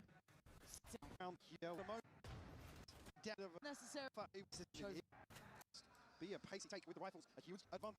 Did they? Just had an absolute boatload of virulent. No, they didn't. They've read. They are nerdle. Do you watch any CS? A little bit. Yes. I try and watch some broadcasts because I think that they have very talented people, and it's fun to watch Counter-Strike broadcasts. I've been using it quite a lot recently to kind of try and figure out what I want to try and do on broadcast. I'll watch the big tournaments if I can, like the big tournaments. I was watching a bit yesterday with my friends. We're watching Spirit yesterday. In my eyes, it was a massive upswing from Kowalanu being such a key aspect for FURIA. The others then I was warming up at an event because Leo was sick, yeah, and there was a chance that Leo would have had to have like set out. Yeah. Who cares? Someone has to be. They probably would have ended fairly badly for me, but I think it would have been fine. I think we genuinely would have been fine. I don't think it would have been a swift 2-0 for Genju. I know how to get carried pretty well. Looking again to the back line here. To stop things, but he might just get backfilled now. They're looking for it. Kreven's 100% lurking up behind this. And they've got him. They've got him dead. The problem is I don't know any lineups, so that would have been a problem. Maybe half of the battle now. They still need to re-clear site itself. Deal with those. Yinsu talked about the trial process of Fnatic. What is she? Is she gonna start telling the tell-all before I am? I'm gonna give him that foothold forward. Takes a little bit of a look. Loiter gonna catch nerve. Line. Maybe half of the battle now. They still need to re-clear site itself. Deal with those deeper lines. I'm gonna give him that foothold forward. Takes a little bit of a look. Loiter gonna catch nerve. There's also just a lot of stuff I can't talk about. There is just so much stuff I couldn't talk about, and it makes it really difficult to do stuff if you know that you can't talk about stuff. He's on. He needs to be It's kind of tough. First line of defense and find value. I'm okay with him going for them. Okay, right. Sorry, let's stop back in. EU1 away from Hunter's Fury. Artin already has the divide. Some of the success that he's found early on here. BBL, what can they piece together? Okay, anti-eco, fuck it. We know Furia win this round. Okay, right. Yeah, they've had rounds to play with, right? Aiming control, 113. Storyline starts to dwindle when we get this close. Pushed back aiming control. A little bit of a peak arena. Peak arena. Furia once again showing they are far from down and far from out. A different approach in middle from Kreven though. Finally going walkabouts. He's not spotted this. No. He absolutely hasn't. Stay there, bro. You got a good position to win the round. Hit comes in though. This is still going to be hard to handle on B, let alone with Kreven. Yoru gets full B. They get a nice plant there, and then Kreven has a nice lurk. He needs to chill. He needs to stop peeking. Why are they trying to push forward? They just need to let this lurk cook. They don't need to do too much, I don't think. Does he go forward again? He does. Lover's Rock is down. So good from Artsin. The difference maker in my mind on this half. Kreven's flank. Kreven's going too early, but he is rewarded. Why is he doing that? There's a lot of little mistakes I'm seeing. Like, I'm trying to put my mindset into Kreven this round. And I think that the ways that I think the best lurkers would work is like, you can feel when the team's about to retake. And you try and take that timing. He ultimately might have been kind of caught by this guy. But this guy's kind of miles away anyway. You're trying to catch the timing in which they're just about to retake, but they're just looking at you. How much can one man continue to do? As Furia now should be able to galvanize themselves forward. I didn't see Devo, sorry. An opportunity for the follow-up not going to be. A 2v3 as Rose and Loiter looking to be overwhelmed here. Loiter is not cleared yet, and the time is ticking. Artsin again! It's close. Swing it, diffuse. Feel it now. Game one. He's saying, investment. You got Shorty as well, so set up well to greet Larocque or Lover's Rock in terms of this approach to site.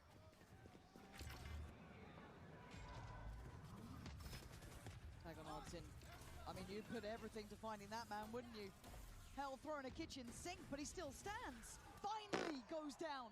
Tag onto Nerve as well. Should be a pretty simple round win here from BBL. That's going to be info again. Unless EU's ult. And actually, Lover's Rock unaffected so far. It's getting chaotic. It's pandemonium. Yeah. 11A. Why does it get so close?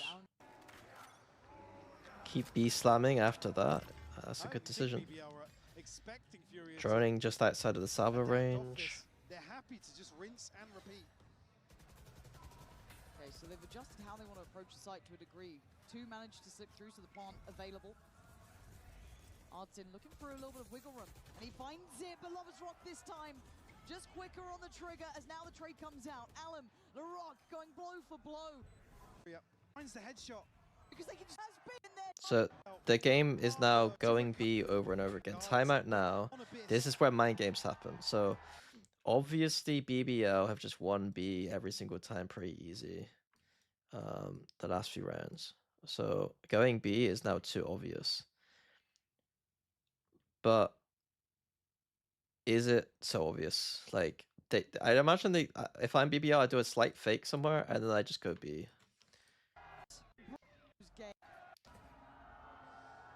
They're just gonna go B again. They're doing the waylay. I think they're gonna do like a waylay dash in and then see what happens with these two. Maybe. I don't understand why they do. They're so passive on. Whenever they do this like fake with the 3 people, they're always really passive elsewhere. I don't really understand the intention. He's got bomb as well. Why has he got spike? Has to peel away though. Other side, look for somebody to lurk in, slip the net. You can see already Loiter making moves. Kreven looking to do the same. It's a nice read actually. So that's kind of cool. So they can use the Euro TP and they use the waylay dash in to kind of confirm whether or not they can go B or not. They see a bunch of people and like, fuck it, we go A. This is perfect. I couldn't think. There's probably not a better solution to the problem that they had than that. The problem is the enemy might be stacking B this round. How do we deal with that? Let's go check. Looking to get into the back lines, but there's a trip there to deal with. Loiter now looking to slip the net with the TP, or maybe create a bit of misdirection. EU's found a kill though. Okay, it's not over yet. We're back to a 4v4. Waylay ult for retake. That could be a problem. It's a big waylay ult if he hits that. On the line, time to go. Allen has to work into this court though. Does he get Swan? No. Gets to go back in. He's still trying to hold on. It's a good retake. Realistically, could they have done anything better here? The site is theirs. Will come through. Nobody to contest that either. We see Arsene looking to get into the back line, but there's a trick there to deal with. Loiter now looking to slip the net with the TP, or maybe create a bit of misdirect. So solo peek into CT is probably the reason for this loss. Oops, Mike, you said it. We see it. You're catching another one. Do it again. They are on the ropes, Mike. You said it. We see it. No rest now. We ask for perfection if you want to even chance an OT. So straight A, knowing that FURIA. So FURIA won a retake there. The mind games here are probably like, well, it's natural for us to just go back to B maybe because we kept winning on B and we keep losing. We're losing. We lost when we went A, but why would we not want to go? Why we would take a 5v5 post plant on A? It's probably what BBL are thinking. We've seen this one before. It's good calling again. Like it's the third maps always seem pretty good from BBL, and then in the press conference they're always quite cocky. But it's like coming out of the third map. I think their third maps have been good this tournament. So like I would also probably think that like we were playing really good. Like all of these rounds, like this should be over. It's good info. Gets back towards site. Time to play retake FURIA. Show us what you got. They can't play offsite post because of the ult. I wouldn't hate them having done like a lurk or something, but Going to come through here, Nerve. We get the confirmation. Paranoid to be post on the back of that. Here it is. Here's the flood. Allen. That's beautiful retake again. Blinded can't see much right now, but he's still going for more. Tries to send one away. Loiter, Kreven, back in. EU! Astra ult now. Finding 2 kills. Divide goes up. Lover's Rock has to play it forward. The retake's really nice from FURIA. I think the post plant fighting from BBL should be looked at a little bit. The B site with some key finances are broken by him. Ready for in round 23. This is adrenaline fueled. Allen ready for it. Starting to feel bold in the start. Man to the good off the rip. That was the classic BBL default there. The waylay's gonna dash here. You're gonna have people running up here, and you got people running up here. BBL default. Starting to feel bold in the start. It's not really a default. I'm saying default tongue in cheek. Very quick usage of the ults and another catch on Loiter. This is great stuff. So key. Comes down to say the win. Nicely done. Chance on here. Finishing B is the obvious conclusion to this game, right? This progress towards mid. But going B lit this way is kind of cool. Doing what I would have loved to see is the waylay dash fake, but with them walking here. I do like the walk here. BBL look to split towards B. But using the waylay this way is also good. We could see a dash in, yeah. So brutal, man. I don't think that was the game plan. Yeah, it was a nice... honestly, the attack side calling this half was extremely good and logical. You can see the thought process going into like every next round, you know? I really liked this game in terms of like understanding attack side calling. The irony being that they didn't have a particularly good attack half, and yet you can see the logic completely. I don't really care about the Mario jump. It's 2v fucking 5. He was never winning this round. Being challenged by everything BBL has. You try and get closer. Rose. No! Oh my God! Hazard's in now. Kind of sums it up though. Quite cut it. Yeah, right, so yeah. Don't really think any less of BBL. After that, don't think any more of them. I think I still place them around where I think good team. Lavos Rock wasn't popping as hard as usual. It's a pretty bad breeze. Something to look out for, I guess. Remove this shitty ass map.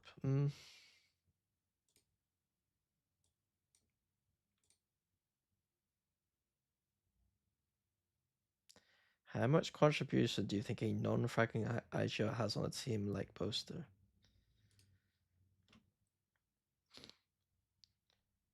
You're asking the guy who coached him for 5 years what I think. Like, I know how much value that an IGO like Boast is bringing. There aren't many fragging IGOs. There's like Valen. It's like the only traditionally fragging IGO. Has Artson actually been popping this tournament? He's alright. Fairly fraggy. Forsaken's not an IGO in the same way. He's a Forsaken's a fragger who happens to sometimes IGO. I don't think Ethan is a fragging IGO. I think he's got better fragging than Boaster though. Teo's stats are pretty good though. But half his stats are not very good. Munchkin played pretty poorly so far, hasn't he? But pretty decent. None of these players have over a 1 rating consistently. John QT. John didn't IGL this year, and John's stats were equivalents of like John's stats weren't very good at certain points, like over his career. Nats okay, yeah. Okay, you've sold me. You've sold me. You've sold me. I wouldn't call them fragging IGLs. I call them IGLs that don't just go 120 ACS. You know what I mean? Yeah. Yeah. They're not fragging more than average players, though.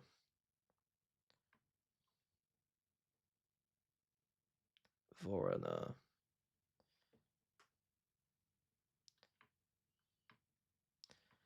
Yeah. Okay.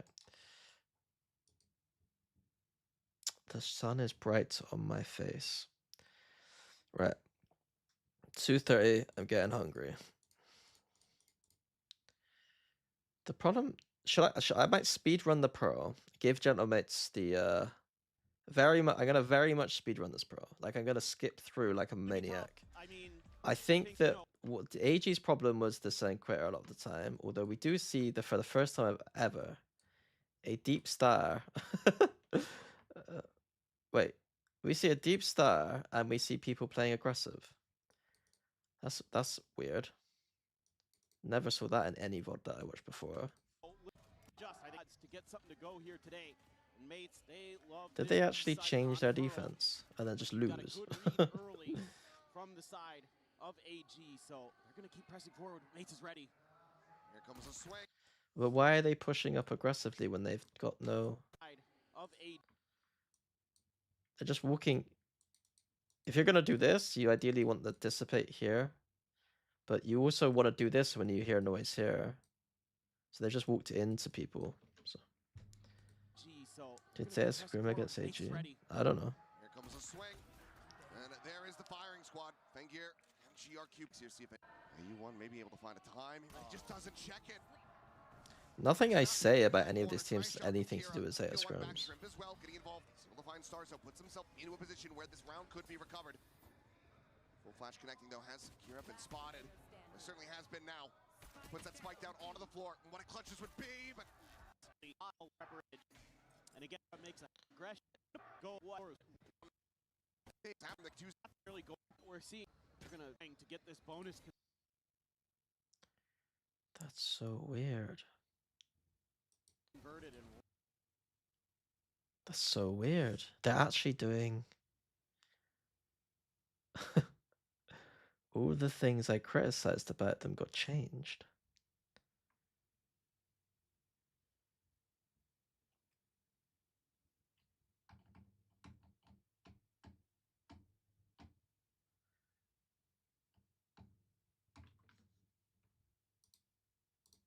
Where's my PowerPoint presentation?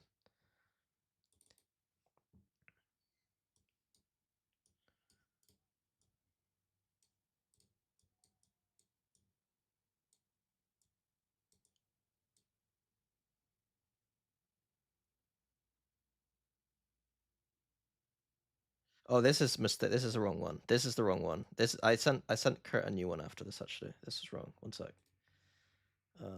I made a mistake on that one. Let me find the Kurt one.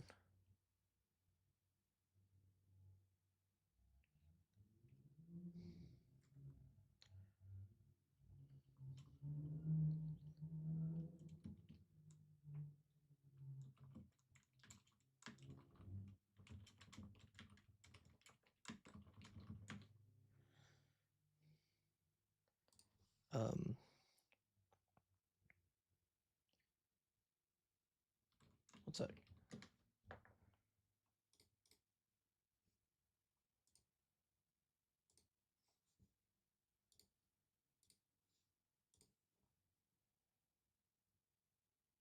Yeah, you see here immediately. They never would put stars deep.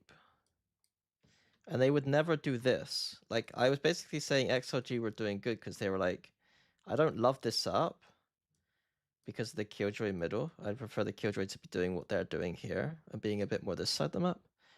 But XLG were the only team in China that I was watching that like would fight for A main control and then TP backwards. Whereas AG would never do that when I was watching. Maybe I just caught them in an off game or like a weird game plan. But they would just have Yoru stood here the whole game and then play behind this line. Whereas like they're actually using the Yoru to help the fight, get the Waylay inserted, and then it can TP away and do stuff this side of the map. And in this instance, he's gonna TP because the noise here, but if there was no noise here, he could just actually just chill out or whatever. really put AG Was there anything else here? Like everything is.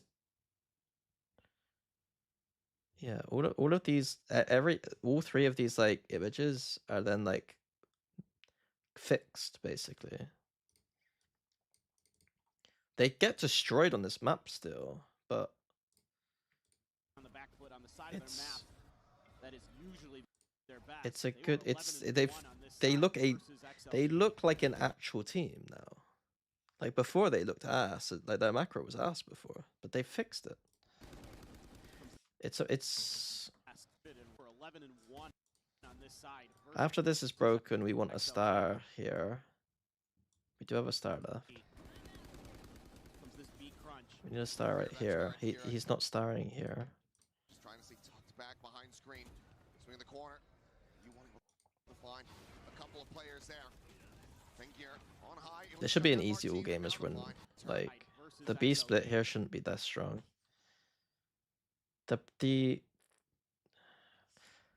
He's maybe using too many stars that round. So the problem now is they're kind of slightly over allocating stars. So this is okay and this is good.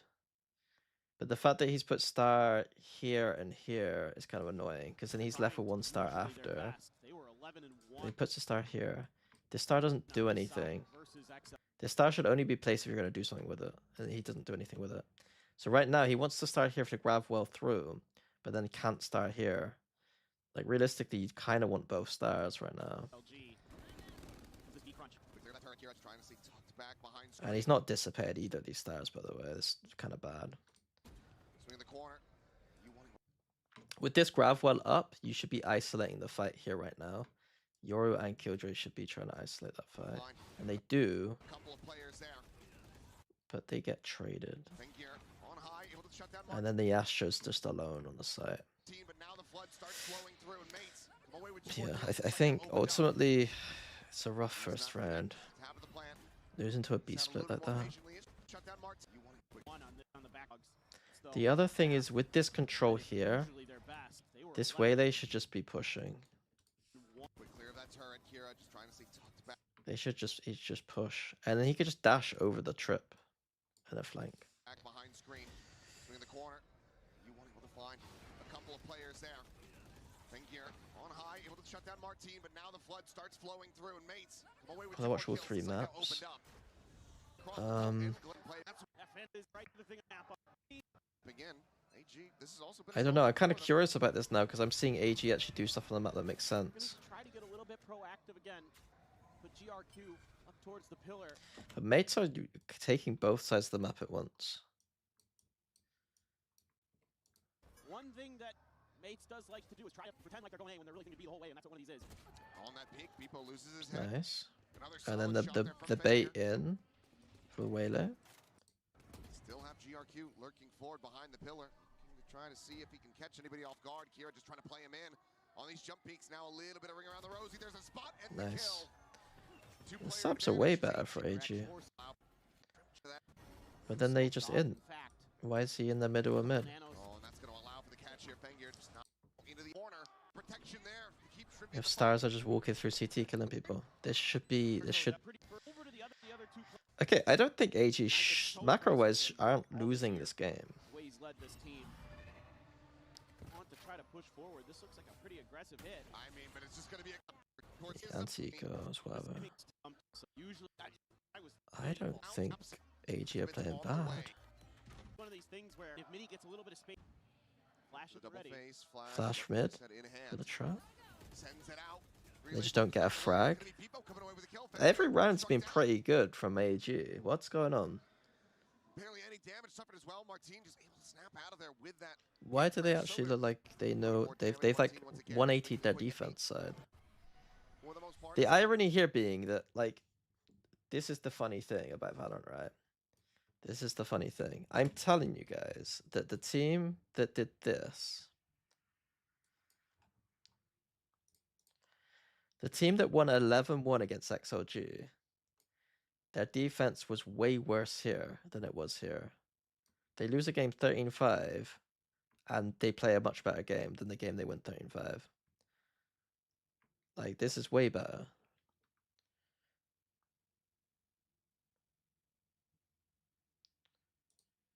Beepo has that overdrive in hand, but might not even need it. His teammates are just gunning them all down one after the other.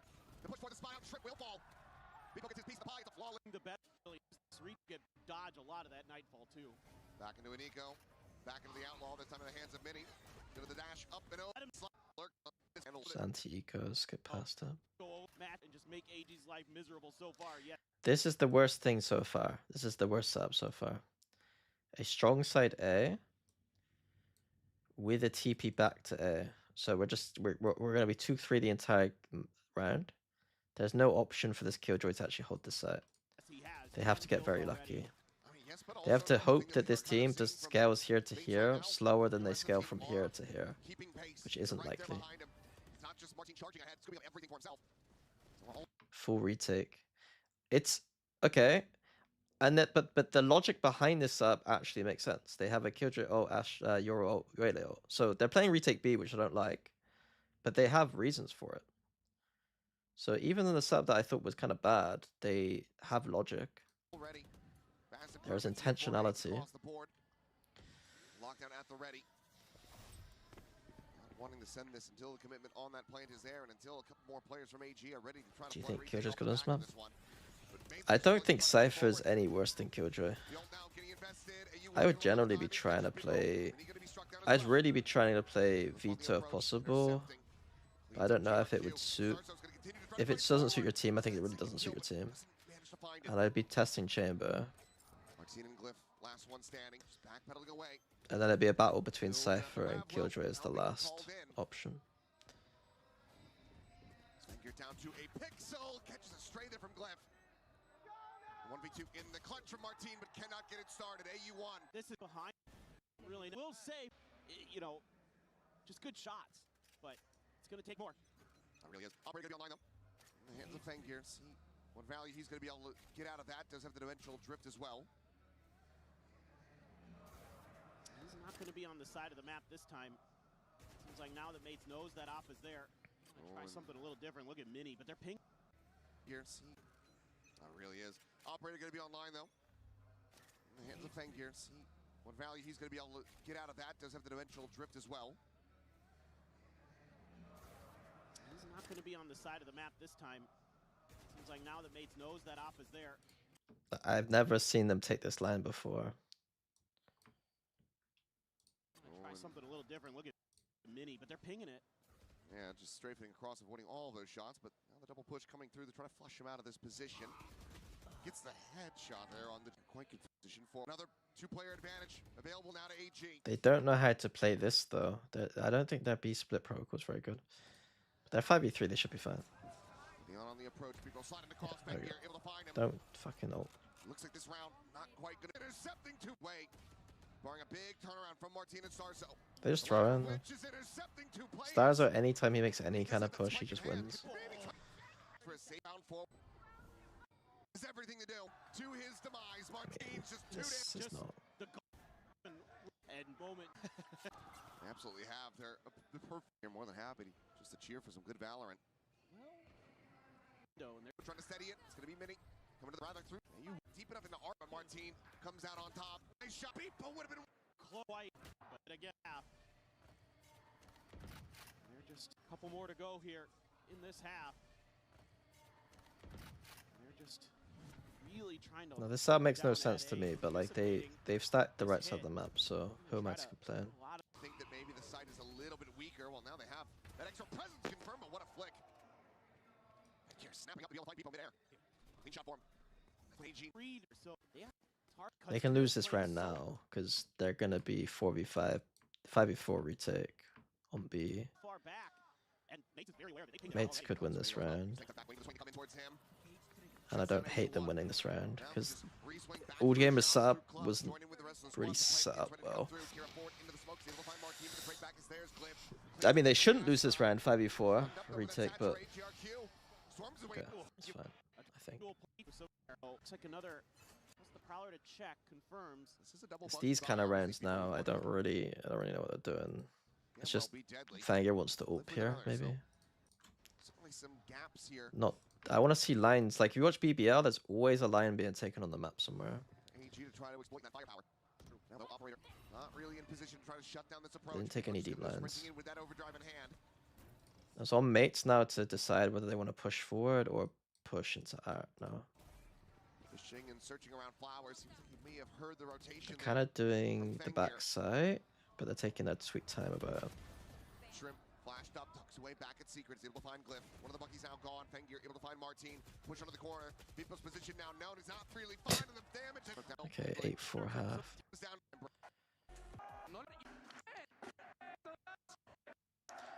Okay, I'm gonna skip now. I think I saw enough to know that AG have fixed some shit on defense. I don't really care about attack side that much.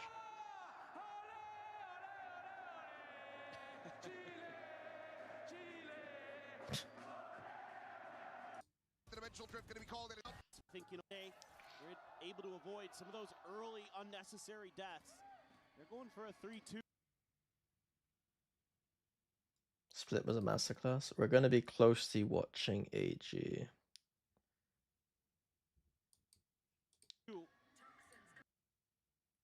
Why do I have so many icons on my home screen? Because I don't really care about icons being on my home screen. I'm fairly oblivious to like noise. You're gonna have to come up with some new stuff on the fly. Now they're trying to make their rotates pretty quick, but I'm a little worried about AU1. It's like I'm living in the Matrix. I could just see through with the lines of code. Meanwhile, Mates, AG's tendencies. So they fully wait. Who are we watching? This side. See, this kind of sub would make more sense. They had a Yoru, because the Yoru would be quick on B now. But now they're kind of like, okay, we got to push through. In that instance, I hope that they got a cool Viper Orb somewhere on the site to help the retake. And they get to like flank. Find the playbook. They just run back this way. Something that you're just gonna have to do against this mates team. You're gonna have to come up with some new stuff. Boring. Rotate pretty quick, but I'm a little worried about A1. The mates take so long that they're actually gonna have 3 people probably here. Yeah, they took so long. Mates are just doing nothing. But they do get this full fucking clear on backside. How does that kill him? Oh, they spam him into the corner. That's so sick. They nade the back corner. Sees. And then just spam this. It's a great anti-strat. They know that someone likes to play back here on pistol. That's kind of cool. He's just going to be spammed out, wall banged by Beepo. Here on that swing out, does manage the challenge, wins out the fight. Do you like the Viper Wall from spawn to aim? No, this Viper Wall is okay if you're using the orb here, but generally speaking, this wall is just better. Find Martin as well.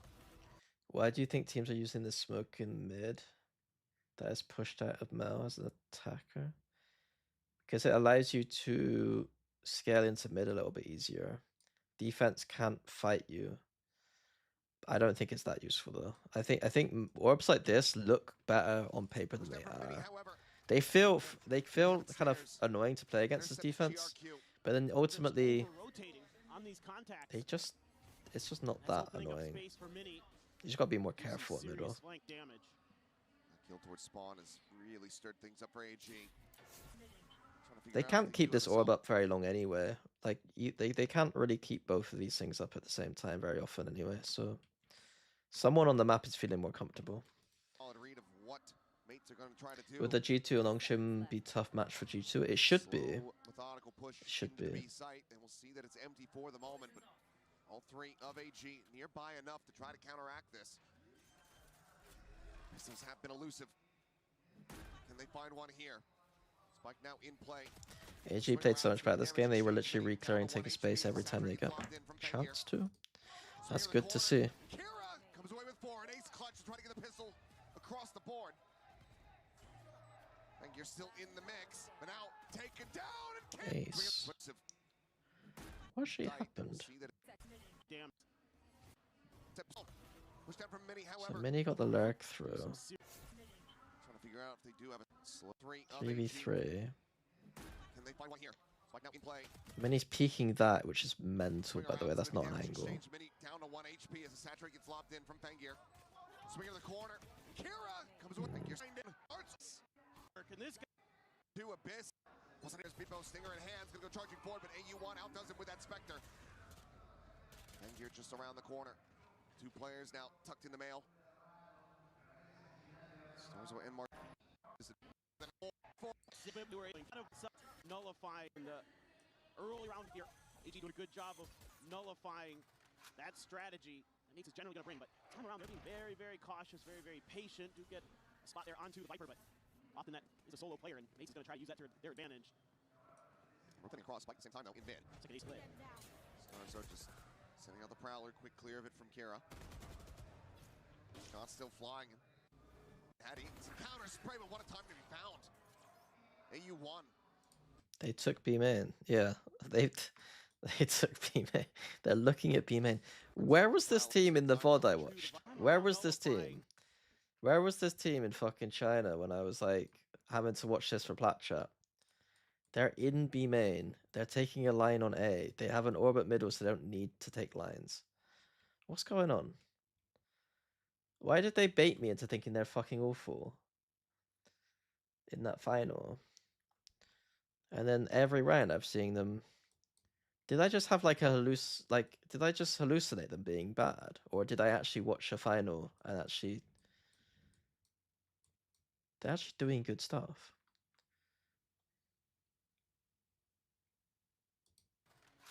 They were hiding strats to qualify to fucking this tournament. There's no fucking way. They're taking lines. They look good. Like, what's going on? What's going on? I don't think I owe them an apology or anything because they weren't playing good before. But like I'm gonna I have to highlight the fact that it's not like, again, like they were playing good on map 1 and they lost map 1. I'm kind of happy they actually win the maps, given that they're playing good, if you know what I mean. It's a complete 180 watching their defense. I don't know what the fuck this guy's doing, but like, it's weird. It's like what it's if you removed the team's names and all the players' names, I could never have guessed this was all gamers after what I saw in the finals at China. The follow-up, but look at the damage dealt. Clip down the 2 HP. Paranoia towards sight. Then he'll reposition, just tapping this, trying to see what kind of reaction he can get as Kira arrives. This is more basic than the strats. No, this is strats. This is strats. This line and this line is these are strategic ideas. Snaps back, won't be able to find the follow-up, but look at the damage dealt. Clip down the 2 HP. Paranoia towards sight. On this flank. It's going to be GRQ to find Glyph. He himself down to 10 health, and the timing is really one. Life. Do it. Off the defuse, able to get that showstopper. Ready to go, 6-0 at the moment. See how long that deathless streak can continue for him, but for mates, feel like they want to go for a pacey hit now into the A site. Shell's going to be sent. Boombot lobbed in, gets the spot out, the smoke gone. It's going to be Shrimp to collect the kill. Mates, feel like they want to go for a Deep line B, line on A. Fury take A with Razor. It's all making sense to me. Anti-eco though is the only thing that I'd say, like, maybe we don't really want to give up this much control, but I don't anything. And then maybe Razoring in solo is not the best idea, but the guy's kind of feeling it. Anti-eco should be a cleanup. So far I'm liking the subs, much like I was on Pro. It's not like grind breaking, but at least they're pushing. Now they won a round on A, so playing a heavier stack towards B. Viper ult from mid though, so a bit weird that we're starting the race here. But Fangir does love this angle though, but I think it's fine. Shots gonna be exchanged. Here at NP both will just reroute now over towards Garage, but Fengir, as mentioned, that operator in play. Good crash. Just behind him, goes for the peak. Shot not going to be connecting, dashes over to the side. Tries to keep himself safe, but AU1 going to be caught up as Bebo is able to find him. Here on high, Kira trying to flush out these. I don't know if I like this smoke. I don't think I like this smoke. The opposite side of the smoke. Sending out the blast packs, trying to slow down this approach. GRQ on the peak is able to find Glyph. Team stopped smoking this on defense and started smoking this. I don't know. I don't know how I feel about either of them, to be honest with you. The swing, the lineup. Kira able to find two. Starza, however, in reply, guns him down with the collapse. A 2v2 with the Auburn play. Fingir zone back away towards Alley. Do you think they kind of hard counter BBL? Who hard counters BBL?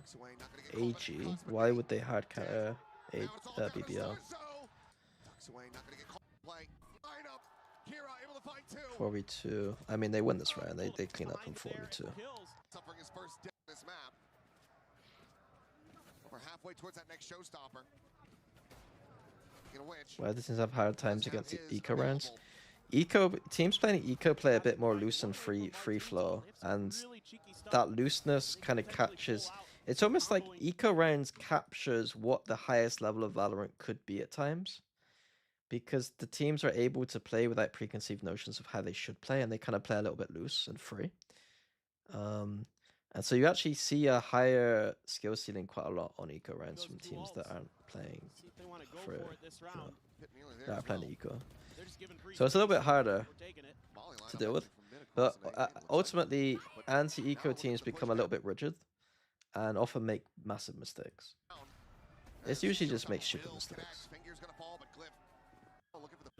They want to go for it this round. Hitting there as well. They're just giving free space, so we're taking it. Volley lineup actually from mid across the name. It looks like. But now look at the push down. As Showstopper will connect. Finger's gonna fall, but Glyph. Late flanker. Showstopper mid. Pull out. Sorry. Comboing those two ults. So Fanger once again playing like, so playing the passive ult line, which usually I'd be like, oh my god, they're just playing passive again. But then they got aggression here coming out with their passive line. So it's like, even though they're playing Fanger kind of passively here, they're still making, they're doing like, what is, this team is not the team I saw before. Now looking for the push down. As Showstopper will connect. Finger's gonna fall, but Glyph. It's kind of, in some respects, it's annoying that they win this series because it's like, it looks like I'm hindsighting the fact that like I was kind of critical of them and now they win. But like, realistically, they have completely changed the style that I saw from them before. And I think there's a lot of positive changes here. It might be the most amount of stylistic change I've seen between two matches a team ever have, beyond G2 doing the Paper X cosplay after playing like Breach or whatever. 3 players here in heaven. Martin at main. Looking to try to hold down the defuse, the body block. There's many hate AG. No, I watch China VODs. I watch China VODs. Like I VOD viewed every region before this tournament. And China were the worst region by far, and all the teams had like beyond, outside XOG, EDG and All Gamers had some really poor defensive ideas. And so then I went on Plat Chat, talked about it, was kind of down on them. And now they've like changed everything I've said.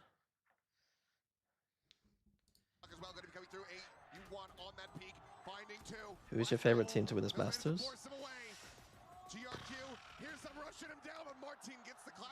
I don't know, bro. I had Paper X before this tournament. This is good stuff from mates. AG goes I'll leave Paper X assistant coach. I've talked about this before.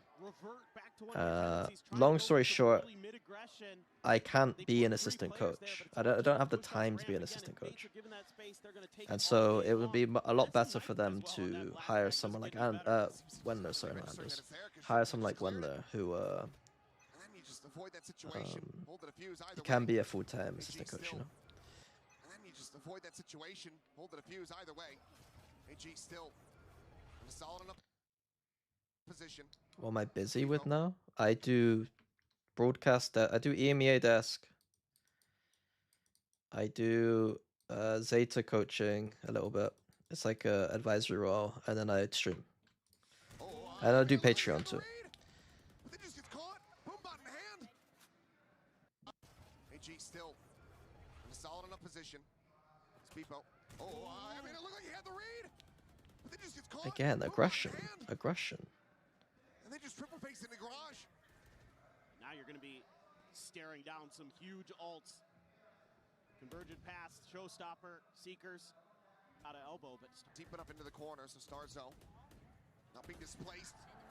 Wins out the fight. Solid shot to shut down the peak from Shrimp.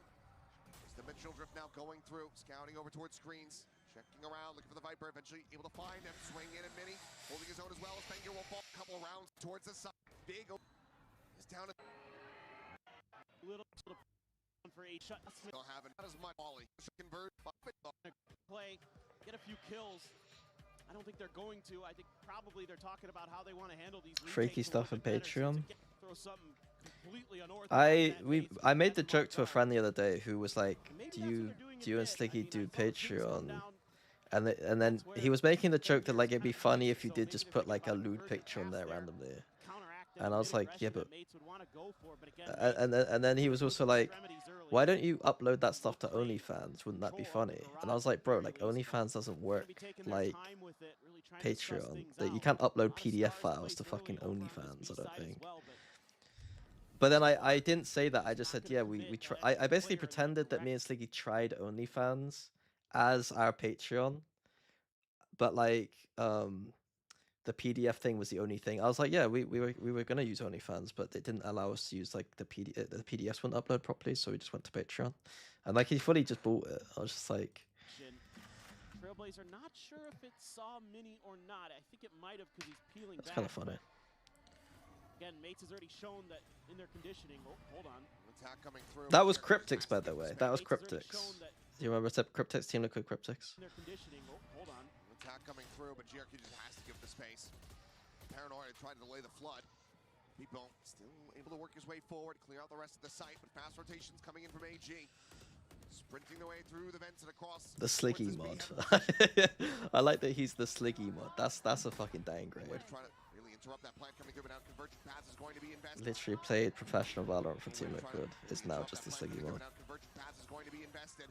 Showstopper. He likes calling Valorant a cartoon game as well. Sarso and Martin both going to be taken down. Clip there for the trade. 2v3, however, is a full flash into his face. The Sigma going to be lobbed in. You guys watching that cartoon game again? Takes a bit of that damage, gets it up. So it's a good bit. It's a Halfway good on bit. the defuse as AU1 finds it. In their conditioning. Oh, hold on. Attack coming through, but GRQ just has to give the They space. give up the space. Like, how many teams here would have this guy be an idiot, run in and die? The answer is a lot of them. Trying to delay the flood. They have Razor, Waylay ult, and Sky ult to actually retake with, and so they give up the space. Oh, it's not the best situation to be in right now, but like, they don't die. This reminds me what John QT used to do. Anytime John was in a situation where he knows he can't hold this site, he'll just sneak into C2. And San had like a ludicrously high retake B run rate. It's not a good site to retake, but when you've got ults like this, it's reasonable. And he gets rewarded for being disciplined in CT. I don't know why Bippo's fucking pushing by himself.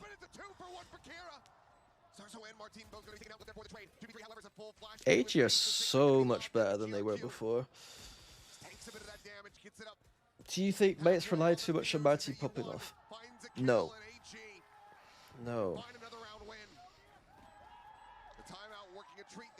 The answer is yes, but like in the way you're framing it, no. Yes, they rely too much on Martin popping off in the sense that their other players are less consistently fragging at the moment.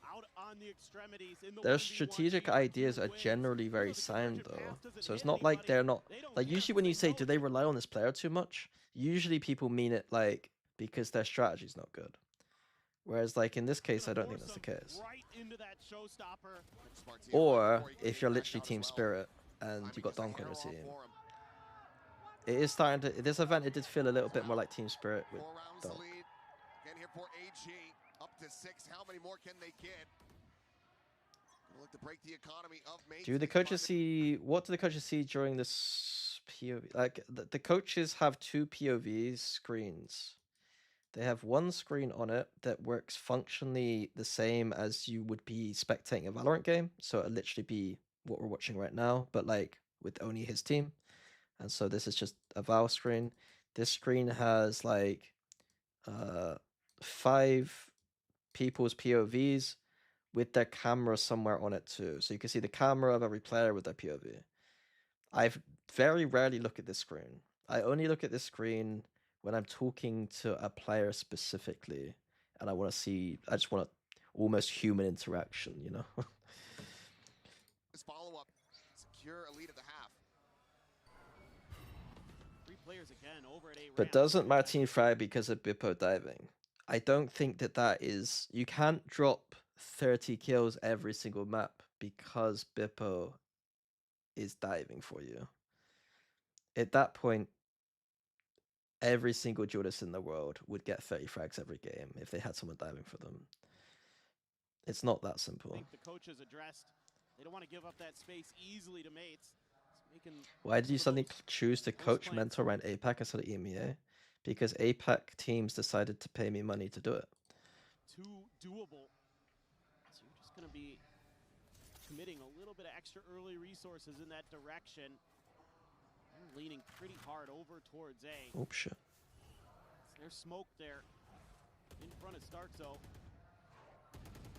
Dog gonna see just Martin, I think. A lot of EMEA teams don't need my help in a way. There's a lot of teams that just have their coaching staff structured up in a way that don't need my help. And then I don't know how to explain it. It's like I understand why there's less EMEA teams who reach out. And at the same time, it's easier for me as a broadcast talent who works in EMEA to not work with EMEA teams as much, you know. Maybe a mini-map ping out to be able to see Starzo as well. I'm not saying EMEA is better than APAC, no. I'm saying that some of the... I can see why... Like, Paper X is a very strange example of a team that historically has never had much coaching staff who are very good. And so I was able to work there. Zeta's just a kind of... The Zeta thing is a bit more like, okay, we need some... We need a different perspective. Is basically what they were thinking, I think. A bit like Paper X to some degree. Like, I give a different perspective. If I were to the EMEA team, like, I'm not giving necessarily much of a different perspective. And a lot of the coaching staff already exists and is set up. And it's like, there isn't, like, many teams in EMEA that are really popular who are, like, failing, if that makes sense right now. Because to some degree, in order to justify spending budget on me, you have to be able to justify that with, like, you're hoping your performance increases to kind of cash it in, right? Like, if you are one of the weaker EMEA teams, you're probably a slight performance boost might not actually do much for you business-wise. Whereas if Zeta or Paper X can boost their performance at all, like, their business is obviously going to be a lot better, you know? Like, Just really well held. do you think every team should have a performance coach like Paper X? Most teams have a performance coach, as far as I'm aware. In NA, it's a little bit less popular, but in EMEA, most teams have a performance coach. One sec. It's an interesting... Let's just, like, go to EMEA right now. And I'll tell you which teams have one or not. I don't think they do. I don't think BBL do. I don't think they need one, to be honest with you. I'm pretty sure Gentlemates have one. I know Team Liquid have one. I know Fnatic has one. Vitality have had them in the past. I don't know if they have one right now, but they usually do have one. Heretics have had them in the past, but I don't know if they have one right now. Navi has one, I think. So, like, one tick, I'm going to say they've had them in the past, and I don't know if they have them right now. 3 ticks is I know they have one right now. I'm pretty sure Gentlemates has that guy. I don't know if BBL has one. Giant X, I'm pretty sure they've had one in the past. Casey has one right now. It's Ewan. Ewan used to work with Fnatic in 2023. Ulf, I don't know. Foot, I don't know. Pacific, I don't know. I would die. It's kind of ironic here. Every single Turkish org, I don't know. But I don't think Turkish orgs will have performance coaches. But every single non-Turkish org here has either had one in the past or has one right now. Why do people say EMEA Pro is bad? Because we lose on Pro a lot. Giant X's only woman performance coach. That's a weird way of writing that sentence, but I think I know you just mean they have a performance coach that's a woman. Yes, they do. Wait, Giant X too? I thought Navi had one.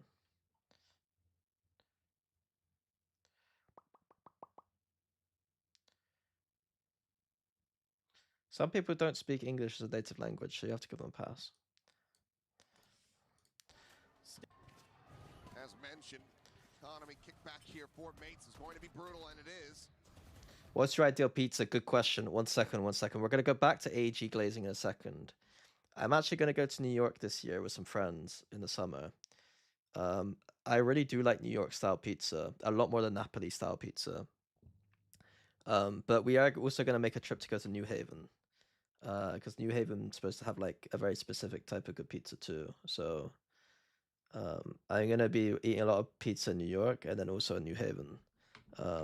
Roman style, is it Roma? Like Rome style pizza? I like Rome style pizza a lot more than I do Napoli style. I like the The kind of Napoli style I'm a bit done with. Just chewy and just... And then like the proportion of cheese to tomato is like, it's just not... I want a nice blend between everybody, you know? Chicago pizza is terrible. I refuse to believe that's any good. What's the difference? So, just quickly... The thing is like, if there's any one from Asia in the chat, we can't really, like, I'll be honest, like, I've eaten pizza in, like, Korea and Japan. It's some of the worst thing I've ever eaten. So New York style pizza, it's a bit more like this, a bit more blended together. Whereas Napoli style pizza is a little bit more like sourdoughy with, like, you know, the spots of cheese, with, like, fresh tomato. Whereas New York style is a bit more blended together, you know. Where's the New Haven pizza? It's a bit more like New York. Yeah, it looks good though. A little bit more burnt, a little bit thinner maybe. This looks like Rome though. I thought Rome style pizza is just like... I don't know. I could be chatting shit about Rome. What's the one where you do like, it's a bit like this. I don't know what it's called. Long story short, Neapolitan style pizza I don't really like that much. Why do you think Padman got replaced by Envy? Because Envy is just one of the greatest talents in the world. Try In-N-Out pizza. In-N-Out pizza. Where? In New York?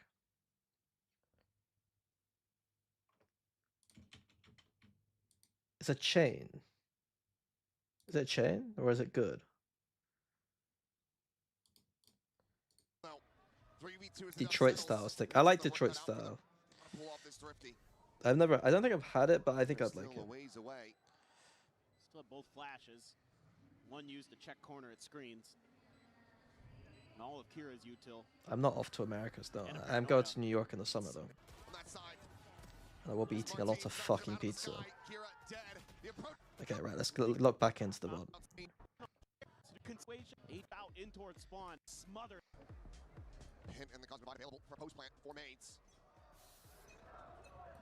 3 players here outside of garage. Boombot's going to be exchanged. Fake of the TP forward. Beepo just clearing that corner.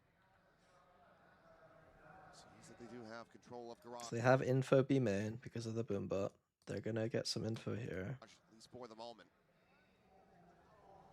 Meanwhile, Spike's still going to be dropped back over in sewers next to Starzo. They don't really have a way to re-clear B main. So I'll see, what do they do now? Get a deeper line A. What do they do? Oh, we hear noise here. What do they do here?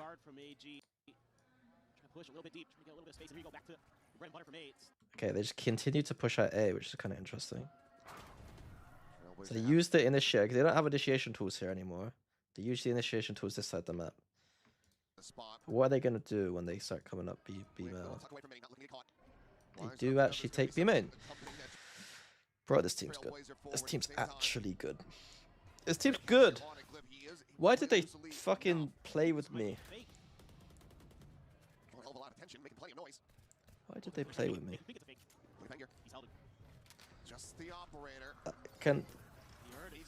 Do you think the Chinese fans will accept my stance changing? Or do you think they'll be stubborn?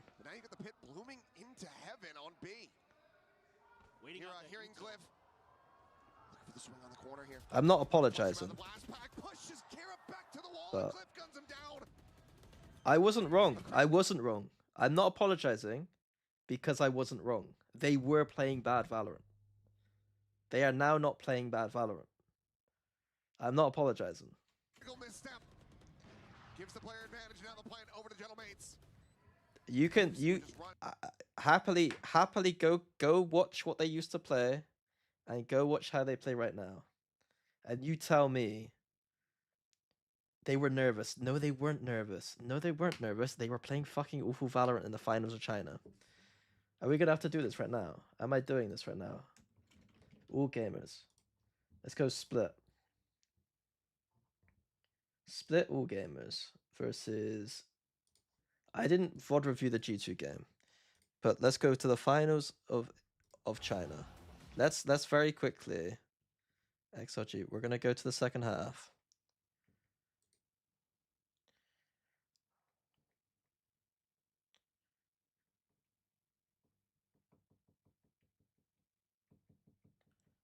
And try and find an instance of them taking a very deep line anywhere that's not an eco round.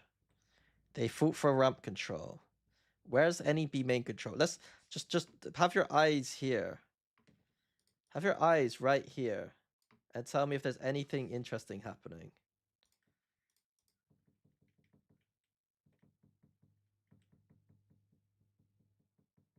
I haven't seen a single player enter the zone. Not a single player has entered the zone. Not a single player has entered this zone.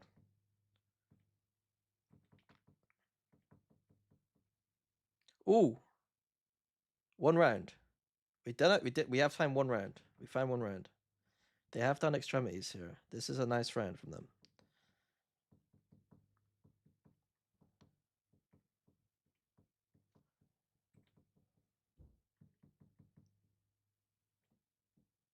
They did a boom bot. Almost. Like the difference is night and day with the amount of proactive aggression they have in this VOD compared to that VOD. Running down the clock.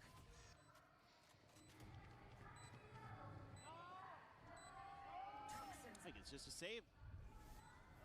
Seems like that's going to be the case. Not wanting to risk that operator. Can I give any advice about when they're about energy? Bro, do you think I have any ideas that would apply? Like, do you think I watch every single game? I'm watching every single match of Valorant in a very shallow way for you guys to understand what I'm thinking about. I'm not sat there trying to debunk teams' theories on the map. It's just that when my kind of fairly shallow analysis for stream actually is annoying me, like watching the like if the team is so bad that my kind of fairly like quick shallow analysis is like by the next map. like it's kind of obvious the team is failing. That's like why I get annoyed, because like I'm not exactly going deep into anything. Like I think a lot of what I'm saying is probably deeper than what most people could go into, but like it's sort of like team feedback. It's not like I watch NRG and I'm like, oh yeah, if they just did this, this, and this, like Paper's gonna win. You know what I mean? Like Corner setting up some stars in the meantime. Lone paint shell onto the B site, and the op shot ends up going wide. I couldn't fucking tell you how NRG play right now. Like I know they play single duelist on most of their maps. Like their defense sides are very static. They play a static defense that doesn't really push very much. They sometimes react push, but like it's just quite passive.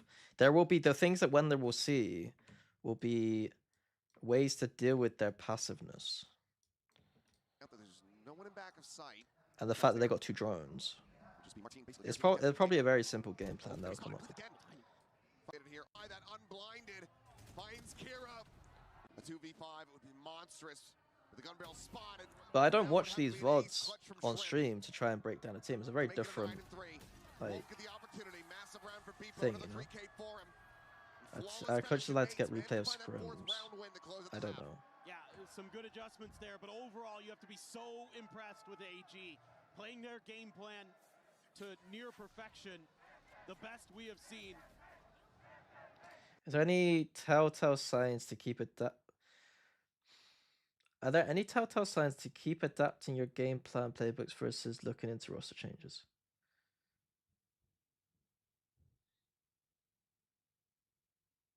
When a player is clearly not good enough on your team, I don't really know. Like a player is consistently, statistically not putting up the numbers they should be. You should, if you're good at kind of understanding how to maintain your team, you should have rough numbers in your head about like what numbers they should be hitting, and you should be using that as part of your analysis. Like for each role, you should probably have some kind of like this player should be hovering around this number for some of their stats. And if they're way below it consistently and not providing any soft value, that's when you probably start to think about changing. Can they find another pistol to And on the flip side, it's the opportunity cost of like, hey, look, Alpha Year exists. Hey, look, Envy exists. Like,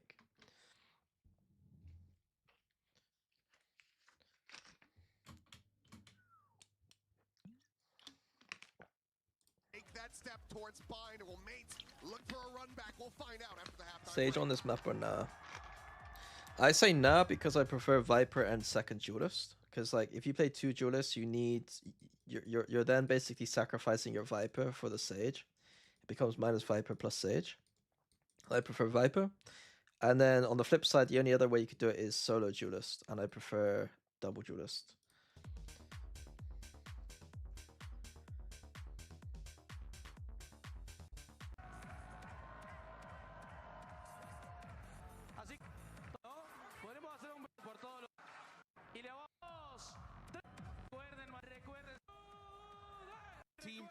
The problem with MIBR is it sounded like they didn't get that much practice than what they wanted, even though I don't know how true that is. And then they didn't play double Duelist enough. I think the obvious answer to that team is just playing more double Duelist, right? Let's see if AG can give I think they've even applied it themselves. Yeah, and I think they're going to go for something they like to do on these pistols. Just go maybe those. 3 players here. 2 at the top of ramp. There's the peak. It's going to be AU1 able to find the first as Martine will fall. Starzo as well, tagged down, now dead. Space shell flies up over towards heaven. Fengyr swings around the back, catches Manny and AG. Looking phenomenal here to start off the second half. But with his work cut out. But without those, obviously, it's going to be kind of a slower approach. 3 players here. 2 at the top of ramp. There's the peak. It's going to be AU1 able to find the first as Martine will fall. Starzo as well, tagged down, now dead. AU1 able to 3 is Manny. Just a good opening duels, I guess. Little back in, but it's just them trying to oversaturate the angles. The only pistol being bought, and he's just going to tuck right around that corner. Meanwhile, AG being thoughtful here, talking things over a little bit. Fengyr, hold this angle down with the Marshall. Try to see what you can find out. Interestingly enough, AG likes to play this map somewhat similar.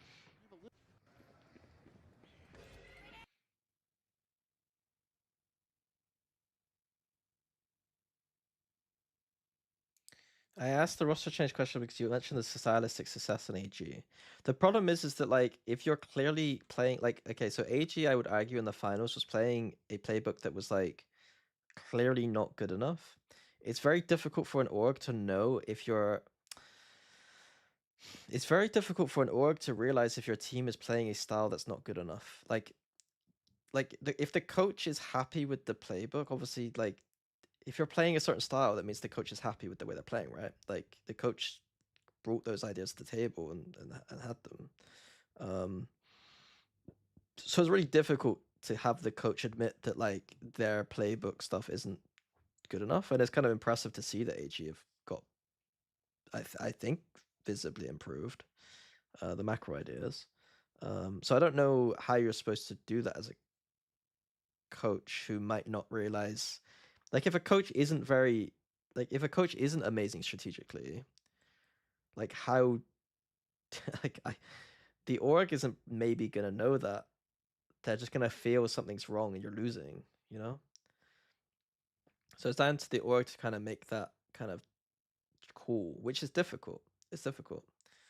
It's one of the things that in the future that like if I was to like if everything else failed in terms of like broadcast work and coaching, like the kind of temporary coaching stuff, I do think that like I would always have a fallback option of working with an org to some degree, because like management organizations don't have someone often who actually knows enough about Valorant to make decisions in the way that like maybe they should be had, if that makes sense.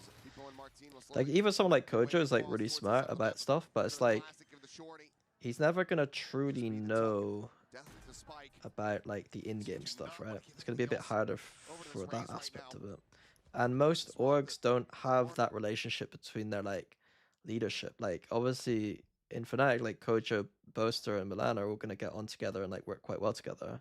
But like most orgs don't have that level of trust because they haven't had results, you know?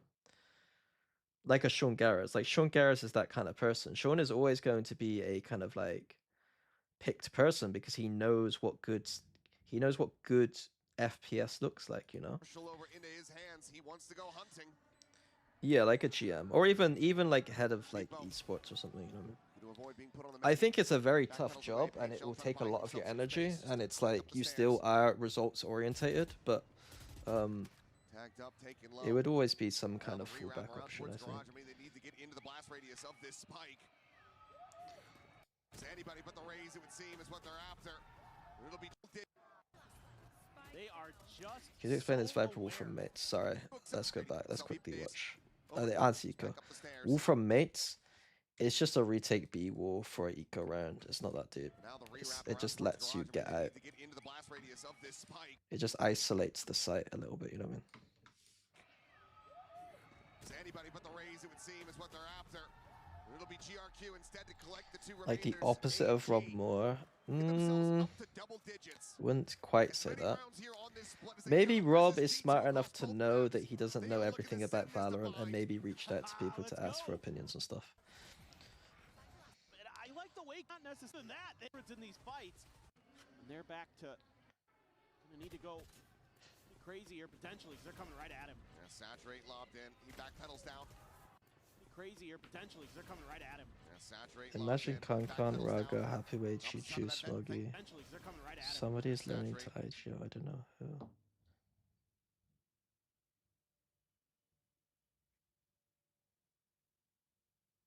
Are you talking about a China super team? I think it would be interesting to see. I think the talent does seem a little bit spread in China, but like, isn't that the case for most people? Do you like Mates? Do you think Mates was too arrogant, like shooting the body or something? It's like the hilarious thing is like, I keep like, how many times do I have to say in this VOD that all gamers are playing a very good game? And then people keep asking, do you think Mates was too arrogant? Where do you guys get this idea that because a team shot some bodies, they're gonna lose the game? Like, where is this mystical idea? Like, some of the reasons why people think teams lose games are crazy. Every single time, it's anti-strat. Anti-strat is the one that like gets the most amount of responses. And now it's this mystical idea of shooting bodies? Watch the fucking game. Watch my VOD review. I've just told you for the past hour that all gamers are playing a really good game. I hate this like immaterial way of thinking about the game. In towards mid. Martine gonna need to go. The first thing you do as an analyst, I think, the first thing you should be doing is looking at the game and extrapolating out from the game. Not maybe they were you don't do the opposite way around. You don't go, oh, they were frustrated, and then go into the game and then like look for frustration. You look at the game itself and then draw conclusions from it. Crazier potentially, because they're coming right at him. Yeah, Saturate lobbed in. He backpedals down. The conclusion so far is all gamers are playing a very good game. Many able to find it before the smoke blooms at Mail. Kira chasing in, spots out the feet and finds stars. Maybe there are things that Gentlemates are doing wrong. I've not been focusing on them as much because I've been really impressed by all gamers. But all gamers are playing good. Coming in and does manage to out Kira. Another 3v4. The players try to get clustered and ready for the approach here onto the B side. Beefmo play on the low ground, the team forward, and AU1, he's able to find another mid, he's now dead. The swing in, GRQ gets Beefmo, and AG. He's yeah, they're not so sure to start that for Kira, Judge for Beepo, shotguns abound. All this to prevent it just from getting up. Mates giving up bind every round. Giving up mid every round. To map point, they hear that outlaw ring. I mean, they probably are doing shit wrong on defense. I'm just seeing all gamers rush every round though, right now. They're mostly just rushing. That's kind of funny. able to find Kier. So once again, that showstopper not going to be a quadri for them to contemplate in this round, but they're eliminated. Did people make a noise? There's nothing big to comment on some of these rounds. It's like very fast strats, just grueling. Here we go. Every round is just a fast open right Trying now. to set up the showstopper, but Mini's the closest one. Lob in and still will be able to find people. Now Mini dead as well. That second layer from Mates don't know what to do. One day, you just have to be so thrilled. They're going for like a retake A wall with the Yoru anchor. Yeah. With what they're showing.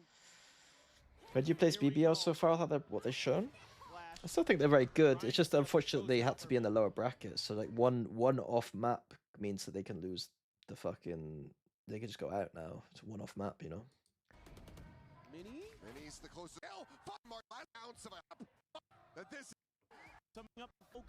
Okay, bind. Right, let's have a look. I'm looking at all gamers mostly here again. Meanwhile, Mates is so good on this map. They're so tricky. They're so They had a pop flash idea ready through hooker. Everybody taking it easy, but AG TP back on A, because the reaction could be to go faster A after hearing that TP. wants to try to deny short. Putting in 3 players at short A. That opens up that showers angle for Starzo.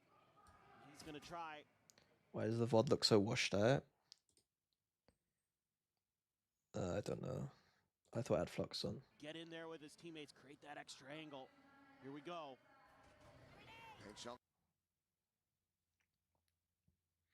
The best 2 players in China, I think, were Fangir and Shrimp. Like, Shrimp was really highly rated. I don't know if Kiro was fragging as high as these 2 were. He was the CN MVP. Let me have a look. That makes sense. Like, they obviously had...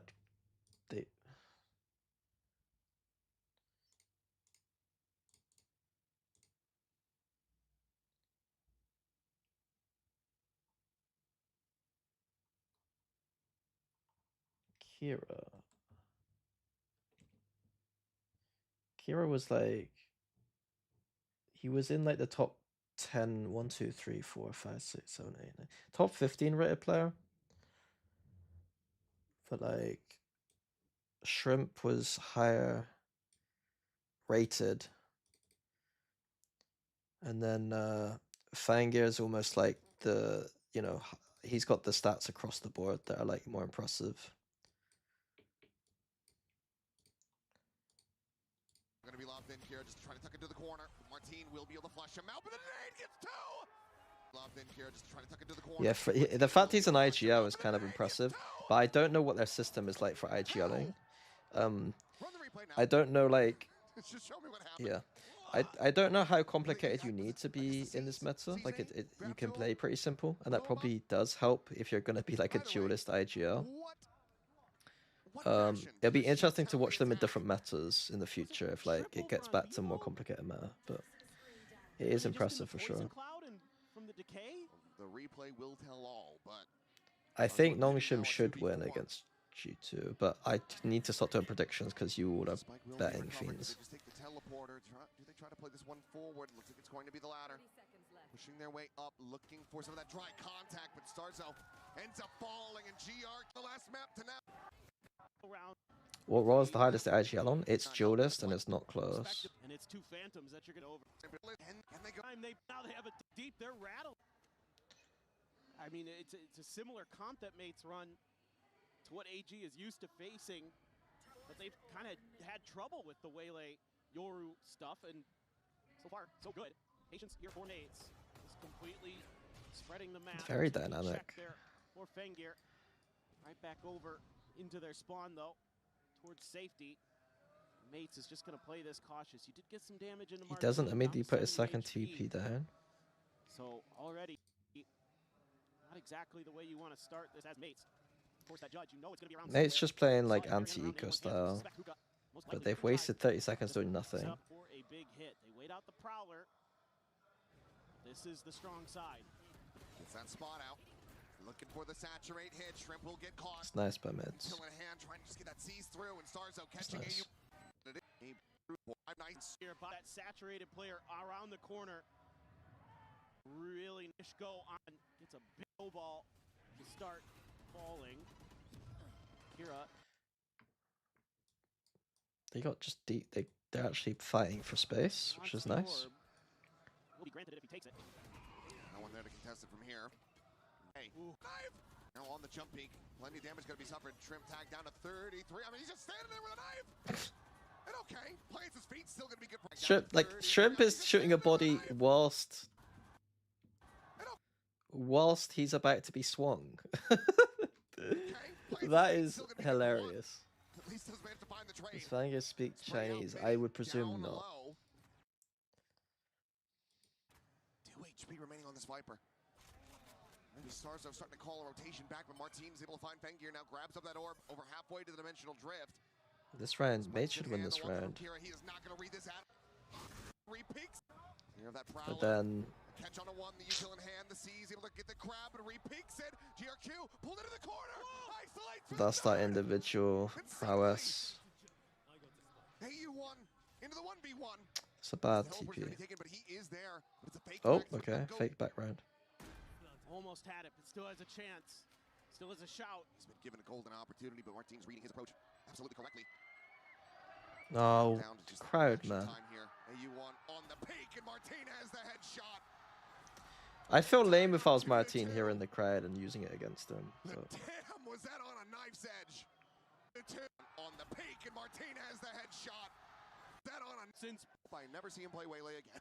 If he can be playing smokes, it seems like that's where he's right at home. Brimstone Omen just running every time. Maybe it's just time to shift Kira around a little bit on some other maps too. Come through with the big clutch. Also has the drift now to boot. Starks all one away from his ult. The outlaw there just to clear a prowler, but let's give some info over. AG thinking about getting a little proactive on the map over towards Hookah, but real danger.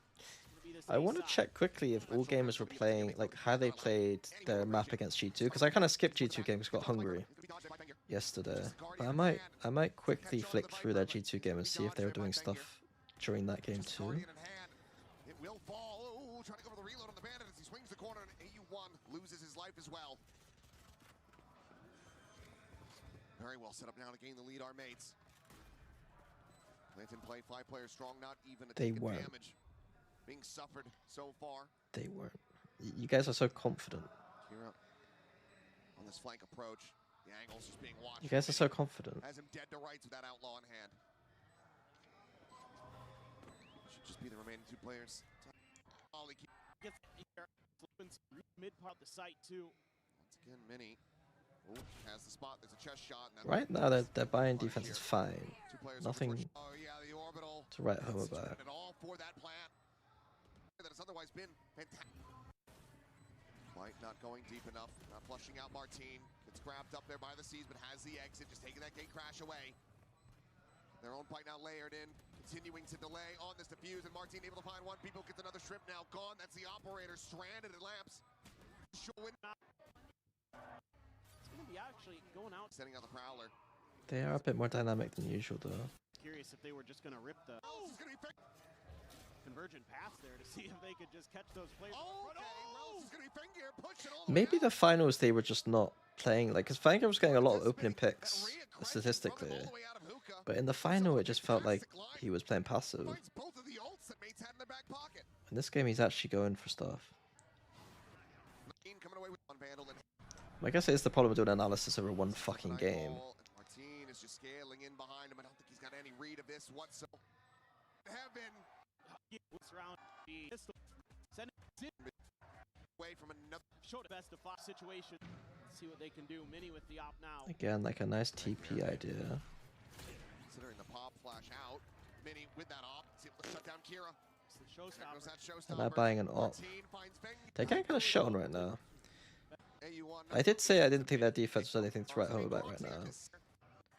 Where did the rounds come in? They like did they win like every single fucking round after this? Really showcasing it here, and obviously Martin is going absolutely nuclear right now, but bro, they come back, they just win attack side. Bro, get me on this attack side. Get me on this attack side. Skip this pistol. Don't care about pistol. Aura there.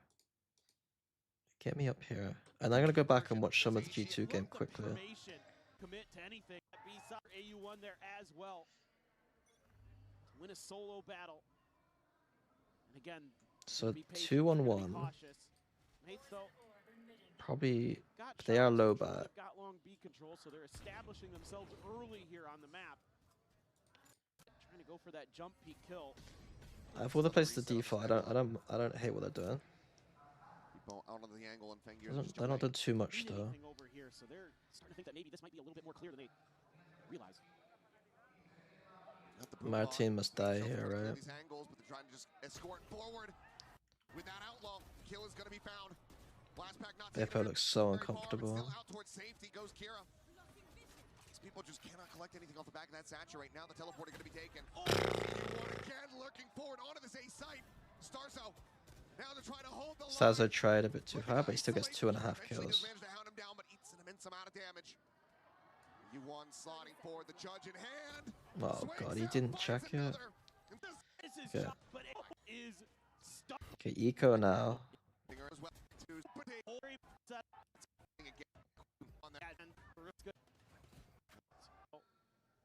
Just gonna immediately peel back. They're so worried about that showstopper. Martin has the gate crash set up already. Can make a quick through toward commit.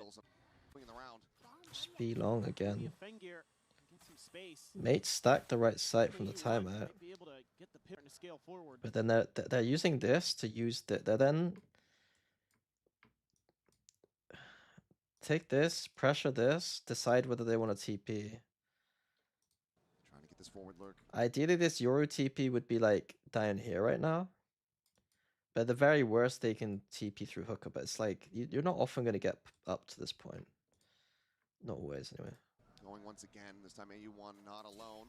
Ooh. Has been in the past. Martin not sure if he called it. So mates kind of have a good read, but like it's a good read into a team who like would all hit in on you. But all gamers are like using multiple points of pressure. Ed starts quickly are arriving. Martin tucked away here back truck. I think she'll not gonna flush him out. Showstopper, however, might just do the trick. That's a big fucking ult. Showstopper, however, might just do the trick. It realistically probably shouldn't kill this guy. But he's 45 HP, so I guess it does. Lobs it in! It's a triple! Martin finds one. Gets taken down, and now it is just Starzo. Nailing of Fengier and AU1. Low setup. Ball. Knocks out. Hey! No pull out. Scoped in players. Once again, it's the Yorus. Battle patience there. You're playing on the narrowest of angles, but now it's not a good outlaw. Oh, it's not an outlaw. That skin looks like an outlaw. You're playing on the narrowest of angles, but now starting the.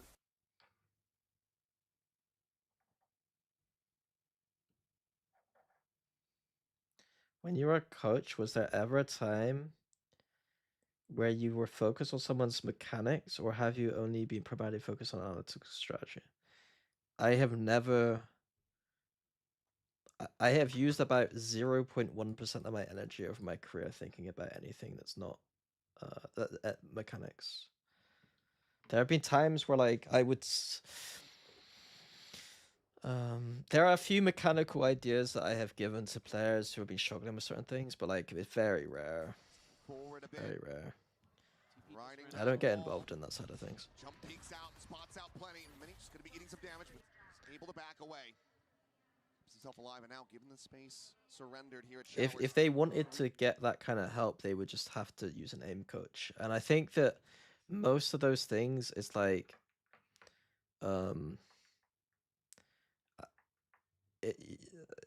getting an aim coach if you don't believe in it or don't want to do it isn't going to be as good as if you do want to do it. So it's like I'm not going to force anyone to do anything. It's going to be good. Martin splitting the difference right between the two players. Paint Shell at his feet has him rerouted. Convergent path's going to be sent in. I got into like I started trying to figure out the aim coach side of things in like 2024, at the end of 2024. No, going into 2024, I was like interested by it. But it's not something that I took that seriously. Like I wasn't trying to become an aim coach or something. I was just like trying to figure out how much value it would bring to a team. Player advantage once again going to be re-established. ZU1 sat there, swings out, finds the timing to catch Starzo. Oh. Clean up the job. That wall. Peeks out, spots out. Given this, it's going to be good. So, awesome. Thought they might line. Martin. That is a big miss. Paint shell at his feet has him rerouted. You don't really see Martin missing those often. Looking for the catch from Kira again, just tucking away. That's so good. Gonna be sent in. Looking for the catch from Kira again, just tucking away. It doesn't even get him, but it's like the heads up play to ask for flash there is crazy. What do you think about the idea that Martin is a Martin Willy Boy 1 2 3 4 5 6 7 8 9 10 11 asks, what do you think about the narrative that Martin is alone because of his scores? I mean, let's have a look. Let's have a look.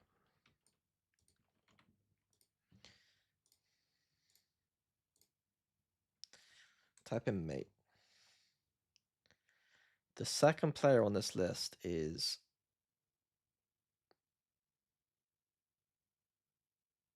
about just in the top 20, and he has a 186 ACS and is highly rated because his KD, his deaths are probably quite low.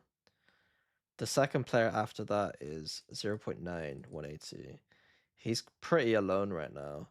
I think that we would expect Mini to have a better performance at this event, and I think that Glyph and Bippo are becoming like players that are like struggling a bit too much. Bippo in particular this event was struggling too much. So I think it's, yeah, it kind of true. Kind of true. Sat there, swings out, finds the timing to catch Starzo. The back of sight. Glyph trying to go for this approach, work his way down short. GRQ watching for this, winning it out. 1 B-site. Here in the playoffs of Master Santiago. That AG is taking here. They're constantly pressuring Shao. Then when they from A, last of this tournament, can't be able to judge that. you're gonna need to get some kind of recovery here as mates. They look shell up. This AG here. They look shell shocked. Let me see. Mates have been put in 3-round deficit. Mates have been put in. This is where you would hope Starzo would step up. Bippo does look fucking annoyed. Here, the economy in the dumps. The only thing carried over, they will be able to get themselves a solid enough buy. Rifles are seen. Here they are. It's got to be right off. Keep scaling. Prowler just managed to find it. For now, it's just going to be the clone sent through. They back off. Seems like, yeah, As a coach, how do you feel about players starting up and giving it? If I was coaching a team, I don't care what we choose to do as long as we've agreed on it as a team that is something we're gonna do. Like, if our team is the kind of team that's gonna play better for standing up and giving it, then we should do it. If we're not, then we shouldn't. Like, a lot of those conversations probably should stem out of like some very real conversations about what your team identity is, and like what is the identity of the team in and out of the game, and then what is the identity of your players in and out of the game. And then, you know, to some degree, like sometimes, like, you know, you might just figure it out one day that like one of your players starts giving it and it just feels good, and then you're just like, yeah, cool, let's do it. But like, I think it's something you can actually think about a bit deeper. They're within that pit, so we'll just give up that space. I think in general, I never like I have this weird like love-hate relationship with that kind of whole stuff, where it's like,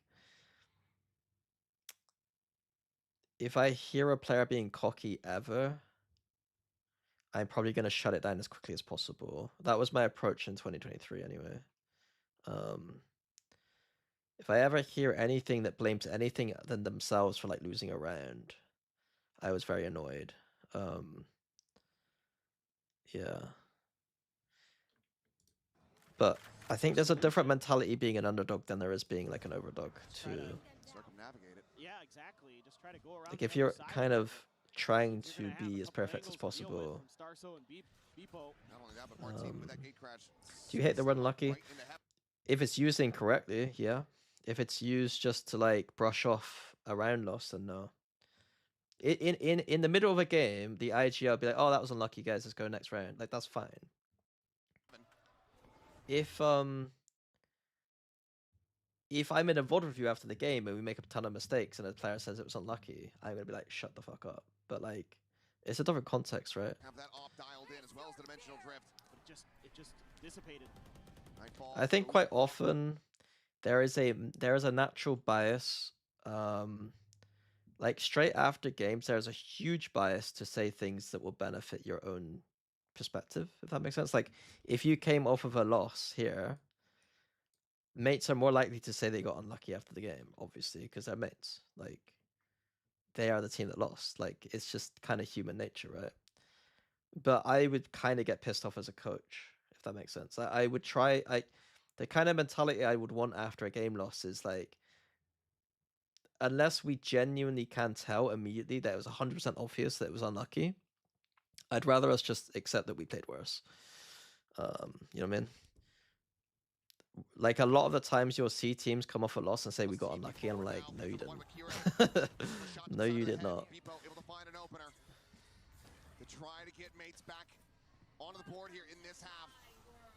So I'd rather play with caution in those moments. If you lost literally 5 rounds in a row that were like rounds you should never lose, and like, then you can say it maybe. Saying things to validate their feelings, yeah, pretty much. I think you need to very quickly, like the most mature, like the most emotionally mature people are like really good at dealing with that stuff, where it's like, you would probably never see Sassy after a game saying, we just got really unlucky. Unless they truly got really unlucky, you know?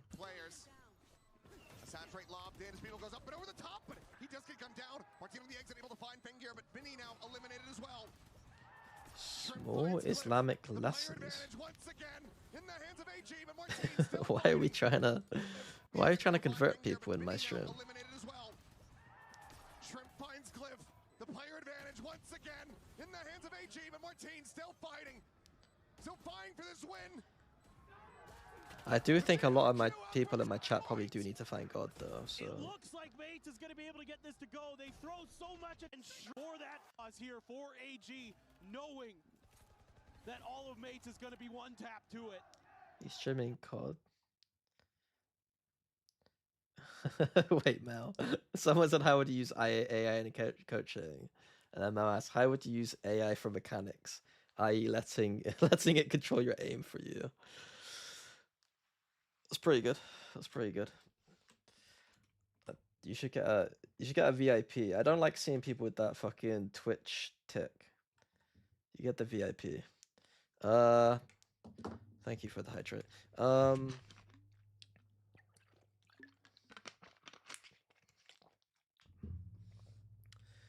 I wonder if there is a way to use AI for mechanics. It'd probably just be like telling you how to aim, move your mouse better or something, I don't know. During an aim trainer session. It would like VOD review your aim trainer session. Would have been able to find a kill. Grok, are they behind this corner? That's pretty good. I do think people have stopped It's kind of funny the things that you see people asking AI, as if like you couldn't just immediately like figure out that thing by either reading for 30 seconds or like Googling. It's strange. The shutting off part of your brain happens a lot. But then I also feel like I'm behind the times, the fact that I don't use it at all. I should probably use it for some stuff, realistically. This could get very dicey very quickly for mates who need this round win, who need 4 in a row, where they will be going home. Pain shell. It's not necessary for anything. There are a bunch of workflows that I could improve if I used it, though. At the very least. Like I think you're being you're being too anti it if you think that it's not useful for anything. I know you guys are gonna be on that side of the fence where you're like, don't use it for anything, please don't use it. Like I don't use it for anything, but I'm saying if you don't see that there are some ways you could make it work for you, then you're very stupid. Like I have friends who don't know how to code who are able to do things because of it. The last one standing, just a judge in hand. Where were you? It legitimately messes up your simplest tasks in your own workflow. That sounds like a skill diff. When they were on the brink of elimination. And when they eliminated. So go back AG. Yeah, we're gonna quickly go back and quickly see what they did against G2. Quickly. They played split against G2 and only won 4 rounds. Let's just quickly see. Did they actually change their split defense for this game or after this game? Fuck the pistol, fuck the Antica.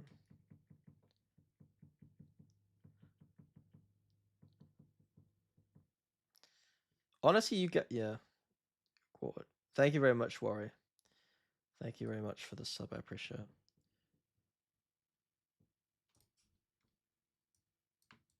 There's no pressure. There's a pressure on a line here.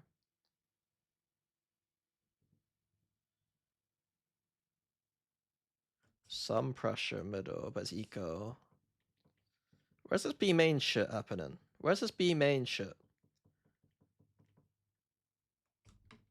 Where did they learn how to play B main?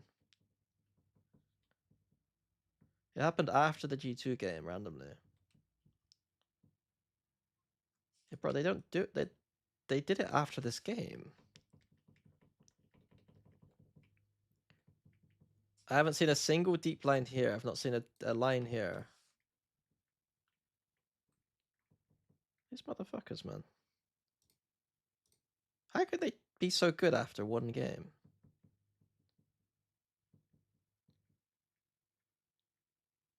I wish this was Pro, man. I wish this was Pro and we could have a look at Pro too. They didn't do anything on the map in this game. What happened?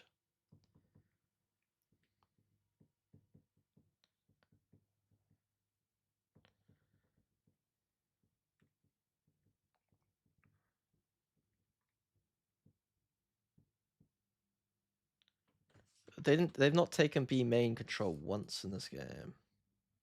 Oh, there we go. A reclear. We did get a reclear.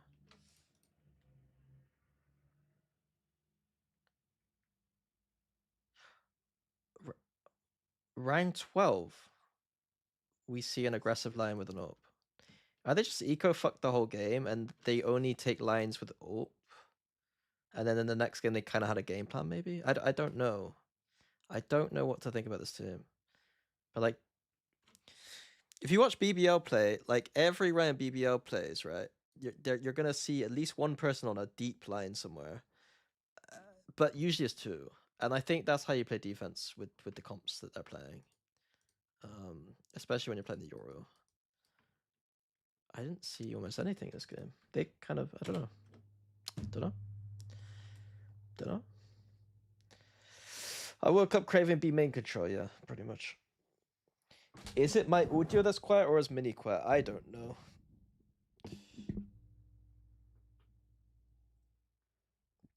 Coming into the game, I think the AG staff, they said they tried to make a lot of improvements overnight and it should show in the game.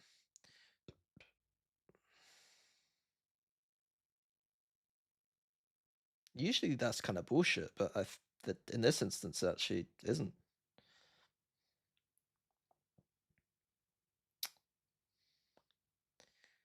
Is it delusional to think that G2 can lose to Nongshim? Nongshim, wait, I thought Nongshim might have been favorites here. I think Nongshim might be the favorite. But I think G2 experience is quite big. I don't know what the map... it comes down to map vetoes a lot in these games, and I don't know the map vetoes.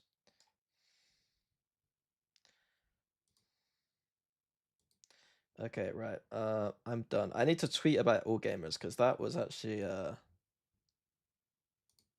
was actually nice to watch. Actually pretty nice to watch.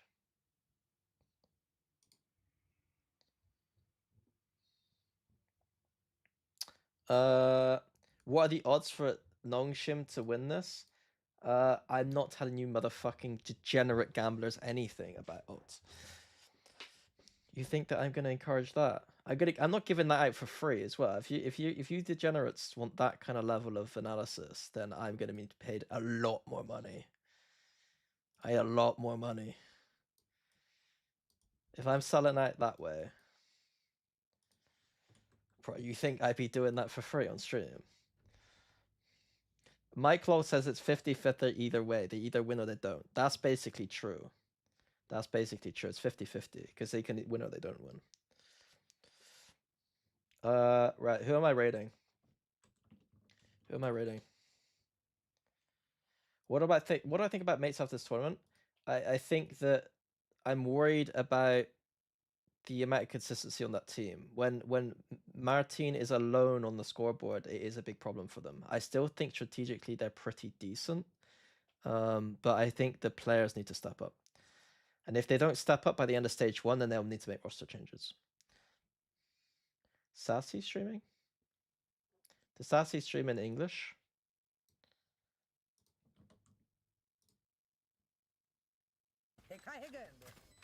He's not streaming in English probably, but we rage Sassy. That's a pretty good shout, to be honest.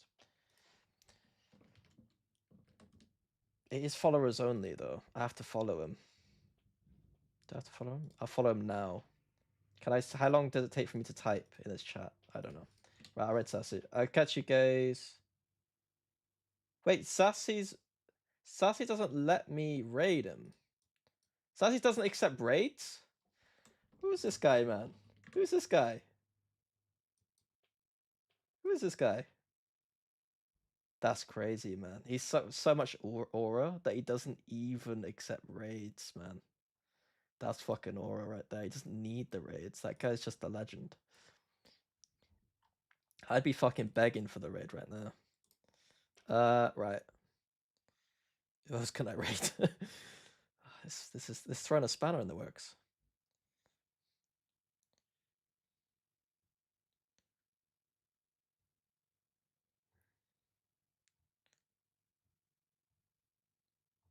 Who do I know? Should I raid Yang? He's going to be speaking Portuguese. Who's Yasin? I don't know who Yasin is. Subrosa. I don't know Subrosa.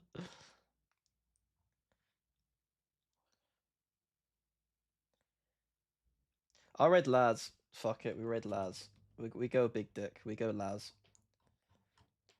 This guy's gonna be trying to be nice to me, but let's raid Laz. Right.